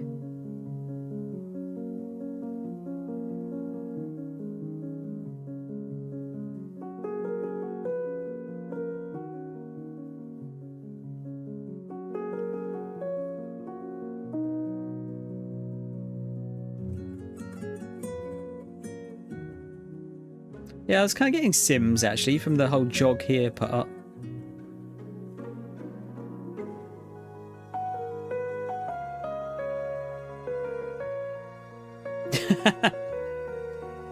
To be fair, Kingdom Hearts, the actual game is good, but the story can do one.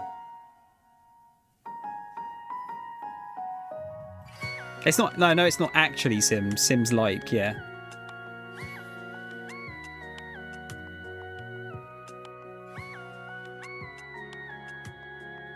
Like that, Dream said this is very cute when someone's just having a breakdown in the bathroom.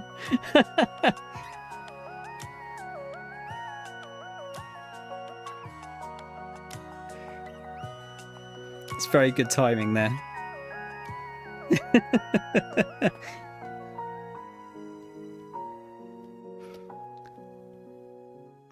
Paralives.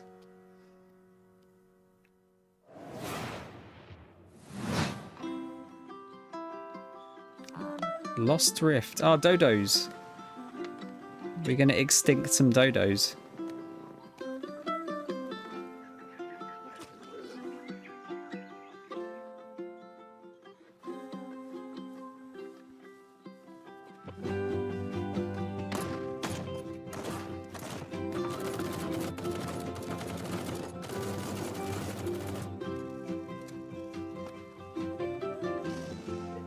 I've been to the Far Cry school of bandaging there. Just go like that, and all your bullet holes will be taken care of.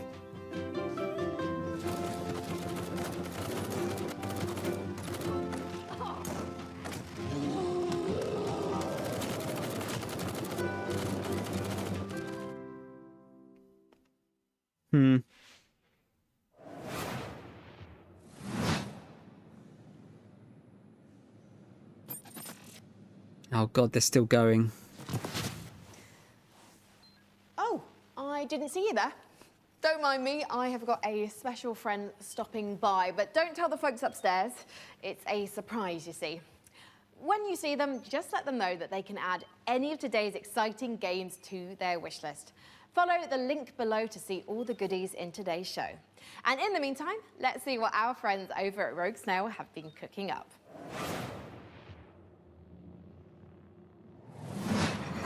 I don't think it was. Ian, no. This looks cool. Perdoe essa pobre coitada, que de joelhos rezou bocado, pedindo pra chuva cair sem parar. This kind of has that, is it Curse of the Dead Gods sort of style?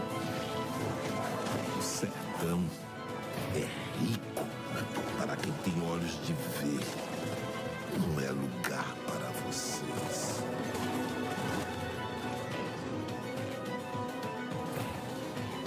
Uma pessoa pode lavrar chão que nem mesmo cactos consegue brotar. Is this a Survivors like, or is this an ARPG? It says it was a roguelike. Precisam saber sobre o que de fato aconteceu em Canudos. Eles moveram mundos para acabar com o nosso lado. Perdemos, mas resistimos, como Mandacaru, no meio da grande... Curse of the Alive Gods. Hellclock! That's a great name! Eles vão nos massacrar novamente, Pajé. Hellclock. Eles vão nos massacrar. I think that's Portuguese, yeah.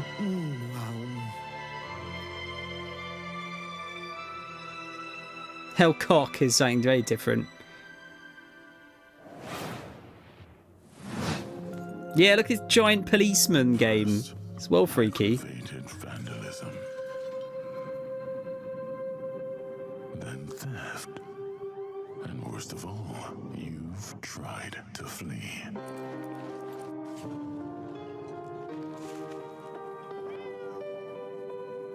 Cat felt annoyed. To steal the cat. And it pains me deeply.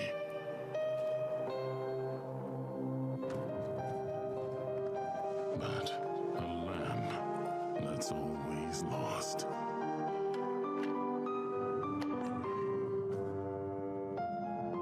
Has to be gold. Was that say millet Siona?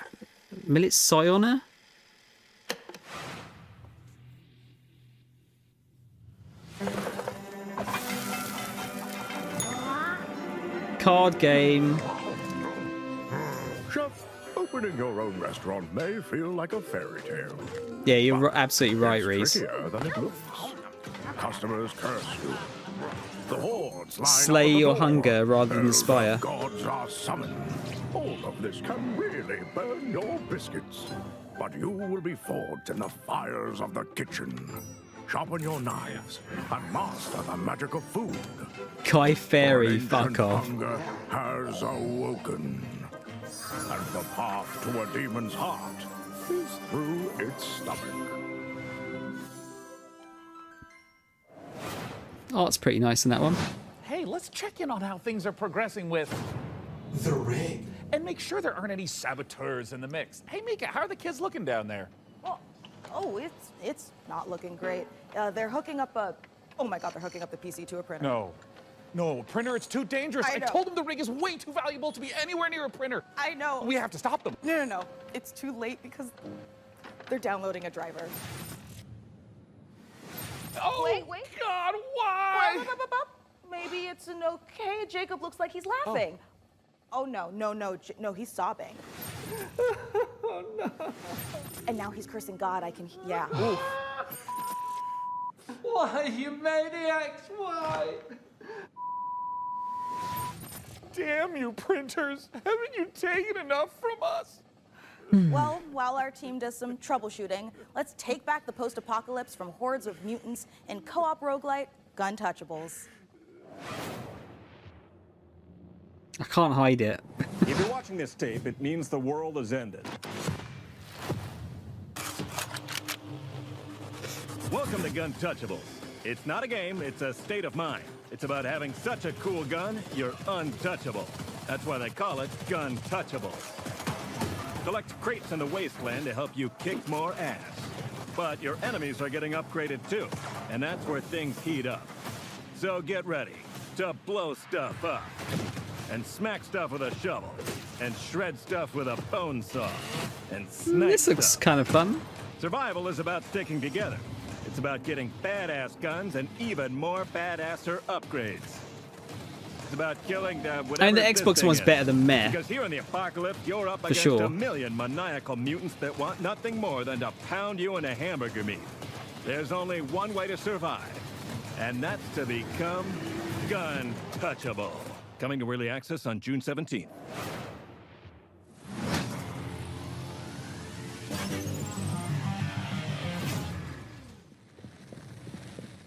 Boomer shooter.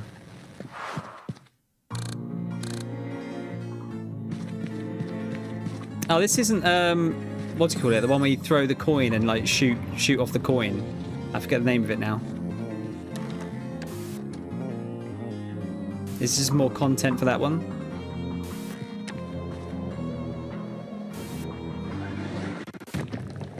Whoa! Ultra kill, that's it. Thank you.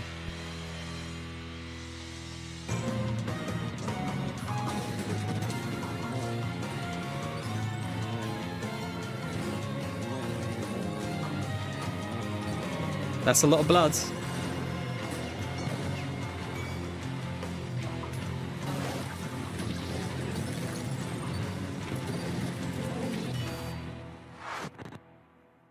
Soon, TM. Coming up in the show.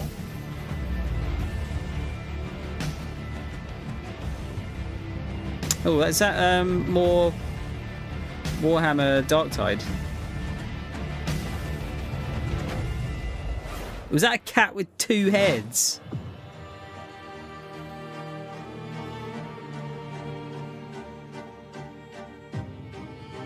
Have you not played Darktide, Reese? I tried it on Game Pass. It was pretty fun.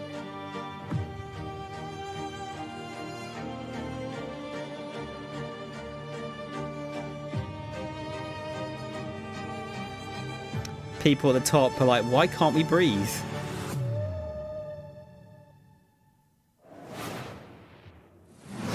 And this is the Superhero Dispatch Network. I hope you're ready for your first shift.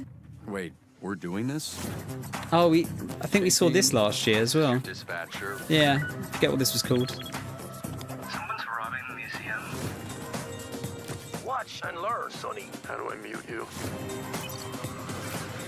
We're taking bets on when you'll quit. Style was cool. Today's Friday. I know. Dispatch.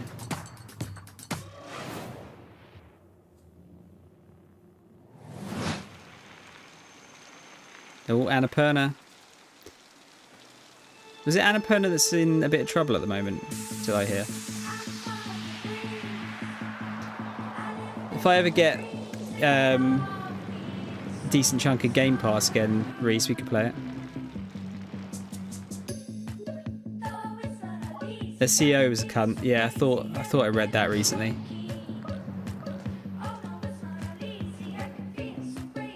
Something about them.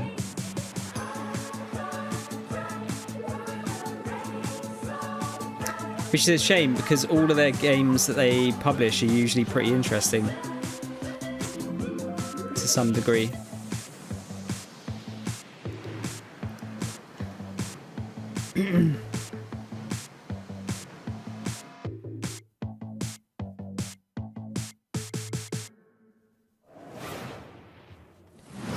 Wheel World is the rare kind of Well, game maybe, that leaves we you have to asking work the out important some questions. time to do Darktide. Like, why aren't all the world's bicycles shaped like hot dogs? We can only hope the answer reveals I only itself played it for like an hour or so. Until then, let's turn our attention to the latest from I FBC do want Firebreak, to see more the about next game this. from Remedy. And if my tracker is working properly, it looks like Frankie met up with the Bureau.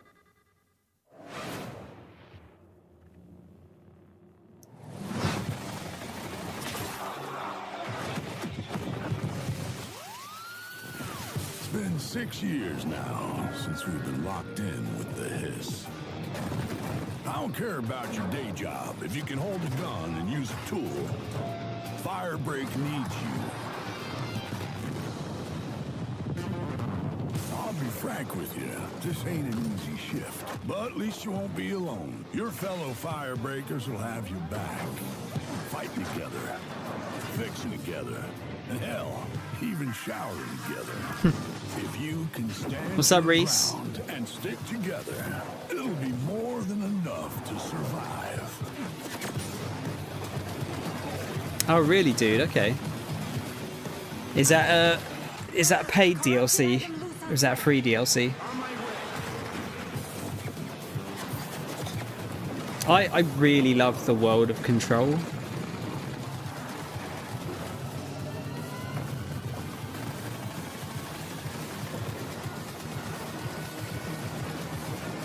I'm not sure if this is necessarily the best idea. I'd like to know whose idea it was to make a multiplayer Control game. Simple enough. Good. But I've got a liability waiver I here hope they with do your well. name on it. Because I like Remedy's like up there as one of my favourite developers, I think. Absolutely epic. Delivered on all fronts, but it did take me back to my student days. It might have been the post-it notes, the traffic lights, and the slight feeling of regret in the shower. What have we signed up to? Mate, what can you believe? You're the game director of FBC Firebreak from Remedy Games. Thank you so much for joining That's us. nine or £10 What have we DLC. signed up to here? Yeah, lots. So that was our big launch trailer. We're coming out in just over a week now, so we're really excited to share a lot more of the game, stuff that we haven't shown. The one thing this A game little bit has of got all going of the for 5 it is jobs that in it's the game, which are on kind of PlayStation Plus crises and that you Game have to deal Pass, so with. it should have a But decent yeah, player so we're base, getting close hopefully. now. I remember when Control came out in 2019, and we're revisiting that world in FBC. Why was now the right time to revisit? Someone else mentioned right that. now I was just a didn't great time actually for us to kinda notice go back to the oldest that he's house. changed that much. We never wanted it to kind of feel like we were retreading on Control, and that was like definitely something we thought about a lot. And one of the reasons why we shifted into a first-person perspective, so you could kind of go back into the oldest house and see it from fresh eyes in a different way. I think he has got a stressful job, or had a I mean, you did have a lot of stressful fun job Control. anyway. And also, we're in first person this time, so... Yeah, so of course very different, and I think as anyone can tell from that trailer, we're extremely like tonally to the side of Control, and this was a really big challenge for us because of course Control was very moody and atmospheric and very like horror tinged, but of course it did always have that little edge of absurdity. And speaking to that, this is kind of like why we leaned into that more absurd angle, because Control was very carefully built for a single player experience. Since we are sort of a kind of joke around with your mates and just kind of have fun thing, we didn't want to totally like betray that franchise, but we did want to take those kind of recipe components and just flip them around. So we keep that kind of edge of like horror and tension and stakes, and we just add a lot of the absurdity at a higher cheers, value. Reese, yeah. So for example, like you saw Sticky Ricky, our gigantic monster made out of sticky notes. In one of our trailers, somebody I think Sticky actually shouts, Ricky. like, Sticky Ricky! Which was to us very, very funny, but to that character, completely terrifying. And Sticky Ricky is joining us today. Yes. He's just getting himself together, and maybe he'll answer a few of my questions. Say I don't necessarily have 3 straight-up fraggers on my team. Are there roles that we can adopt in this game? Yeah, absolutely. So the game is kind of built around a trifecta of kind of saved loadouts that are centered around tools. We call these crisis kits, and each one was developed with a different play style in mind. So we have one that kind of shoots these gigantic like liquid globules you saw in the trailer, and this is for the person we always just imagine almost like Scarface, like I don't really care, I just kind of want to paint the world with something. And then we have another one which is a tool that kind of looks like a pogo stick mixed with a defibrillator, and you might be surprised, but we always have this as like a precision and tactical instrument, just because you can kind of relocate yourself and move around easily. And then we have the last really complex tool, which is literally just a wrench. Just a wrench. It's a gigantic piece of steel. So we made a lot of active decisions to try to get people right into the gameplay. So that's at the cost of some direct storytelling, but we haven't scrimped any on the world building and the big narrative. Just whack shit to what build it it. feels like to be inside of the oldest house. We do associate Remedy with these big narrative games, so much imagination, atmosphere, obviously Alan Wake, obviously Control. Sure. So this feels like a new departure for you guys moving into this space. So why Yeah. And to be clear, it's fundamentally different. You shouldn't go into this game whatsoever expecting those type of experiences, which, by the way, I personally adore. I started Remedy as a massive fan of Remedy, so this isn't a pushback on that type of experience. But the thing is that we, as soon as we started making more than one game at the same time, we just wanted to say, hey, is there a way to kind of like open the doors? If you are a huge control head and you know all the lore and you really love it, and you can't convince your friends to try this game out, we wanted to give that kind of step You need to get new so friends. even though it's not really what Remedy is today, I do hope that a little over a week from now, it With will better be taste. part of what Remedy is in the future. So, Mike, as an online cooperative shooter, what does this game look like in, say, a year's time?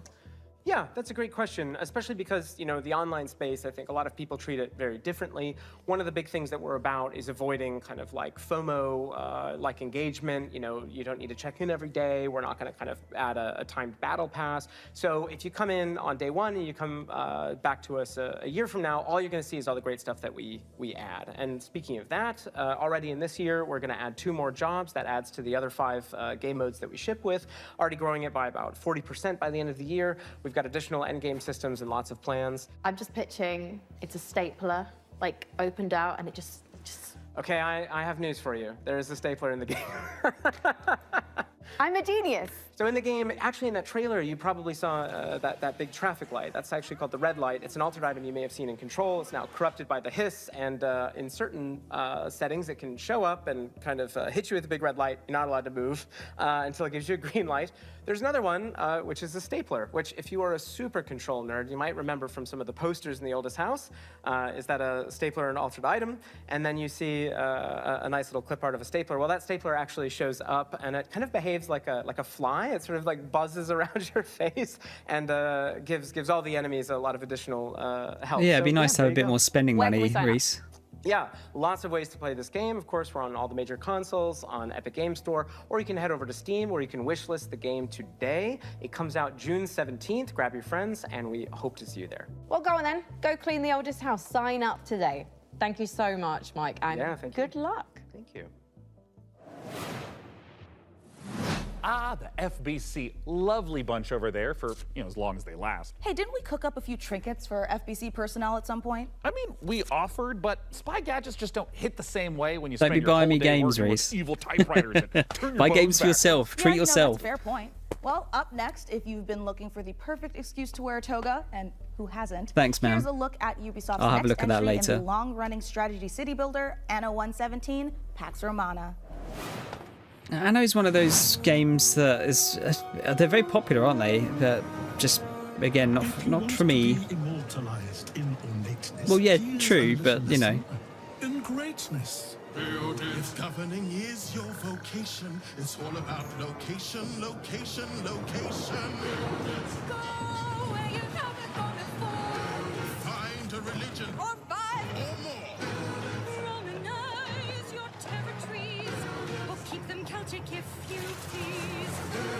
Sharpen your steel or lose your head. I'd prefer Pax Romana instead.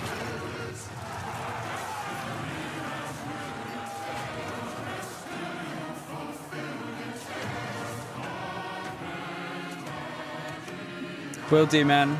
Enjoy wrestling.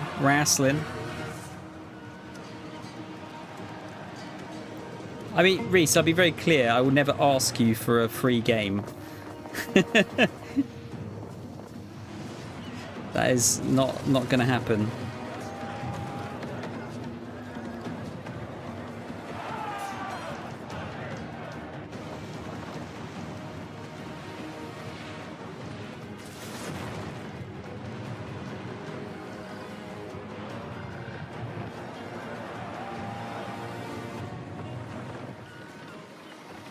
$117. Going up after all.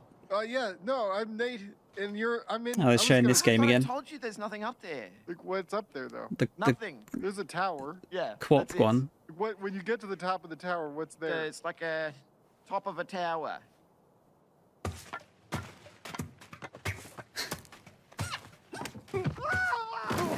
Dead.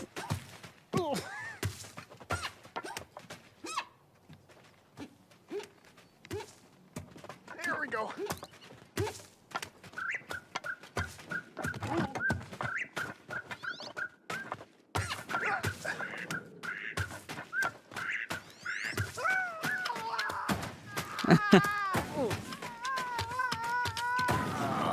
think I'd like to watch someone play this, maybe.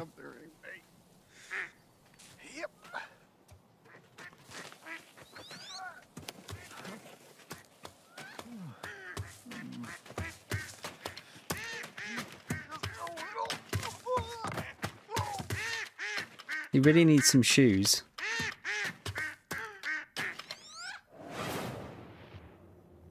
Oh god, yeah, what kind of Twitch integration could you do? Oh, there you go.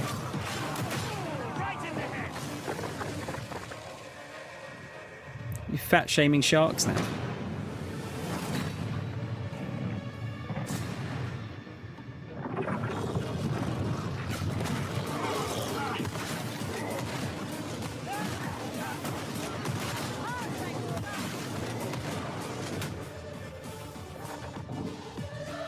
I like the robot dog.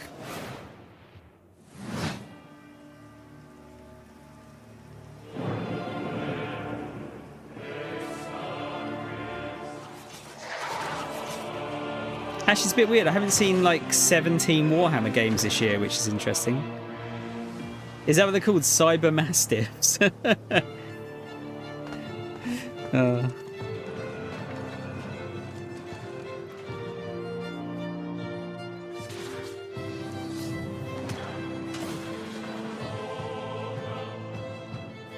Oh yeah, of course they did, didn't they? Yeah, that's true. There's been less car games, Mole. There's still been quite a lot of them.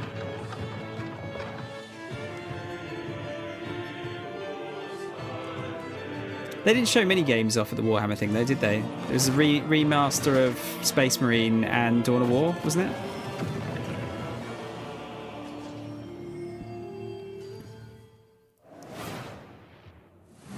I'm sure you're eager to see more of the rig, and I'm eager to show it. So let's check back in with the build and see where things are at. Oh, we could just skip you. We could just look at the rig without you telling us we need to see the rig. Jacob forgot the #1 rule of a new PC build. An offering before you start, or computer spirits. There was 10 different games. Oh Christ! You have to do the sacrifice. You've got to do the sacrifice. Can we scold me later? All right, I should cut him loose while he's still got blood. Sit still, Jacob. I don't want to hit any important bones. I am loving how normal things are today. And a quick reminder, you can find every single game from today's show in one place at the PC Gamer Steam page over at pcgamer.com/wishlist. My own wishlist is currently buckling under the strain of so many amazing games. And you know what? Speaking of amazing games, here's our next world premiere. A brand new game published by Punkle, the creator of Vampire Survivors. Get ready to go berserk. Ooh, okay. Now I'm interested.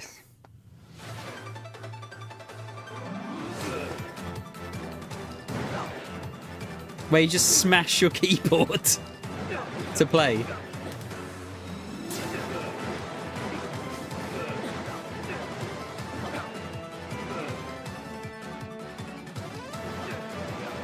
This looks sick.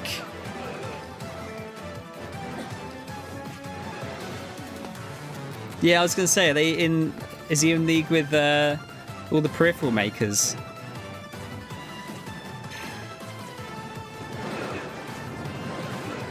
Whoa, this looks cool.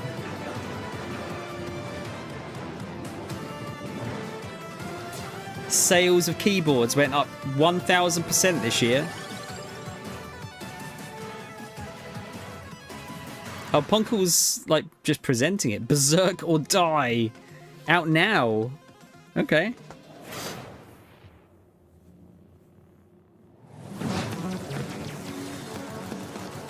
I'm not shocked by this dream. Minimum wage warfare.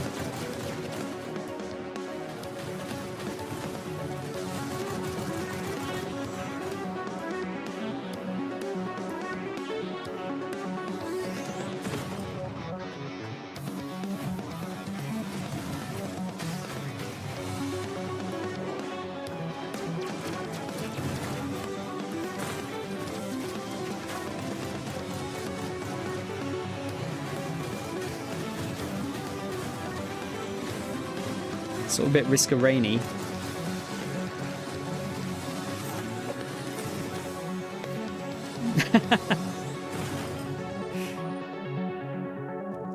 Mycopunk. Oh, how could Levi scare you? Welcome, everyone. Happy to be here. Greetings, local life forms. Delighted to meet you. Open your mind. This could be a party. We simply can't. I still want to have a go on one of these. Lippo Plus for when you want something a little different. Coming your way. Now. Hold up. What's on your mind? Aliens. The anomaly. The bend. We could theoretically send TV through it. We already are. The Bend is a planet-wide hallucination and a hoax. Everybody seems so anxious to say something that they don't get their facts straight first. Consider the Bend as a source of signal intrusions and dangerous interference. The Bend is the future. It's our future. Couldn't catch me zooming into any bend in space. Let us eagerly embrace the abyss. The Nether. Dimension. Television.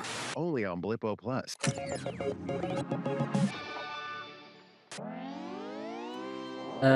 What the fuck is the game? You All those didn't games have looked show great, but anything. wouldn't you know it? We've got even more to show you. Check this out. Hey, I'm Felix Schade. I started Morbid Metal a few years ago as a solo dev, and what began as a small passion project has evolved into something far more ambitious. It hit Steam Early Access this summer, and I can't wait to show you more. Morbid Metal is a fast-paced, roguelite hack and slash that is built for intense combo-driven combat. You play as an advanced AI, trapped inside a deadly simulation. Tom game. Your mission? Explore its beautiful and brutal iterations, grow stronger, and prove your worth to your creator. You'll control up to 3 characters. It's a bit like switching weapons in a shooter, Oh, except here, you're switching full-on playstyles. good. I can forget all of the moves for 2 of them. Each character has their own unique combat style and active abilities, which are unlocked as you explore the simulation. You can even chain attacks between different characters. Start with Vector to quickly dispatch enemies, switch to Flux for a flurry of hits, and finish your combo with Echo's special attack. Mastering each playstyle will be essential, as you'll face a variety of powerful enemies, each with their own attack patterns and weaknesses. And at the end of every biome, you'll face powerful bosses. These are dramatic, high-stakes encounters designed to be tough but rewarding. Each This new looks round rad. reshapes the world. Layouts shift, enemy types change, and you'll have to adapt and make strategic choices to succeed. Choose character upgrades, buffs, or curses that change how you play. Some of these choices push you to take risks, others offer abilities, rewards, and modifiers, which alter your combat style, making each run truly unique. Camera shake's a bit Play like the free mental, demo isn't it? tomorrow during Steam Next Fest, and wish this There's a now free for bolt gun early game? access on August 20th.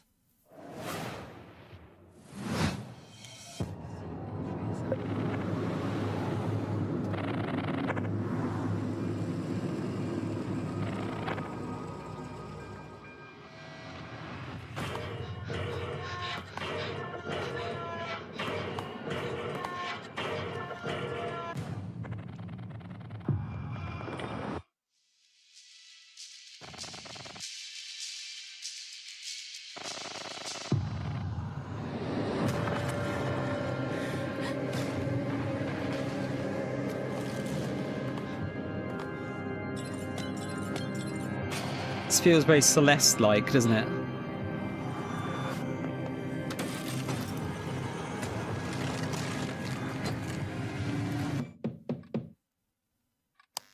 Celeste, but creepy girl comes to chase after you.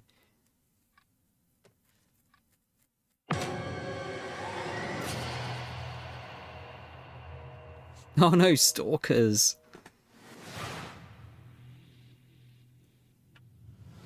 Peggy 3. It's our first Peggy this like whole weekend. Bus simulator.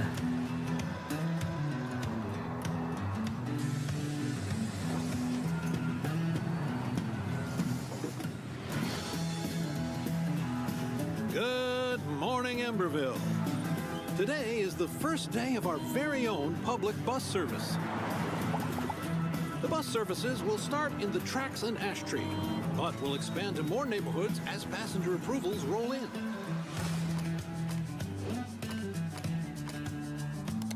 the only public transport that America City Council can says this join will be in a in. test to see if more public infrastructure is worth improving.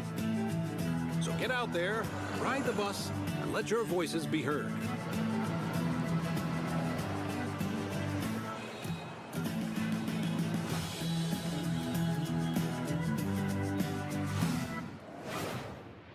Hey, Sean, should we see I haven't what's seen that going on happening on yet, the Reese, factory funnily floor? enough. Make sure there's no production line issues holding up the rig. Well, that's a great idea, and I've invented the perfect spy gadget for just Oh, they're Hey, Sean, there waffling. is a big window Um, right behind us. We could just Yeah, look like through that. the simulator games are weird, aren't they? Because they're You know, like I'm pretty sure generally they pretty did have janky, but windows there's in the always Stone Age. one that would will I grab your use attention. an obsolete Stone Age technology when the wristwatch I invented is capable of tracking my steps and hacking into any camera system on the planet instantly? Okay, that's actually really amazing, Sean. Well, I'm glad you like it because I took the liberty of making a Mika model a gift from me to you. Here, tap on the icon and you'll instantly hack into the warehouse cameras.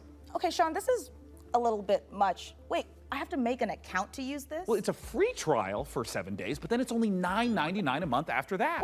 And look, two-factor authentication for safety. Sean, this is and now I have to connect my Steam account? It's plot vision as a service. Buses are okay. Oh, okay. Is this the second game they've published this this weekend?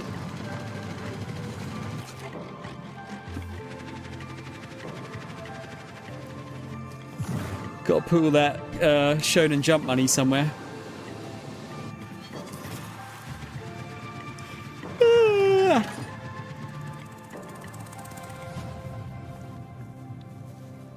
I think the PC game show was like 3 hours one year, Mol.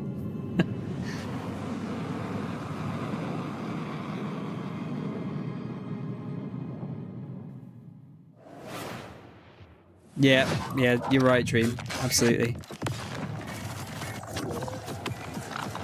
They should also be like cheaper. Especially like considering how fucking expensive the trains are. Like they're cheaper. But the other last year it was like £2 each way. It was really good.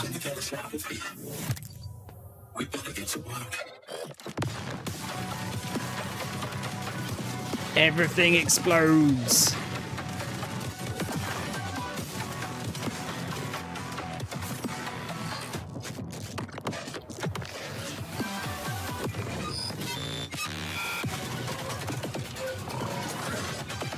I'm guessing a roguelite.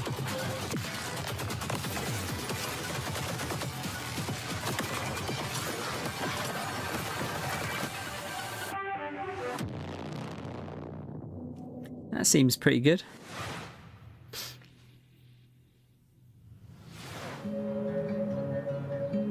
Your firm believing buses should be free. It's difficult, isn't it? Because then you just never be able to get on the bus.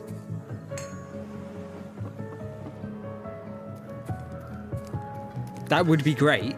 I did. To be fair, I did get the. I got the bus to work the other day for free because their ticket machine broke. They couldn't take any payments. Felt like I'd won the lottery.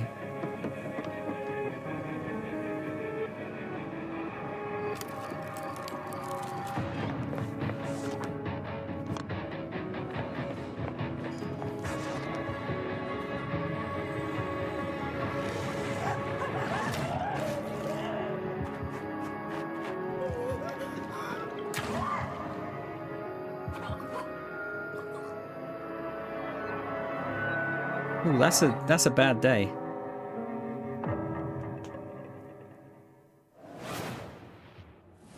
You know, it's about time someone made a cozy life sim. There you go. Mol has to make one old joke an hour. Day-to-day life.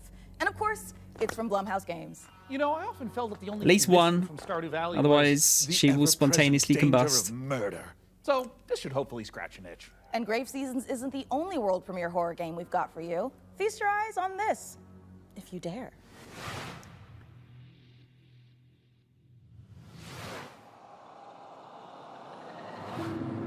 this most auspicious of nights, I would like to raise a toast. New friends, I bid you welcome to the club. We've got to get out of here. This will help. I'll keep an eye out for anything dangerous. I'll check for anything on the floor.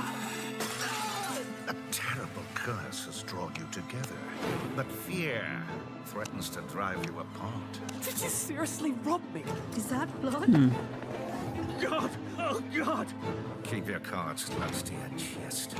Is this? There's a game called Poltergeist. For you'll need to decide Sorry, no. trust. Oh, what was it? Was it Poltergeist? And it was the character was Poltergeist on the Mega Drive, and you had to like possess shit in a house to scare people out of it. Kind of reminds me of that. Born of the Abyss, Vampire the Masquerade, Bloodlines Unofficial Patch, Doom 3 Phobos, and more mods join GOG. Pre-installed and ready to play, smooth as never before. Yeah, Just free add the bus mod would to be your great. library, click download, and I'd It's that simple. vote for you as Prime GOG Minister has Dream. teamed up with modding communities to bring you iconic fan creations, which by restoring cut content, fixing long-standing bugs, to introducing entirely new quests, characters, and experiences, breathe new life into classic titles.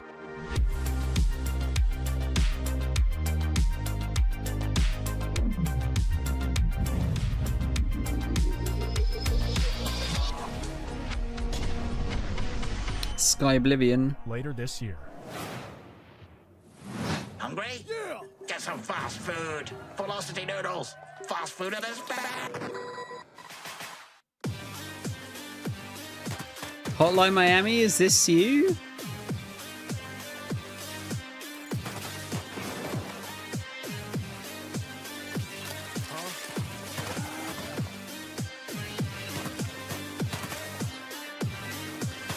Cold Square, Florida.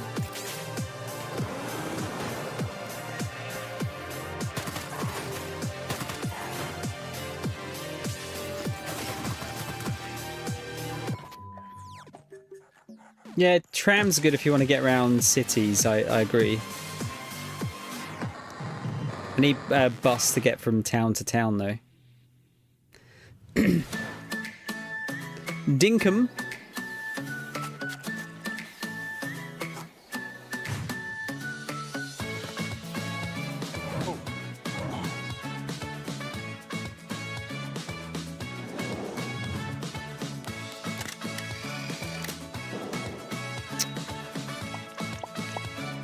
Indiana Jones had a weird retirement.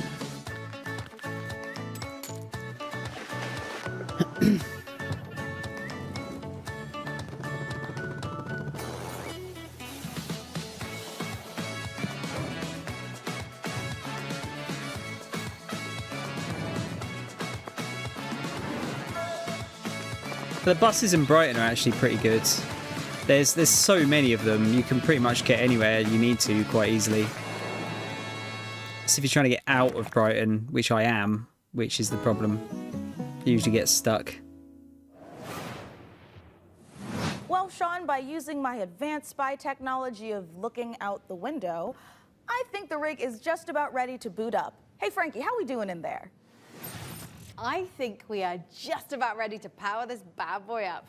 What do you think, J-Money? She's ready to roar. Sean, would you like to do the honors? Oh, you guys, I thought you'd never ask. Ugh. It's alive!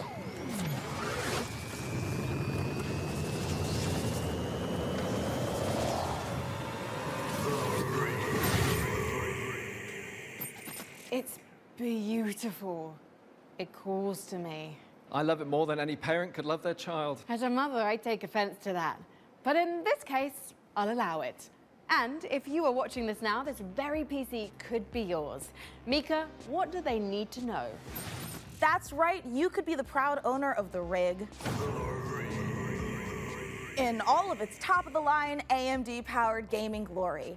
All you need to do is follow the link below and fill out the PC Gaming Show survey, and you will be entered in a chance to win. I mean, I'd like to enter myself, but I am public enemy #1 in 14 countries, and I'm not about to add another. So head on over to pcgamer.com/survey now. I eat 2 buses a Get your day, hat in Dream. the ring. Fucking hell. So our build might be finished, but we've still got more games to show. So let's take a look. Protect me from the evil within. Oh, we saw May the this. Lord protect me from the evil within. May the Lord Space protect me nuns. from the evil within. May the Lord protect me from the evil within. May the Lord protect me from the evil within. May the Lord protect me from the evil within. May the Lord protect me from the evil within. I'm quite lucky. There's pretty good transport links from where I am. More piss.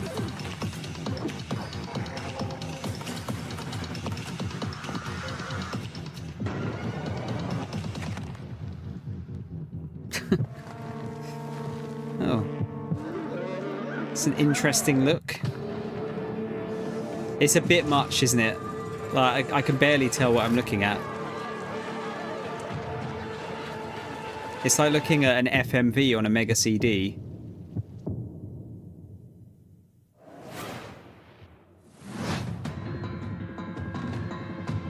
If you know, you know.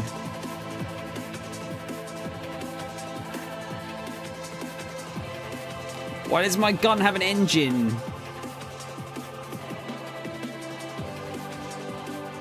I don't know if this music fits with this trailer.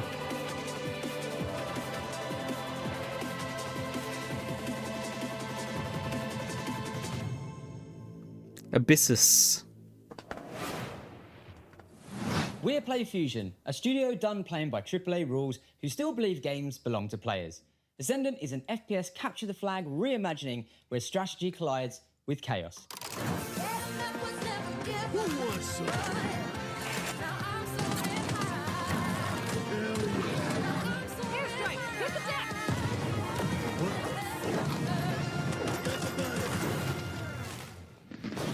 It's like Oh yeah, look, there's our ass for the stream. It's a pretty good one. It's a good one. Edmund McMillan of The Binding of Isaac. This year's Tyler Glale. Yeah. We're coming to you from Santa Cruz, California. Hometown. Number 1, this is not a wig. Yeah. Number 2, we got a game coming out soon. Yeah. Here's the trailer. That's a good head of hair. What seems to be going on with the little guy? Yeah, I think my cat's sick. Yeah, he's got a broken neck. He Uh. has horrible IBS. His mouth and one Oh, of this his is the cat with ears the are missing. 2 heads. His soul was removed by a Kandarian demon. What was that last He's one? taken a shotgun to the face a couple times. What? He's got rabies, I'm pretty sure, and he's made a deal with the devil. He was stabbed repeatedly in the neck, chest, face, and hair. He's incredibly dehydrated. He has depression. Who doesn't nowadays, right? He appears to have a conjoined twin. I don't really. He has a gambling addiction. He was probed by aliens. He was mauled by a large headless beast. His tail appears to be growing a head. He has ADHD. He got into a fight with a dog. Eugenics, coming to Steam February 10th, 2026. Magnificent games and a magnificent gaming PC that you could win. Once again, head over to pcgamer.com/survey for a chance to claim the rig. Mika, have you noticed that since powering her up, we've been hearing that annoying, super ominous voice? Yeah, kind of like we tore the very fabric of our plane of existence and brought through this terrifying unknown being drawn in by the awesome processing power of the rig. Oh, thank God it's not just me. No, it's not. And you know what? I know we shouldn't mess with whatever this is, but Adam, how you doing, man? Yeah, I feel it in my teeth. God, same. But okay, listen. The show's almost done, so let's finish strong and agree to stop we're messing nearly with whatever free of the cringe. Great idea. Let's close out the show the same way we began, with a trio of exclusive world premieres.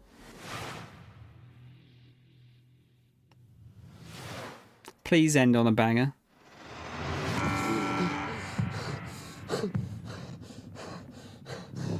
FMV game? Paul Mason, 34, former surgeon at Westwood Hospital. You've been brought here to perform a surgery.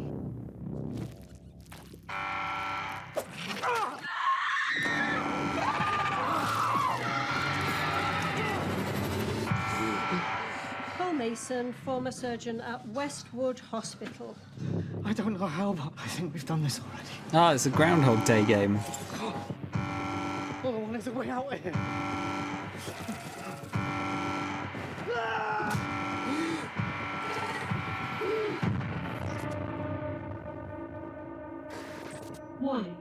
Plasma containment breach. Yeah, it's kind of like live action FMV games. I'm not always down for. But sci-fi horror makes it immediately more interesting.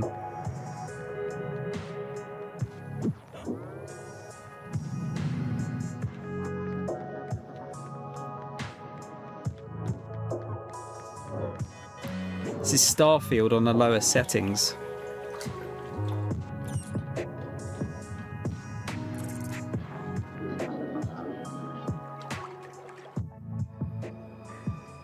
I kind of like the vibes of this one, actually.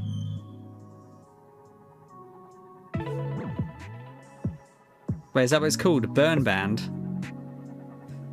Okay. Bizarre name.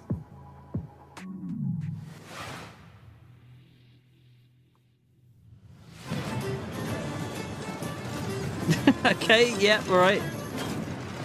Yep. Don't eat the sheep. This looks fun. This looks very fun. And satisfying.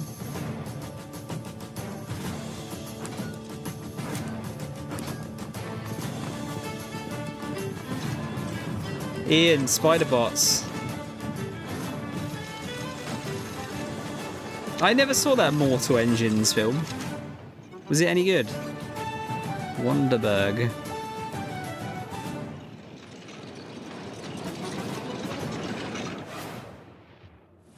What a spectacular show that was! The games, the rig, the gadgets, the non-lethal electrocutions, the thermal paste. Oh my god, the thermal paste. And speaking of gadgets, we've got time to show off one last little invention of ours. Oh, goody! Inside this keyboard is a hidden compartment for storing hand-encrypted messages, and I've left a special farewell message for the viewers. We have just got to crack it open. Yeah, I heard it didn't do very well, but that doesn't necessarily mean it's not good though.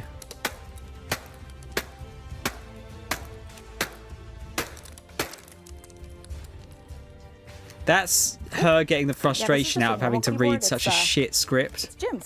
This whole show. Accounting. Poor guy can't catch a win, and this soon after the divorce? Oh, a reminder to everyone, thermal paste isn't food. No, too late. It's too late. Someone's fucking eating it. The rig. And thanks, of course, to all of you for tuning in. We'll have to work super hard to top this when the PC gaming show Most Wanted returns in December. Thanks for watching. See you in December, everyone.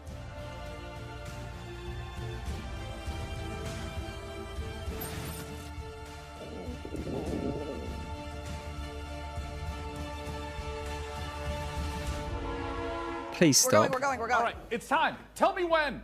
Oh god, outtakes great. Gaming show pre-show. Sorry, Dream. I'm exhausted from that. Trust me, you do not want to miss it. What the? It's been like this for like 2.5 hours, Adam. Oh, hi, Mum. I'm currently on set at the moment, building a PC. It's alive! You went like this. Yeah! It's alive. Oh. Shots for everyone. Mum, I'm currently on set building a PC. There it is. Oh, did you hear that? Jesus, Joe.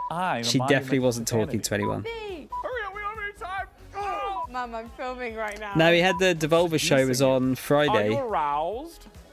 and it wasn't great. Whoa. There it is. During let's go back to the top. It wasn't like it used to be, let's put it that way. It's starting to hurt, my guy. I can hear you, and so can the rest of the crew that I'm currently filming with. Let's take a look at our next It was game. a little bit unhinged, but it was only to do with That's a one good- game, that's so a it was good like take. 10 minutes long. There.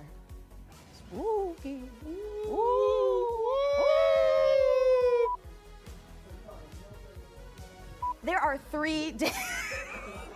12 p.m. Pacific for...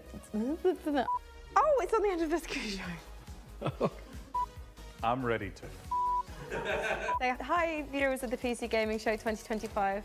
Hello. Let's just get ready. there it is. I was saying Professor X is looking different nowadays. That might have been my greatest take of all time.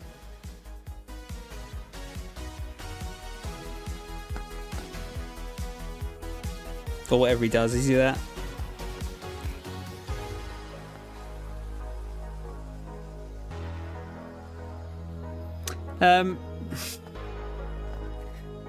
Yeah. Yeah. What can we say? What can we say? Let's chuck a bit of tunes on.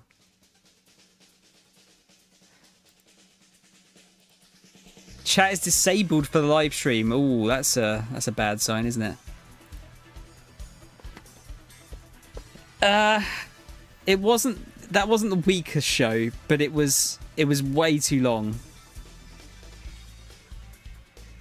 But that's always the case. The PC ones have always been way too long. They did show some good stuff off. That's why it's not the worst, but they just stop the humor, just show the fucking games. There wasn't even that much of it this year. There was quite a lot, but there was maybe only like 10-15 minutes of shit humor. But yeah, just show the games. And be like 45 minutes shorter. Just be like an hour.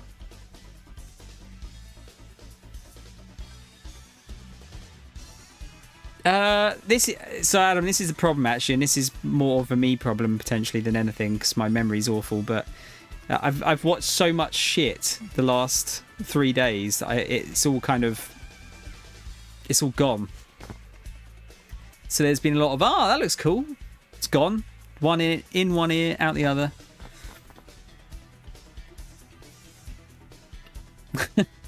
But no, that was okay. Probably like it's just average. It's just average. There's like I said, there's some stuff in there. There was a lot of stuff that I just don't enjoy. I don't care about. So obviously that's gonna depend on what you enjoy playing. But they're just too long. I kind of just get a bit exhausted. Like the Xbox one was what? That was 60, it's like 70 minutes, and it was just packed full of stuff. This one's a bit too bulky.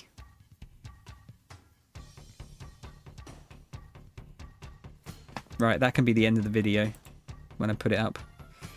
Let's go back here. Miku in Sonic, though. Yeah, I mean, I was saying the other day, Adam, it kind of makes sense though, because Sega deal with a lot of the Miku stuff in Japan. Like they do a lot of the merch. They've made a couple of the games as well. So it makes sense, that crossover. Minecraft makes sense just because it's Minecraft and people might just buy it because of Minecraft.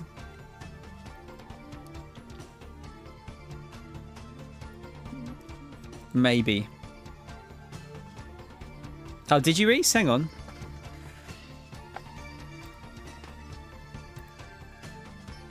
Let's pause that a minute. There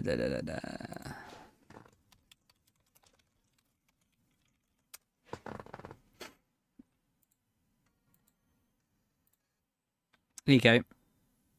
Let's go back here a minute.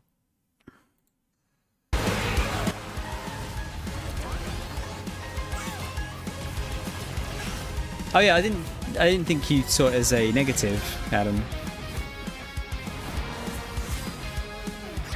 Yeah, that's probably a good idea, Dream. If I wasn't sort of waffling on here, I'd probably do that myself.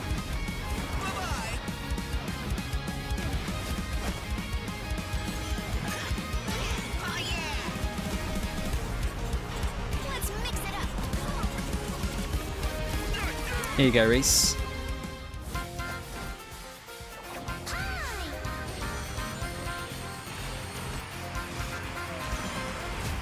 And then Ichiban.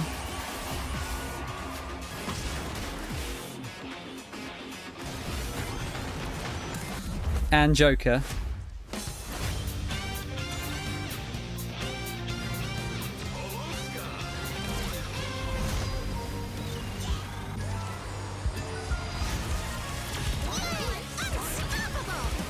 And then they added Minecraft characters as well. I did see that. Oh, they got it here. There you go.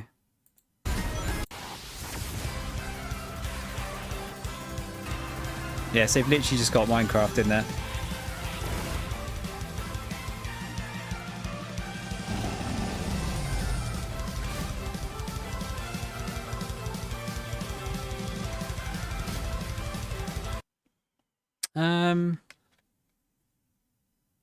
Is the Joker blue shell animation a self-headshot? That's the wrong persona, Adam, but good reference.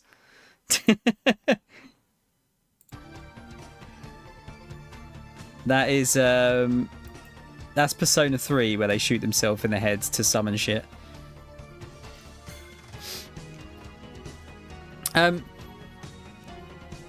Yeah. What did you guys think overall of the Summer Game Fest? I think it's... Sorry, I always want to go like E3. It was not the best year, I'd say. I don't know what my favourites things. I thought that Expanse game they showed yesterday looked good.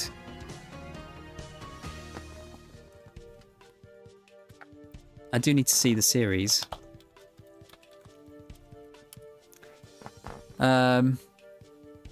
I think the Owlcat stuff's usually pretty good, isn't it? But it's a very different game to what they usually make. What I could see.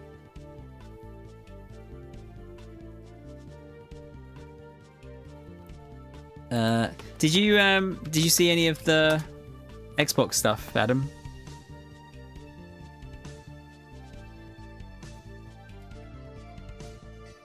There's some interesting games in there. They finished with the shittest reveal ever though. It's like, oh, Black Ops 7. Great. So good.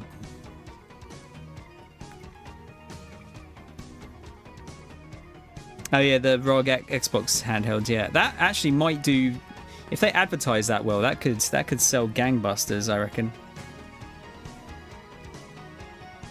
I know Owlcat made Pathfinder, didn't they? I think. Black Ops 7 Crimson Butterfly. Come on, Dream. Stop it.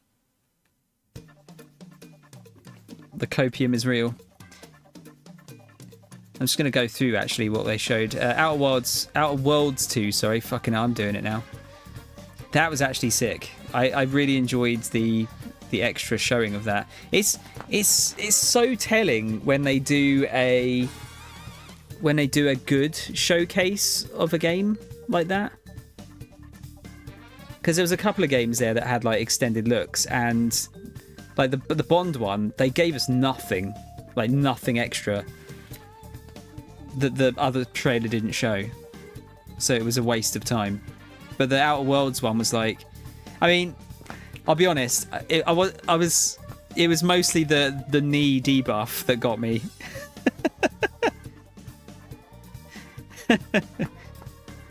So for Adam and other people that might have missed it, one of the debuffs they've built into Outer Worlds 2 is a bad knee debuff. So you can move quicker when you're crouched, but when you get up, your knees crack and you alert everyone around you. So there's a buff and a debuff. But it got me. That tickled me. There's one where you look into the sun. I forget what the buff was, but it means your vision is like fucking super blurred. An acid reflux debuff too. Well, like if you eat too much stuff or something. Like if you do a Skyrim and like eat like 17 wheels of cheese, then you get like lactose intolerance or something. I mean, the rest, yeah. God, that, you know, we've sort of reached the bottom of the barrel if we ever got a knee simulator. So yeah, Outer Worlds 2 look good. High on Life 2, I'll play it. I'd play that because I did like the first one. It's just the comedy wore a bit thin by the end of the game. The constant waffling. And then, yeah, Resonance of Plague Tale Legacy. Thankfully, that was the only, apart from, well, kind of Persona, Resonance of Plague Tale Legacy was the only thing that got spoiled before the showcase. But yeah, it's just, I don't know how it related to Plague Tale, because there wasn't any rats, unless there's something in the second game that kind of extends to this somehow. If you eat people on DayZ, you start laughing randomly. Oh, really? You got the lactose intolerance debuff, Dream. Same. Probably not to a high degree though, because I can still eat chocolate and stuff. Nom nom nom.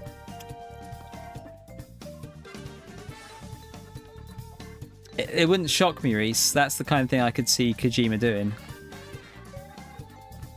Oh, the reflux debuff. Okay. Chocolate.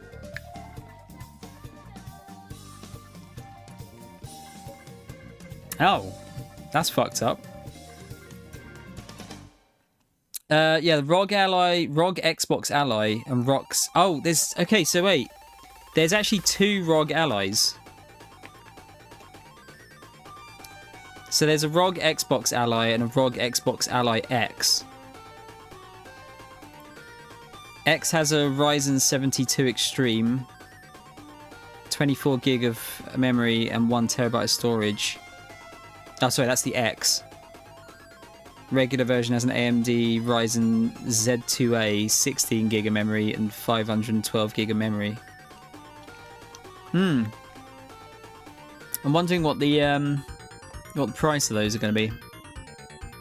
Is there ROG X right now?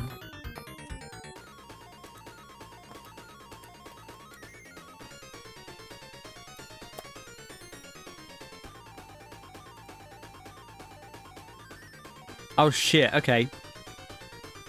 So a ROG Ally currently, a ROG Ally X, is like 800 quid. How much is a normal ROG Ally? A normal ROG Ally is 450 quid.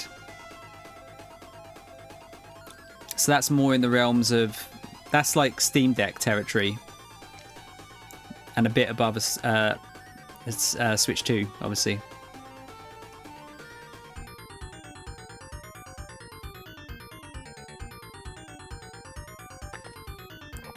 It is pricey, but I think, like, depending on how...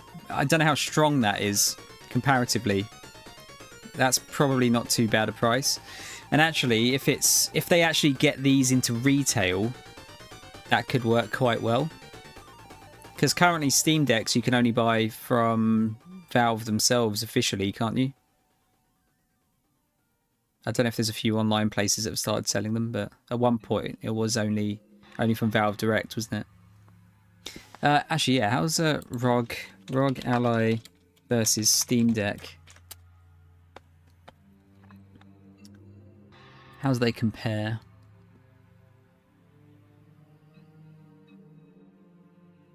Oh, so ROG Ally is like way stronger.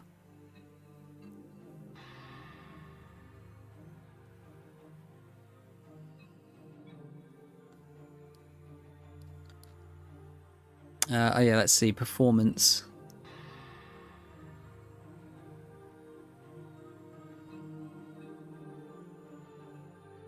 Yeah, see, it's funny.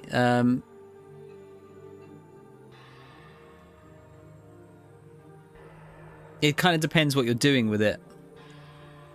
It's like a ROG Ally, if you run it at 720p,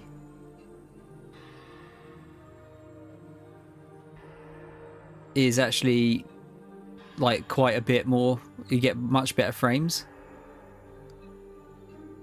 But if you try and run it, because it's got a 1080p screen, the Ally, you try and do that, it kind of it's usually worse off than the Steam Deck running at 800p.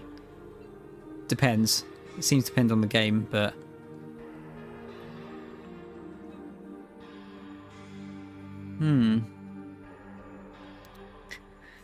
okay, I mean, that's interesting. I'm kind of intrigued by a machine that can play everything.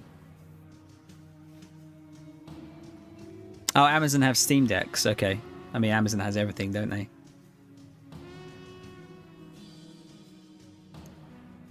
Oh yeah, is it? What does it actually have as far as graphics goes?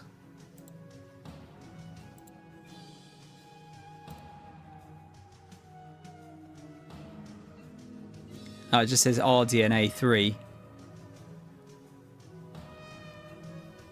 So it probably doesn't use DLSS. It's going to be FSR, wouldn't it?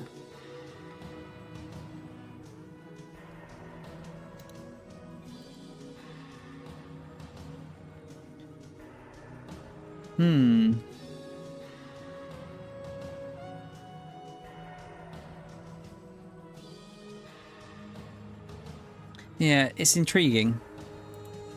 The Switch 2 is very nice, though, by the way. No, FSR isn't bad. The new FSR is good. FSR 4, is it, I think? It's like, it's getting closer to DLSS. The older FSRs are not super good. Comparatively. Oh, yeah. Yeah, they said that Silk Song is coming out this year as part of the ROG Xbox Ally reveal. They just kind of pushed it out there. Then they showed, was it Blood of the Dawnwalker? That was kind of like you're a vampire, but it kind of looked like Witcher, but you're a vampire. That could be alright. Meat Boy 3D, that looks neat. Ninja Gaiden 4, looks like Ninja Gaiden. Indiana Jones DLC, yes please, get in my eyes. Beast of Reincarnation was interesting. It's Game Freak. I mean, I'm kind of intrigued to see what Game Freak can do when they're not in the Pokemon mines. Because they have made a couple of games outside of Pokemon, but I think they've been a bit like hit and miss.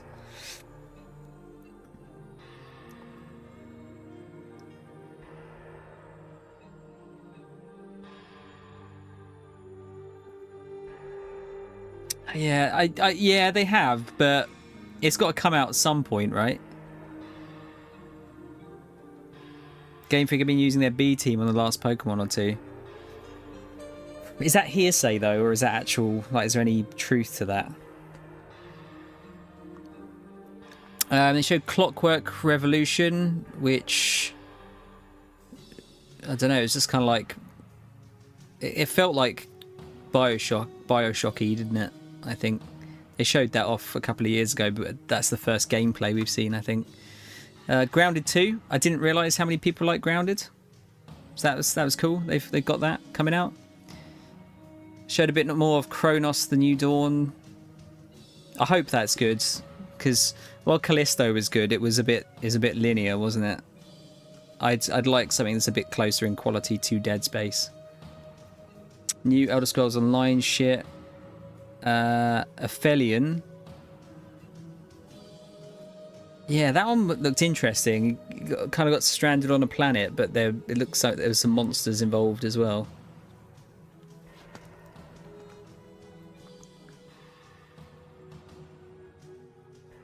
Right, okay. Yeah, you can't tell what's real or not anymore, can you? Like, and it sounds bad to say A and B team as well.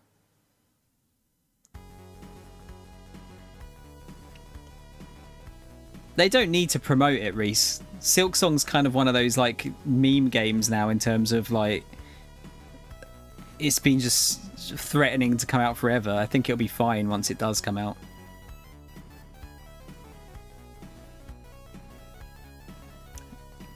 No, I think they are good devs, Stream. They're just unfortunately not given the time and or resources to make Pokemon as good as it could be.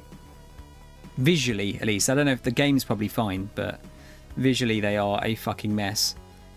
And it's not helped by the Switch being pretty old at this point either. Wait, what's PLA? Oh, they're not. The games aren't fine. Okay. Yeah, that's the thing. I've never really enjoyed the. Oh, Arceus. Yeah, see, I know everyone liked Arceus. Whenever I ask people when they come in the shop, they seem to like that one the most. But I just never got on with them. Prince of Egypt, Shrek were A and B teams. Shrek was punishment if you were doing bad while working on Prince of Egypt. Fun fact. Really? Is that an actual fact? Prince of Egypt's a fucking masterpiece. But I still feel they want to show some gameplay and such. I honestly don't think they need to. I mean, there was a bit of gameplay there, Reese, but that is one of those games. It's like a GTA in a way. It's like mythical. They could just release it whenever and it will just sell 70 bajillion copies. It's almost like delaying it has become free advertisement.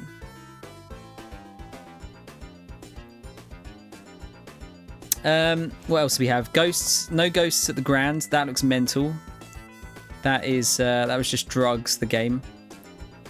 New update to Asian mythology. Mudang 2 Hearts. I wasn't totally convinced by that. The gunplay looked a bit odd. It didn't seem to have like much of an impact. If that's, hang on, I need to rewatch it. Let's have a quick look at it again. Just see if I'm going mad.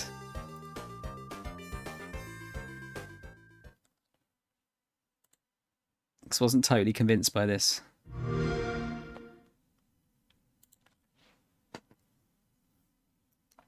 Like, it feels a bit off.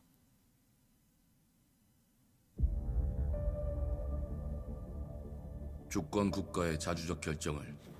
we're not getting any subtitles this time. 만약 이 결정이 패권 국가의 특정 정치 집단에 이익을 저해한다면 당신의 특정 행동이 Oh, interesting, Adam. Yeah, I've never heard of that before. 반대로 누군가는 당신의 의사결정에 영향을 주려 한다는 것을 인지할 때 자신만의 온전한 입장을 세울 수 있지 않을까? 당신의 입장은 온전한 본인의 판단인가? 그렇게 믿고 있거나 믿고 싶을 뿐. I mean, graphically, this is very impressive.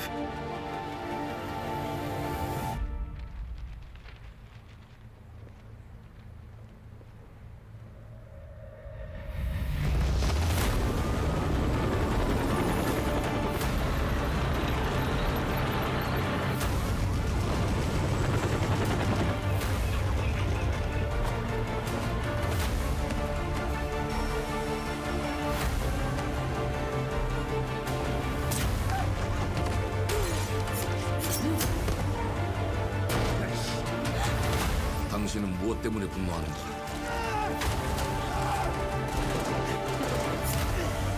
Yeah, I don't know, there's just something about it just feels a bit off. 당신의 분노는 스스로 결정한 것인가?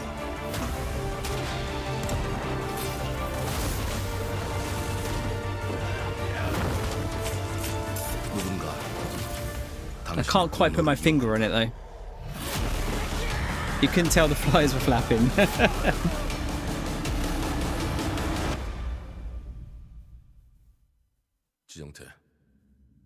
지정태. It looks great. I'm just not convinced. The gameplay seems a bit off.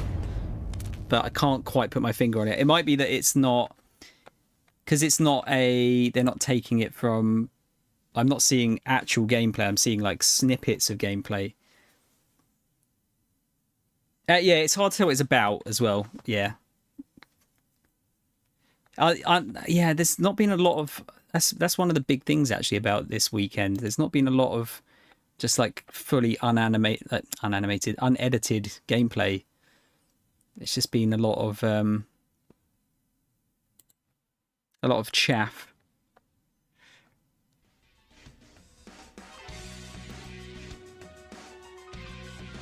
Sorry, what's the stream? I think the issue with Silksong is a lot of people are losing their hype for it because it's oh no news again. Like, just be a bit more transparent about it. I don't have to say much, just say something about where they're at with things. I've seen multiple big fans go, I just don't care. I get it. I do get it. They should be more transparent. But I this is a conspiracy theory on my behalf. But at this point, I honestly think they can do whatever they want, and that game will just sell regardless. It's kind of a shitty way of doing it, but they are gonna be fine. I don't know if it is a small team. I'm not gonna play anything else, Mol. No.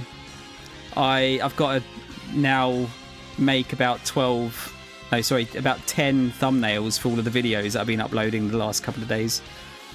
Actually, one thing I do need to check.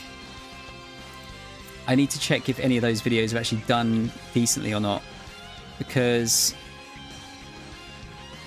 I will be honest, and you guys might sort of understand that this is why I will be doing this.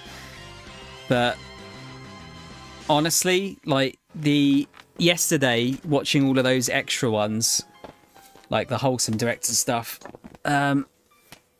it was like 90% a waste of time for me in terms of like stuff I wanted to play. So I don't know if I want to do those every year. And honestly, the PC gaming one a minute ago just fucking exhausted me as well. I'm wondering if like I should just do the big ones and then just use the extra time to play games. It might be a better way of doing it, I think. But then there's always that like thing in the back of my head that says, oh, if I do watch it, if I don't watch it, then something good will be there. But I don't know if it's worth watching like an hours long showcase just for one game.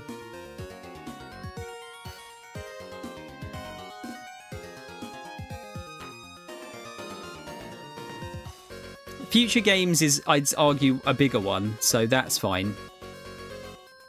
So like this week, ideally, would have been Summer Games Fest, Future Game Show, and then the Xbox one. I think those three would have been fine just to watch by themselves.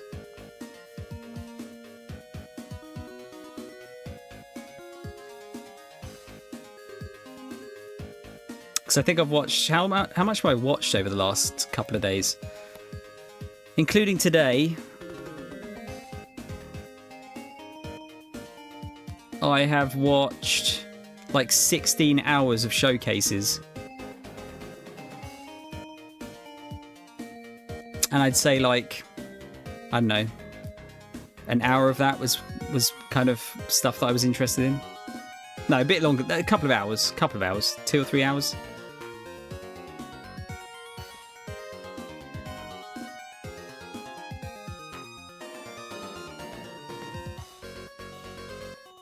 Yeah, no, that's fair, Dream. It's just from I mean, if people are enjoying it, that's different, you know. But I haven't necessarily enjoyed them as much this year.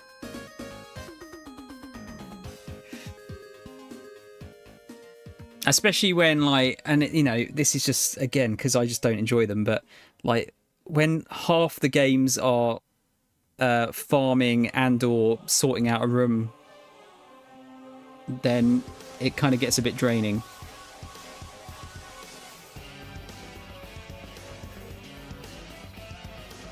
I liked that they were short. That was one thing. Saying that, I'm pretty sure I had this discussion last year, and I have watched them this year, so I've already gone back on what I said last year. Oh, fucking hell. Like, I'm just having a look now, and I know it doesn't really matter about numbers and stuff, but like, I'm just about to make some thumbnails for these videos that have gone up, and the Summer Game Fest video has had 4 views. Day of the Devs has had 3. Wholesome Directors had 2. Women-led Games has had 0. Latin American Games has had 3. Southeast Asian Games has had 2. Future Game Show's done 5. And Frosty Games Fest has had 0.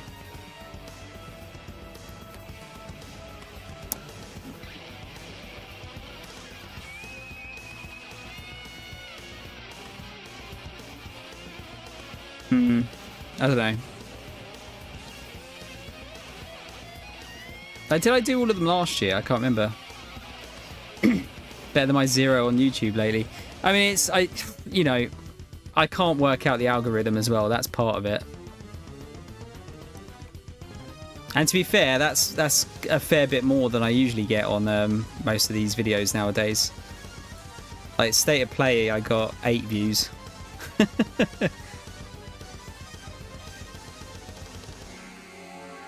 Yeah, it's just like I'm trying to like feel.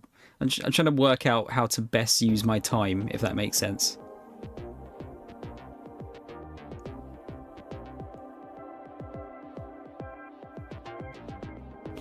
I actually did, the best thing I did was shorts. So over the last couple of days, I've just been picking like my actual best reactions from the last few days. So like I've done a Marvel Tokon one, Romeo is Dead, Mortal Shell 2 one, and a Sonic Crossworlds one. And I'll probably do another one a bit later. But those last 3 have got over. One of them's got 2 of them got 1,700 views, and another one's got 1,400 views.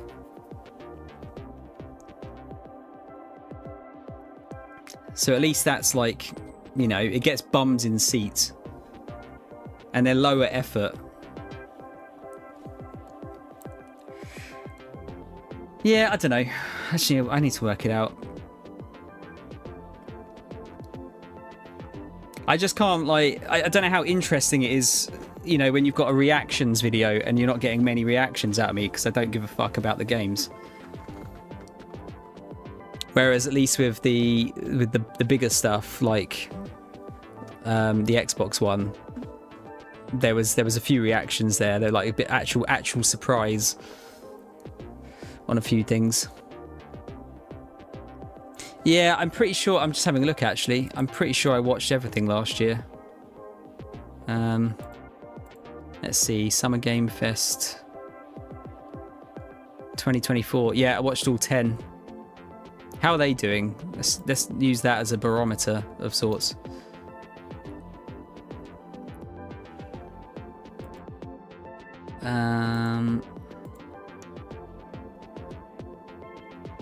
Oh shit, okay. Right, so Ubisoft Forward has got 5 views in 11 months. Good job, Ubisoft.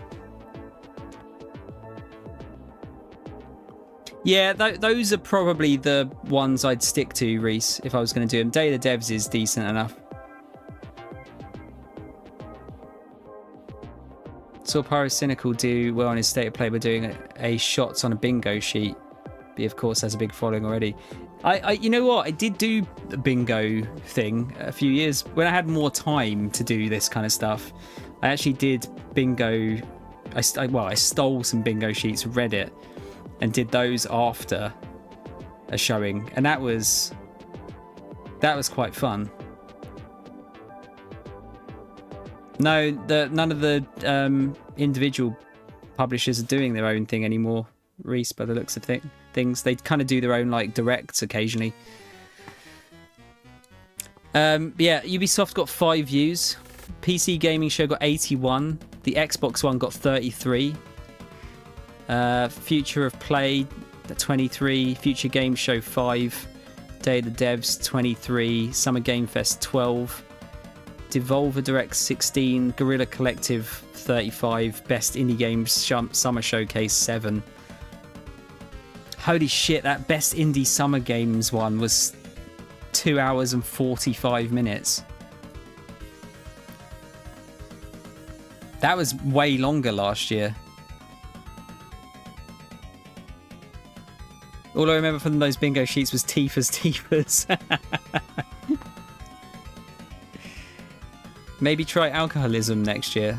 I mean, that would get some views, wouldn't it? It would get some reactions as well.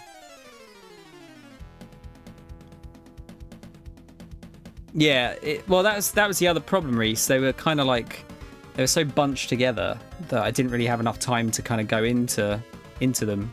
Like usually with these kind of things, I like to go back and then like kind of scroll through the video and see what there was. There wasn't a chance to this time.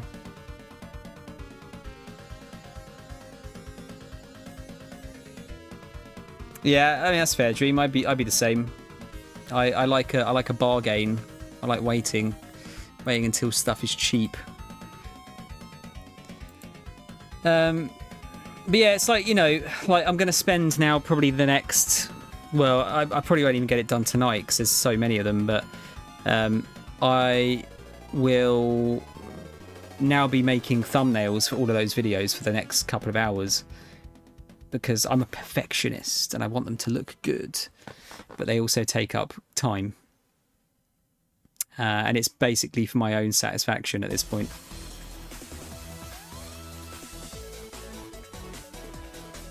But that's a me problem.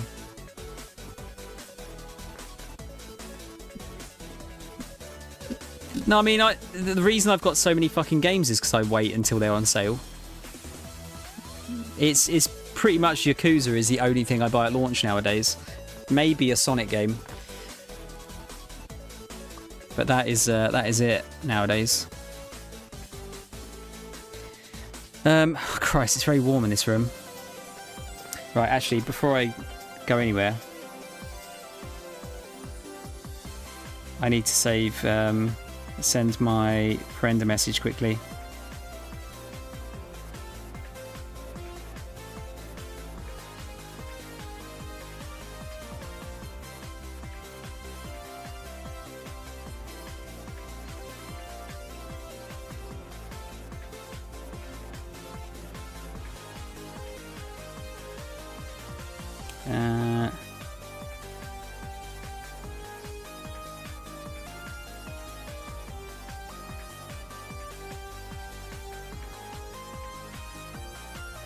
It's just that's regards to anime night tomorrow night. Me and my mate, we're gonna try and go to have a drink, but days clashed. So, am I gonna be available to message after stream? Yeah, maybe not immediately because I want to get the uploads of the videos sorted first, like get them going, so I can then just concentrate on doing the thumbnails because I faff around otherwise.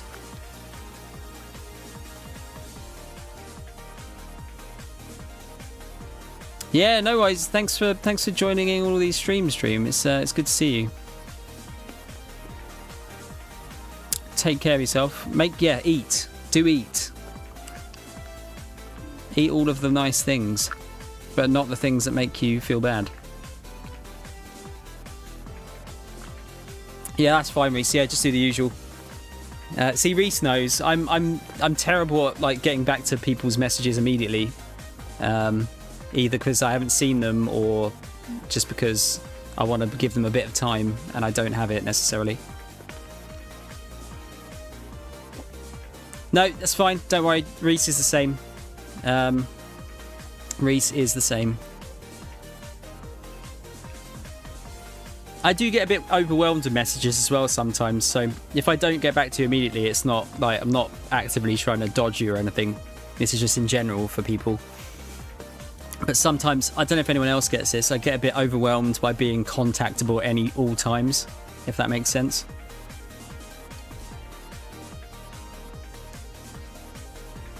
It's especially bad when it's like between different things. Like I can kind of do WhatsApp and Discord, but you know, when it comes to like Adam's, I feel bad for Adam because Adam always sends me shit on like Instagram and stuff, and I'll look at it once in like 6 months. But I think Adam's realised now, haven't you, Adam?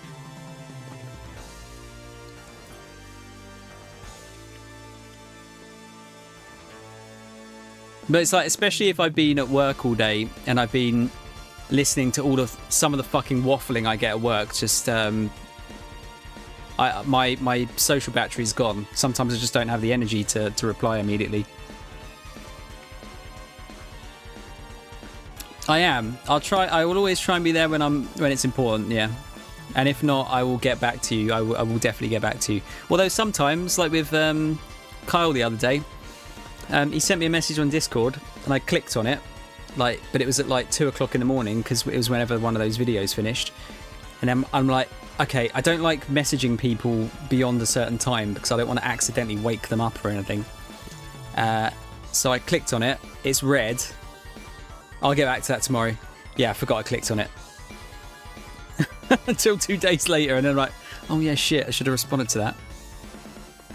It's awful, honestly. It's really bad.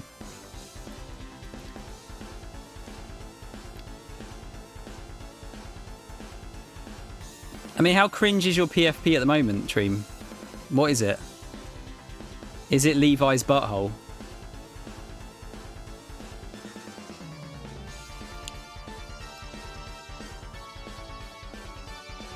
Okay, Adam, as long as you know it doesn't mean I don't love you.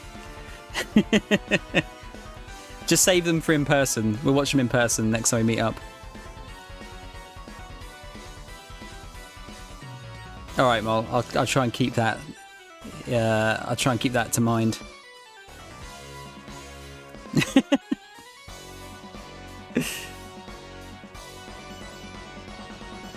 Okay, that's cool. Peter Steele looking fabulous. Wait, who's Peter Steele again? Peter Steele. Oh, okay.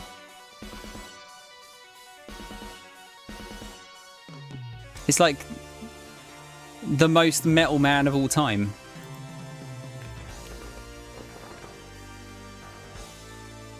You're behind on Hannah's memes, in fairness. God, how many of them are there? Christ. Jesus. He's 6'8". Fucking hell. He's like if Moist Critical just went to the gym and was like, I don't know how tall he is, but if he was like way taller.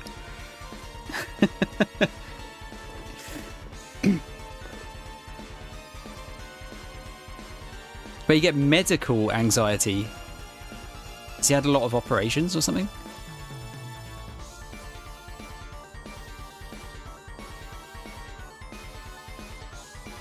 No, honestly, Crow, don't worry. Just send me messages whenever. Just as long as you don't expect a message straight away, then you're all good.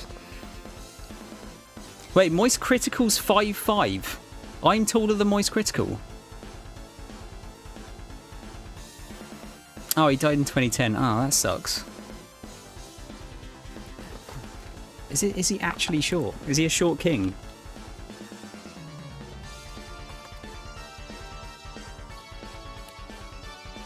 He's 5'6". He's like my height.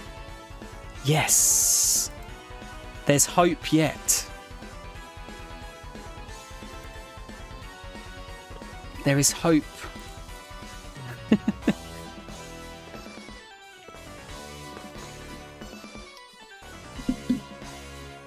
Right, guys.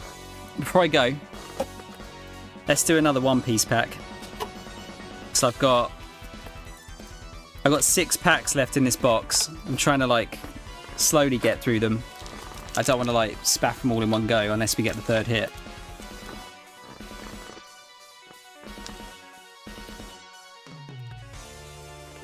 Yeah, 5'6". What a brilliant man. Have I got a 6-pack? No, I definitely don't. At the moment, I've got a fucking 1-pack beer belly. Unfortunately, I'm finding that the older I get, the harder it is to keep the weight out of certain places. Right. We got My Skeena Olga.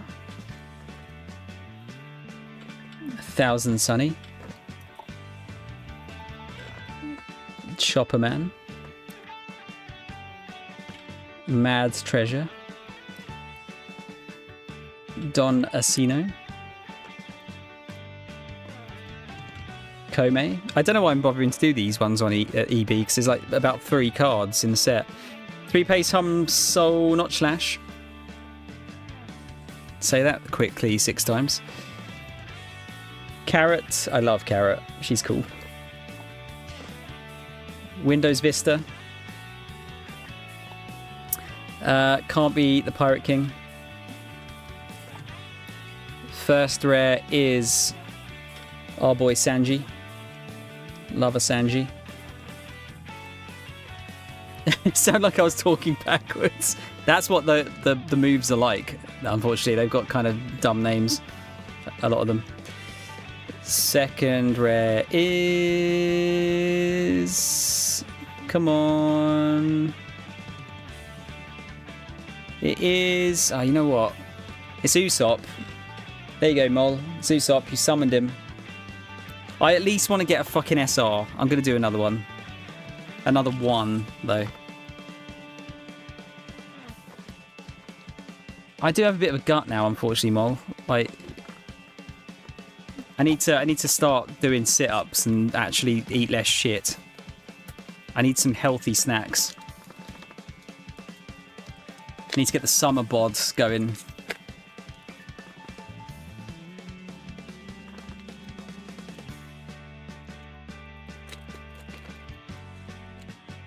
Come to the gym with you.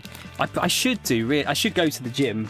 I do want to like strengthen myself. It's kind of getting to that point where, like, especially my knees, they've been better recently, but I think half the problem is my my legs aren't strong enough. We could do a sport together. Yeah, I don't know what we could do. We could have tennis or something. Karu? I'm a bit self-conscious about going to the gym, I suppose, like if I'm being serious about it. I'm not doing MMA, fuck off. Gaimon? Crocodile? Olga again? Bluno? Oh, talking of One Piece, by the way, today's episode fucking ruined me again. Grandpa Ryu? Cloven Rose Blizzard? Hilden? Kome? Busted Usopp? First rare is Nami Dearest. We can do LARPing. I'm not firing magic missiles at people. Second rare is... Please be at least an SR. Come on. Please. It's an SR. Okay. We got... Oh, we got Titty Yamato. Yes. Yeah. Okay. I don't think I had that one, so that's good. So I feel like some of these EB SRs are going to be a pain to get. All right, I feel better now. Although I'm getting nervous as if this is going to be a 2-hit box because we've only got 5 packs left. I'm going to have to have a 2-pack box at some point. And actually, I got a very good card out of this, so I shouldn't be that bothered. But it's a rough one, Crow. It is a rough one. Yeah, I guess like I it's knowing what to do, Adam, as well. Like, because I don't want to be like have like super hench arms and like shit legs. I just want to get a bit stronger, I think.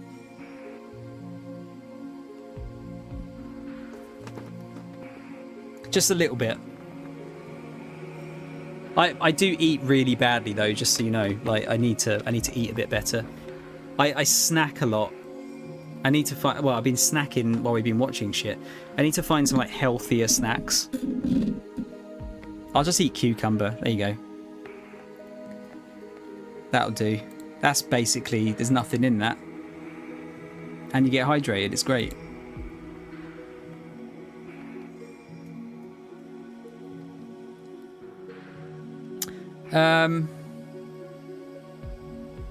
Is it the thing that happens when the other thing happened because of the first thing that happened? Are we taking the piss out of me not remembering names of people? Yeah, go on, Dream. Get out of here while you can. Enjoy your food. Speak to you soon.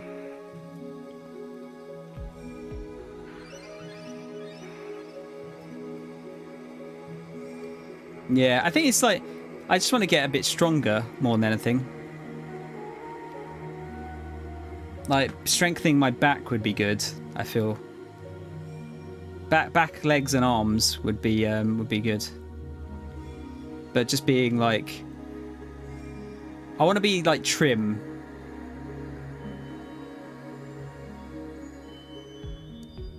That's your new way of speaking spoiler free. It's so spoiler free. I don't know what the fuck you're talking about. No, it was I mean, it was just, you know where it's at. It's just more of that, basically.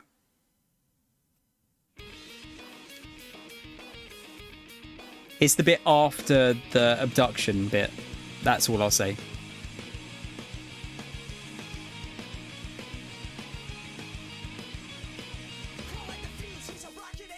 Yeah, I just want to be like a bit more stronger and toned, I feel. I don't want to get like massive. Come out looking like fucking Arnie.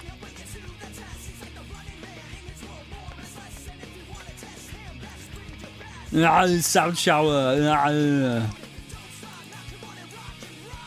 Right, guys, I'm going to send you over to someone. Let's see who's on that we can visit.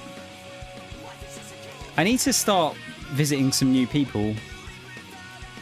I haven't really had the chance to kind of make new stream friends. I might send you over to Monolith, actually. Mono's playing... He's playing FF10. He's trying to play all of the Final Fantasies in order. He's on like the 24th one. Thing is, Reese, I don't have the chance to really stick around. I'm going to stick around to say hello to Mono for a little bit, but I don't want to like jump into someone new stream and then fuck off. Yes, we're going to see Mono. Mono's super awesome. He's one of those streamers that I've known for years, but I don't often get to see him because we stream at much different times. But yeah, he's super cool. He's in a metal band, and he's Australian, so he's rad. He likes all the swear words. Don't swear at him though. Like, don't go into his stream swearing. I might give the wrong impression. But he'd probably be alright. But we're going to say hello to Mono. Guys, thank you for watching over the last couple of days. It's very, very boring watching these by myself. On stream, obviously. So it's thank you for being here and keeping me company. Anime night is going ahead tomorrow night now. I've rescheduled my drinking session with my work colleague. We're going to do that when it's a bit nicer. As a result, I'm going to try and get on tomorrow afternoon to do some more Stella Blade just before anime night. So might get like 3 or 4 more hours in. And then, yeah, we'll go from there. Cool. Guys, thanks very much. Take care of yourself tonight, and I'll hopefully see you tomorrow.